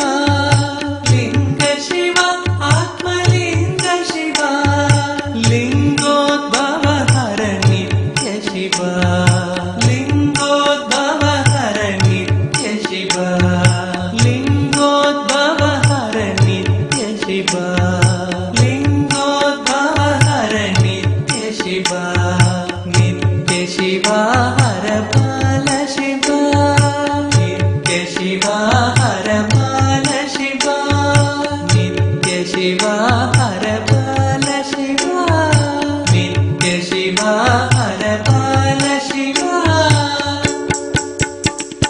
ದಿಂ ದಿಂ ದಿಮಿ ದಿಮಿ ನಟನ ನಿತ್ಯ ದಿಂ ದಿಂ ದಿಮಿ ದಿಮಿ ನಟನ ನಿತ್ಯ ತಾಂಡವ ಕೇಳಿ ವಿಲಾಸ ನಿತ್ಯ ತಾಂಡವ ಕೇಳಿ ವಿಲಾಸ ನಿತ್ಯ ಲೀಲಾ ಮಾನುಷ ವೇಷ ನಿತ್ಯ ಲೀಲಾ ಮಾನುಷ ವೇಷ ನಿತ್ಯ ಲಿಂಗೋದ್ಭವ ಹರ ನಿತ್ಯ ಶಿವ ಲಿಂಗೋದ್ಭವ ಹರ ನಿತ್ಯ ಶಿವ ನಿತ್ಯ ಶಿವ ಹರ ಬಾಲ ಶಿವ ನಿತ್ಯ ಶಿವ ಹರ ಬಾಲ ಶಿವ ಲಿಂಗ ಶಿವ ಆತ್ಮಲಿಂಗ ಶಿವ ಲಿಂಗ ಶಿವ ಆತ್ಮಲಿಂಗ ಶಿವ ಲಿಂಗೋದ್ಭವ ಹರ ನಿತ್ಯ ಶಿವ ಲಿಂಗೋದ್ಭವ ಹರ ನಿತ್ಯ ಶಿವ ನಿತ್ಯ ಶಿವ ಹರ ಬಾಲ ಶಿವ ನಿತ್ಯ ಶಿವ ಹರ ಬಾಲ ಶಿವ ದಿಂ ದಿಂ ದಿಮಿ ದಿಮಿ ನಟನ ನಿತ್ಯ ದಿಂ ದಿಂ ದಿಮಿ ದಿಮಿ ನಟನ ನಿತ್ಯ ತಾಂಡವ ಕೇಳಿ ವಿಲಾಸ ನಿತ್ಯ ತಾಂಡವ ಕೇಳಿ ವಿಲಾಸ ನಿತ್ಯ ತಾಂಡವ ಕೇಳಿ ವಿಲಾಸ ನಿತ್ಯ ತಾಂಡವ ಕೇಳಿ ವಿಲಾಸ ನಿತ್ಯ ದಿಂ ದಿಂ ದಿಮಿ ದಿಮಿ ನಟನ ನಿತ್ಯ ದಿಂ ದಿಂ ದಿಮಿ ದಿಮಿ ನಟನ ನಿತ್ಯ ತಾಂಡವ ಕೇಳಿ ವಿಲಾಸ ನಿತ್ಯ.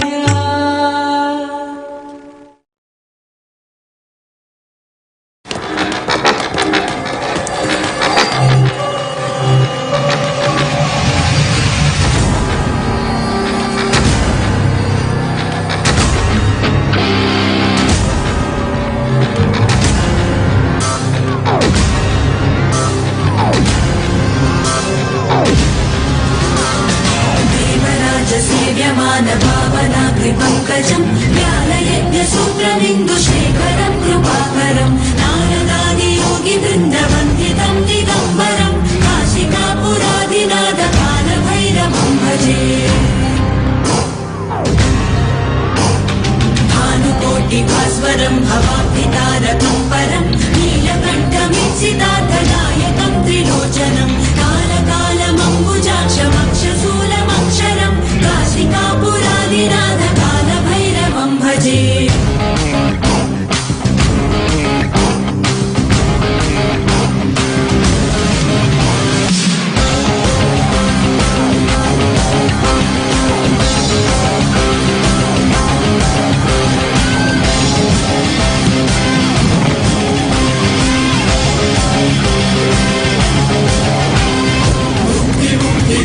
तं प्रशस्तचारुविग्रहं भक्तवत्सलं शिवं समस्तलोकविग्रहं गिरित्मणन्मनोज्ञहेमकिङ्किणीलसत्पतिं काशिकापुरादिनाथकालभैरवं भजे धर्मसेतुपालकं स्वधर्ममार्गनाशकं धर्मपाशमोचकं सुशर्मदायकं विभुं स्वर्णवर्णशेषपाशशोभिताङ्गमण्डलं काशिकापुरादिनाथकालभैरवं भजे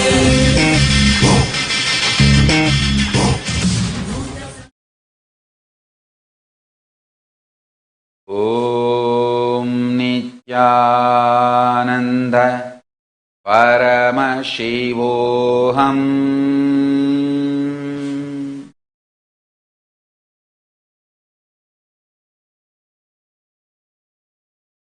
My blessing,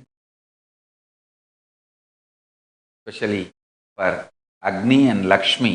Agni anniversary, wedding anniversary blessings for Agni and Lakshmi Agni. Blessings to both of you. Be blissful. So now with this I bless you all. Let's all radiate with integrity, authenticity, responsibility, enriching, causing, living Shuddhatvaita Saivam, living and radiating the state, space, powers, being, superconsciousness and Sri Kailasa of Paramashiva. Paramashivoham. Om Nithyananda Paramashivoham. The eternal bliss. Nithyananda. Thank you. Be blissful.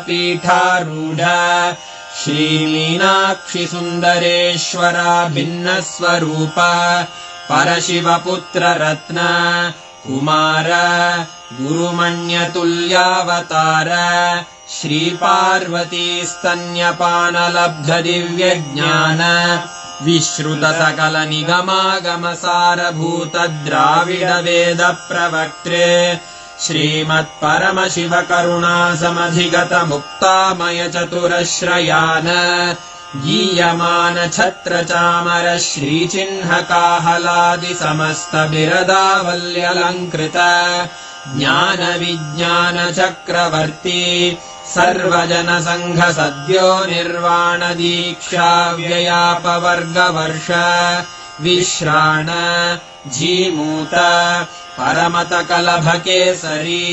शैवसिद्धान्तस्थापनाचार्य श्रीराजाधिराजपाण्ड्यमहाराजगुरु क्षपणशाक्यादिमहान्धकारनिवारणज्ञानभानु वीक्षणानर्हार्हध्वजोच्छेदनपूर्वक श्रीमद्वृषभध्वजस्थापक शैवसमयकर्त्रे सर्वज्ञपीठारूढ श्रीजगद्गुरु श्रीज्ञानसम्बन्धदेशिकस्वामि वागीशसुन्दरमाणिक्यवाचकस्वामिनाम् अवतारभूत श्रीज्ञानसम्बन्धस्वामि पुनरुद्धृत श्यामलापीठ सर्वज्ञपीठ त्रिणवत्युत्तरद्विशततम गुरुमहासन्निधान अरुणगिरियोगीश्वर परम्परागत अरुणाचल सर्वज्ञपीठ गुरुमहासन्निधान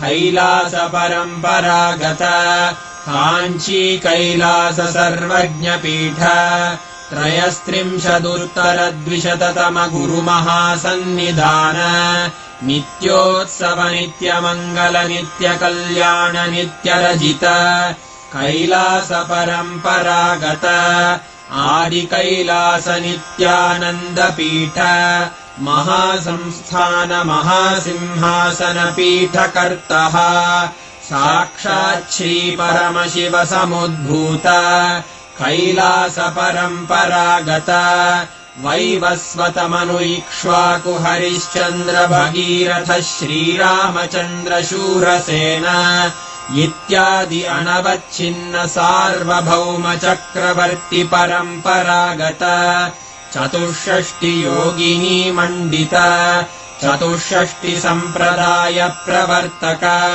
मनुधर्मशासन सूर्यवंश प्राप्त सर्वज्ञपीठ सुराङ्गि साम्राज्य मूर्धाभिषिक्त चूडामणे साक्षात् श्री परमशिव समुद्भूत कपिल महागुरु पुनरुद्धृत महानिर्वाणिपीठ अष्टोत्तर सहस्र श्री महामण्डलेश्वर साक्षात् श्री परमशिव सिंहासनाभिषिक्त समस्त गणनायक श्री महागणपति समारंभ अनवच्छिन्न पीठाधीश्वर गुरु परंपरा प्राप्त अटल पीठ अष्टोत्तर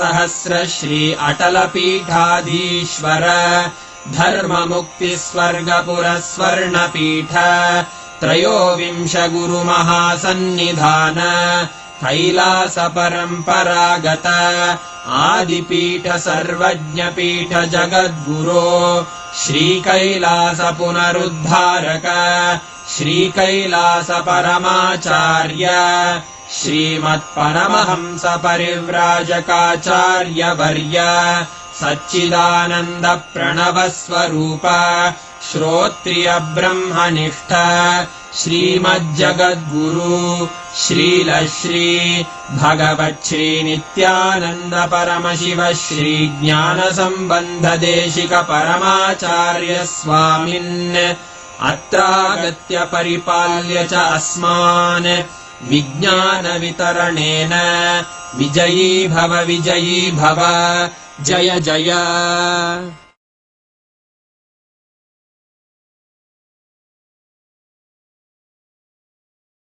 ॐ नित्यानन्द परमशिवोऽहम् ॐ नित्यानन्द परमशिवोऽहम् ॐ नित्यानन्द परमशिवोऽहम् नित्यानन्द परमशिवोऽहम् ॐ नित्यानन्द परमशिवोऽहम् ॐ नित्यानन्द परमशिवोऽहम् ॐ Nityanand.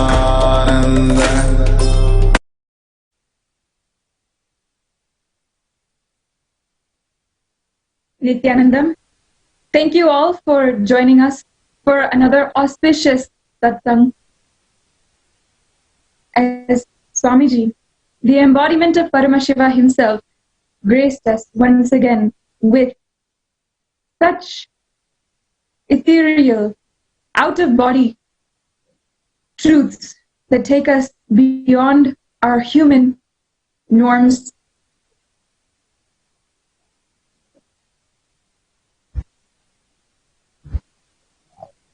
I invite you all, before we move on to the Sri Kailasa Courtyard Power Manifestation sessions, to please sign up for the next Diksha at Into Power Manifestation programs. Today, as it is Saturday and Sunday, every weekend we have Diksha Into Power Manifestation program. It is a free program offered in Eastern and Western time zones. And it is the introduction into Hinduism. For those of you who are watching for the first time and have never had this introduction to Hinduism, I welcome you to sign up at the link provided below. Next, on March 8th, we have the Kalabhairava Homa conducted in the Nithyanandeshwara Paramashiva temple in Los Angeles. This Kalabhairava Homa can grant you the utmost protection from Kalabhairava himself, the Lord of integrity and ferociousness. You can follow the information provided for signing up. For just a fee of $1,008, you can be a participant and receive the blessings of Kalabhairava. It will be on Indian Standard Time, March 8th at 5:30 in Pacific Standard Time, March 7th, 4 p.m. EST. Finally, as we have every single day, tonight at 7:30 p.m., please join us for the Tamil Satsang. And of course, tomorrow for the English Satsang, once again at 6 a.m. sharp. Thank you for joining as we proceed to the Sri Kailasa Courtyard sessions. Thank you. Nithyananda.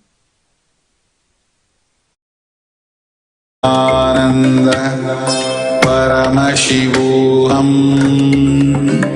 Om Nithyananda Paramashivam. Om Nithyananda Paramashivam. Om Nithyananda Paramashivam. Om Nithyananda Paramashivam. Om Nithyananda Paramashivam. Om Nithyananda Paramashivam. Om Nithyananda Paramashivam. Om Nithyananda.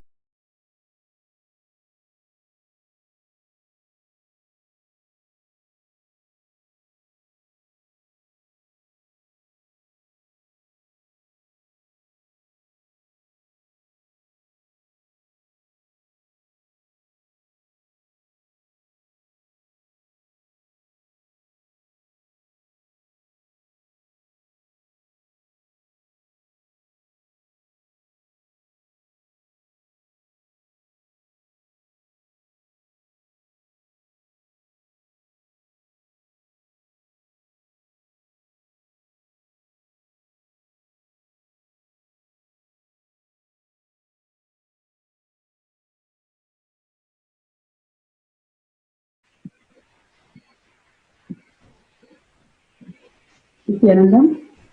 Let's start. Let's sit straight. Visualize Bhagavan in third eye and start the manifestation session with the Sadguru Vandanam. Nithyanandam Paramasukadam Kevalam Jnanamurtim Dvandvatitam Gagana Sadasham Tattvamasyaadilakshyam Ekam Nityam Brimalamacchalam Sarvadi Sakshibhutam Bhavatitam Trigunarahitam Sadgurum Tam Namami.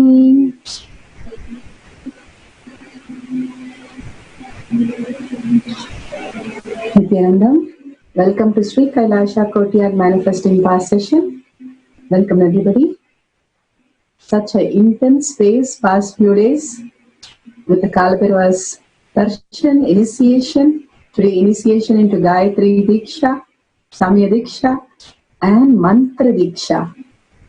Such a beautiful space of Atmatattva. Living in that space of Atmatattva, experiencing the Leelas of Paramashiva, how the Leelas are happening around Bhagavan, and how he is having his Jaya Vijaya, and how he enjoys the whole Leela with them drinking a coffee, how he describes it. Each one of us is Jaya Vijaya. Each one of us is fighting the war with the delusion, reactionary assumption, and not aligning to the Atmatattva, which is greater force than the 5 elements Swamiji beautifully describes. Again and again, seeking for the highest reality as our Atmatattva, which opens up into the real oneness space. The Paramashiva space, how he said it's a oneness, it's Tyaga, and how Parandama, he always talks about the love and simply melting and merging and becoming one in the love. All these great truth, great happening, great possibility is in each one of us. Living that superior space of us and not diluting ourselves, diluting everything around us, and simply getting diluted from Guru also. Simple integrity, that Swamiji says, simple obedience and simple integrity with him simply raises us to the ultimate. The integrity with the Guru is the Charya Pada. How he says, listening to Satsang every day will just liberate us. The words that coming from the highest reality simply penetrates us when we are in the deep listening in oneness with him. What we understand is enough when we are in the seeking space, in the Atmatattva space, to receive the ultimate and start enjoying the ultimate nectar. How Swamiji himself says how he enjoys with Jaya Vijaya happens in every one of us when we realize and give up this delusion and start living in the oneness of Paramashiva. Start living the Atmatattva space in all of us as consciousness. How consciousness is so powerful. All we need to do is the Charya Pada, just listening to his Satsang, living the Guru Vak Advaita Vak, doing the Charya Pada, Yoga Pada, Kriya Pada, and Jnana Pada. The power manifestation attest us that finally that we are the Jaya Vijaya. By manifesting the powers just in front of us, we can see the Leela happening through us also. The presence of Bhagavan is felt in each one of us. The Atmatattva is felt in each one of us when we start manifesting these powers. Experiencing the Atmatattva space in us is power manifestation. Again and again, Bhagavan makes us understand that we need to start seeking for it. What we cherish, what we want, we become that. More and more cherishing the oneness with Paramashiva, the Jnana Vairagya Bhakti, understanding the powerful cognition why we are in oneness with Paramashiva, and living for that as the highest reality in every action, word and thought, as Paramashiva himself living through us. Living the greatest space, oneness with Swamiji, is the ultimate gift that all of us have, and each one, how Gopika enjoyed Krishna. Each of the Gopikas enjoyed Krishna in every form as Divya Sariri themselves, and simply each one of them had a Divya Sariri of Swamiji.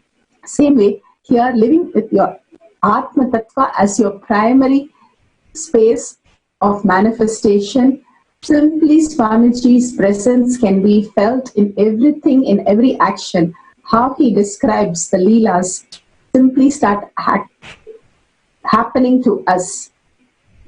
The detox programs that Swamiji is talking about is for each and every one when we are not able to let go the past. The more and more we are in the delusion, the more and more the past is eating us, constantly not letting us to experience the Atmatattva. The delusion continuously looks so real, so true, but we know something is there beyond all this, which is the space of oneness with Paramashiva. The detox programs just makes us understand the higher reality. Swamiji always says to the Balasans that take your Khadagapadi, then come and listen in the satsang, as his guru told him.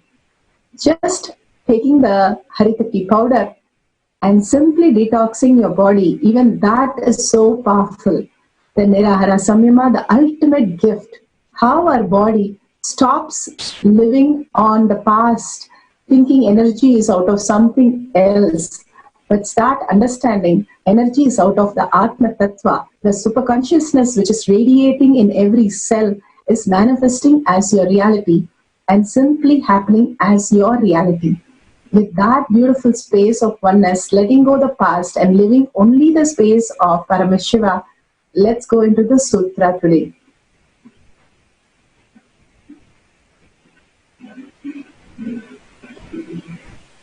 Shastra Pramana for the power of Mahima, power of increasing height of body and object, is taken from the Shiva Samhita 5.76 to 7a.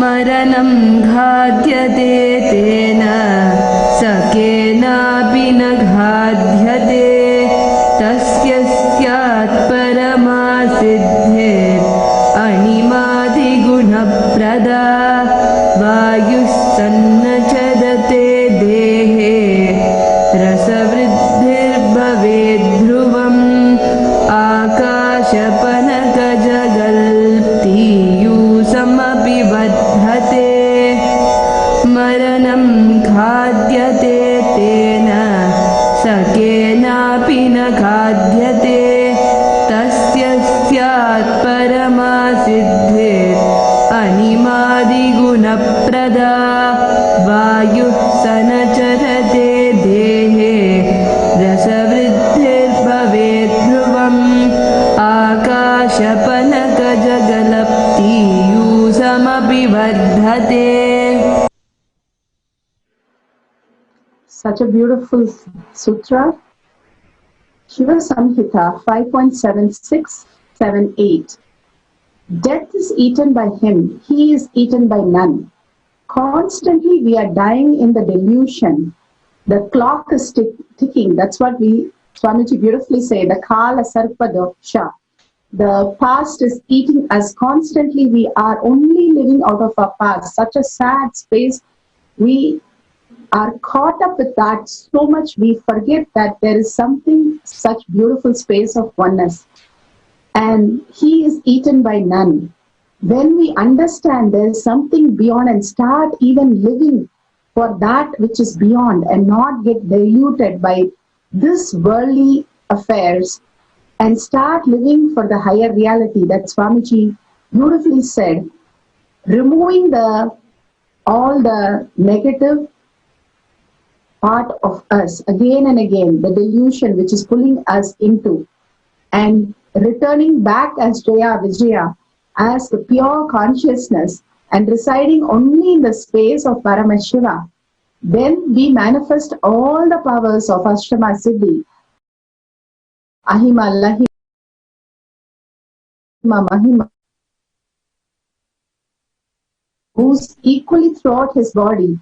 The juices of his body are also increased. The nectar excluding from the eternal lotus also increase. From every breath there is a gap. And that gap is the consciousness. Swamiji beautifully describes just being, observing the breath, going beyond that, in the oneness of Paramashiva and the Atmatattva. That seeking and that prayerful space, that gratitude, understanding that Guru has to really come down to us, to our space to manifest that reality for us.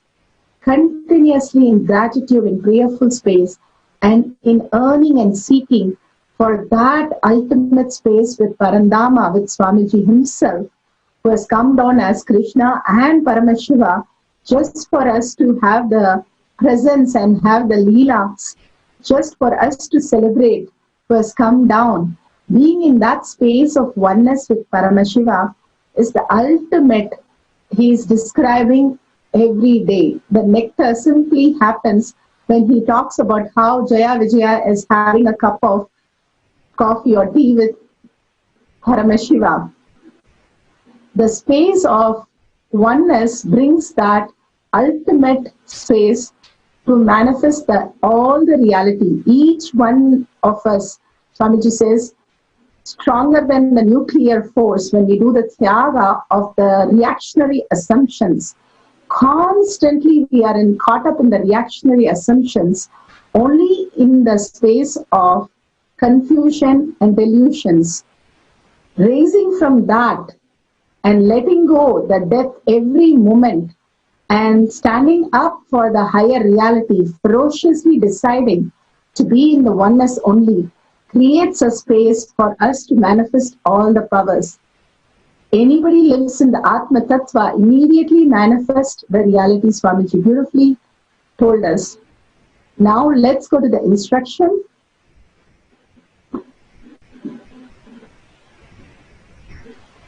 Today we're going to increase the weight. You can weigh yourself, increasing your weight or decreasing your weight. You can take few, if you don't have a weighing machine, if you can download an app in your cell phone, the weighing app, or if you don't have that also, you can have 2 glasses of 2 objects and see both as same weight, and then one object you can start focusing and start getting into oneness with that and increase the weight of that, and then we can measure after the Mahavakya. So let's get into the meditation. Let's sit straight. Contemplate on the great truth, being Jaya Vijaya of Paramashiva, or simply getting deluded into this outside world again and again, getting destroyed by the reactionary assumptions and not understanding we are here to only celebrate Paramashiva. We came down all the way to celebrate with Paramashiva, having a cup of coffee with him. But we forget that and continuously struggle, even abuse, even start abusing ourselves and others with self-doubt, self-hatred and self-denial. Instead of all that, whatever it is just a storyboard at the end of the day. Only which is real, we all know, is the space of Paramashiva. Only cherishing that as your reality and understanding even the whatever you're expressing is from that space even now, the source of everything. So holding that source, Atmatattva, as your reality, contemplating on that, chanting the Mahavakya that Swamiji just gave us Diksha. Mantra Diksha is the ultimate gift that we can get from Paramashiva. Paramashiva who has come down, Paramashiva and Parandhama who has come down as Swamiji for us. Holding the oneness space, Shaktipada happens, entanglement happens. And in that entanglement and contemplation, when you chant Mahavakya from your navel center in the deep listening, you wake up the Jatagni and simply connect to the Bodhashanta, the ultimate Paramashiva, starts being as you himself. The Divya Shariri lands in us and start manifesting all the powers. How Swamiji beautifully says, all the deities are waiting for us to manifest. So just connect to your Ishtadevata or Swamiji in deep oneness. Chant the Mahavakya. Mahavakya fills us. Simply Atmatattva will start being the highest reality for us. So let's sit straight with the head, neck and back in a straight line. Continuously contemplate, holding the darshan in your third eye, Swamiji's darshan in your third eye. Being in the Shaktipada, chanting the Mahavakya, Om Nithyananda Paramashivoham. Paramashivoham. Om Nithyananda Paramashivoham.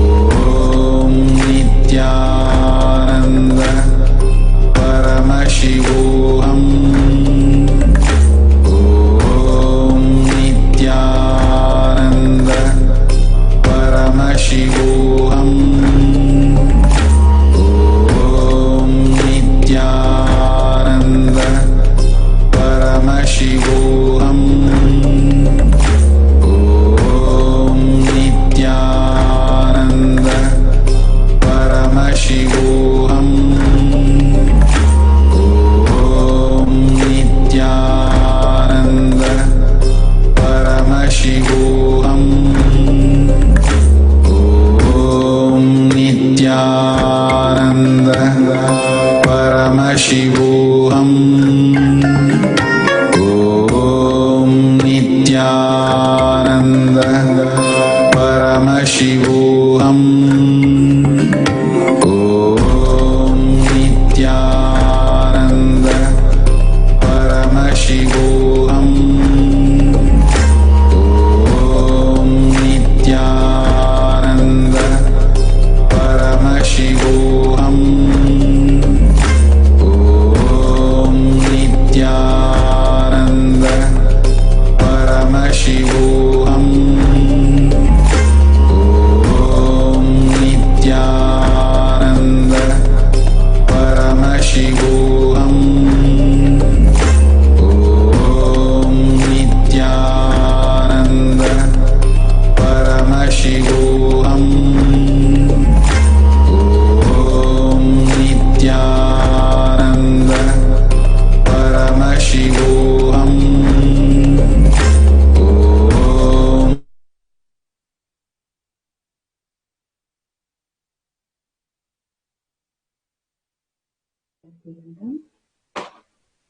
Such a beautiful space. Go ahead and verify authentically the weight. If you can, weigh it and take a picture of that. That's wonderful. If you're taking your weight, that's wonderful. You can see how much your increase, decrease your weight. And if you're seeing the difference, please authentically post it in Sri Kailasa Courtyard Manifesting Power Group. Every day, Swamiji is talking about enriching and causing.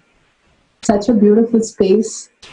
Living in that Atmatattva, when we are continuously living in that space of oneness, we will not be talking about anything except the space.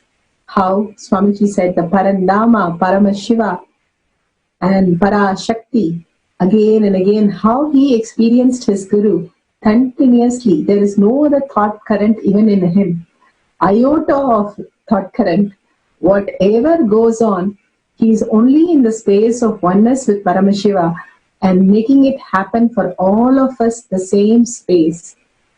The ultimate oneness is the ultimate space that we can share with anybody. Even when you're talking, even when you're eating, even when you're walking, cherishing that space and contemplating on these truths and continuously sharing with everybody, sharing with the world, is pulling us out of delusion. Because when we speak only, we are in the listening.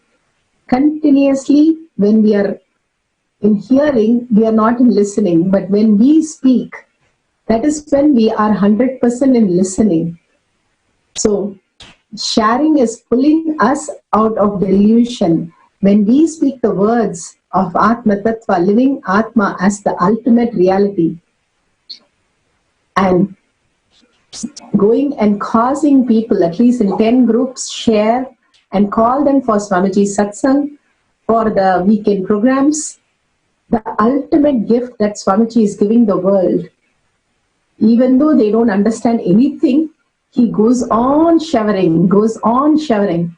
So same thing, when we start showering, we are showered simply by the same space. Causing itself anugraha, Swamiji says, the Ishana. Completely oneness with Paramashiva.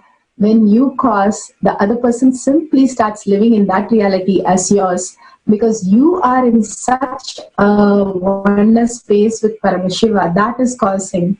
Just sharing your space, how much you cherish the Parandama, Paramashiva, Swamiji, in your heart, constantly, especially the Leela Adhyans, in every place, how much he would have spent and how many gurus would have enjoyed him. I know when our name, we are jumping. Ravana, Shishubala, Drona, Dhruva, Markandeya, all will be jumping all over the place. That's Swamiji called his name. Same way, rejoicing that moments as yourself, everything is in you. Everyone, everything, everywhere, whatever happening is in us. He calls us continuously and makes us understand the higher reality of us, leaving the reactionary assumption not to interfere or interference in our oneness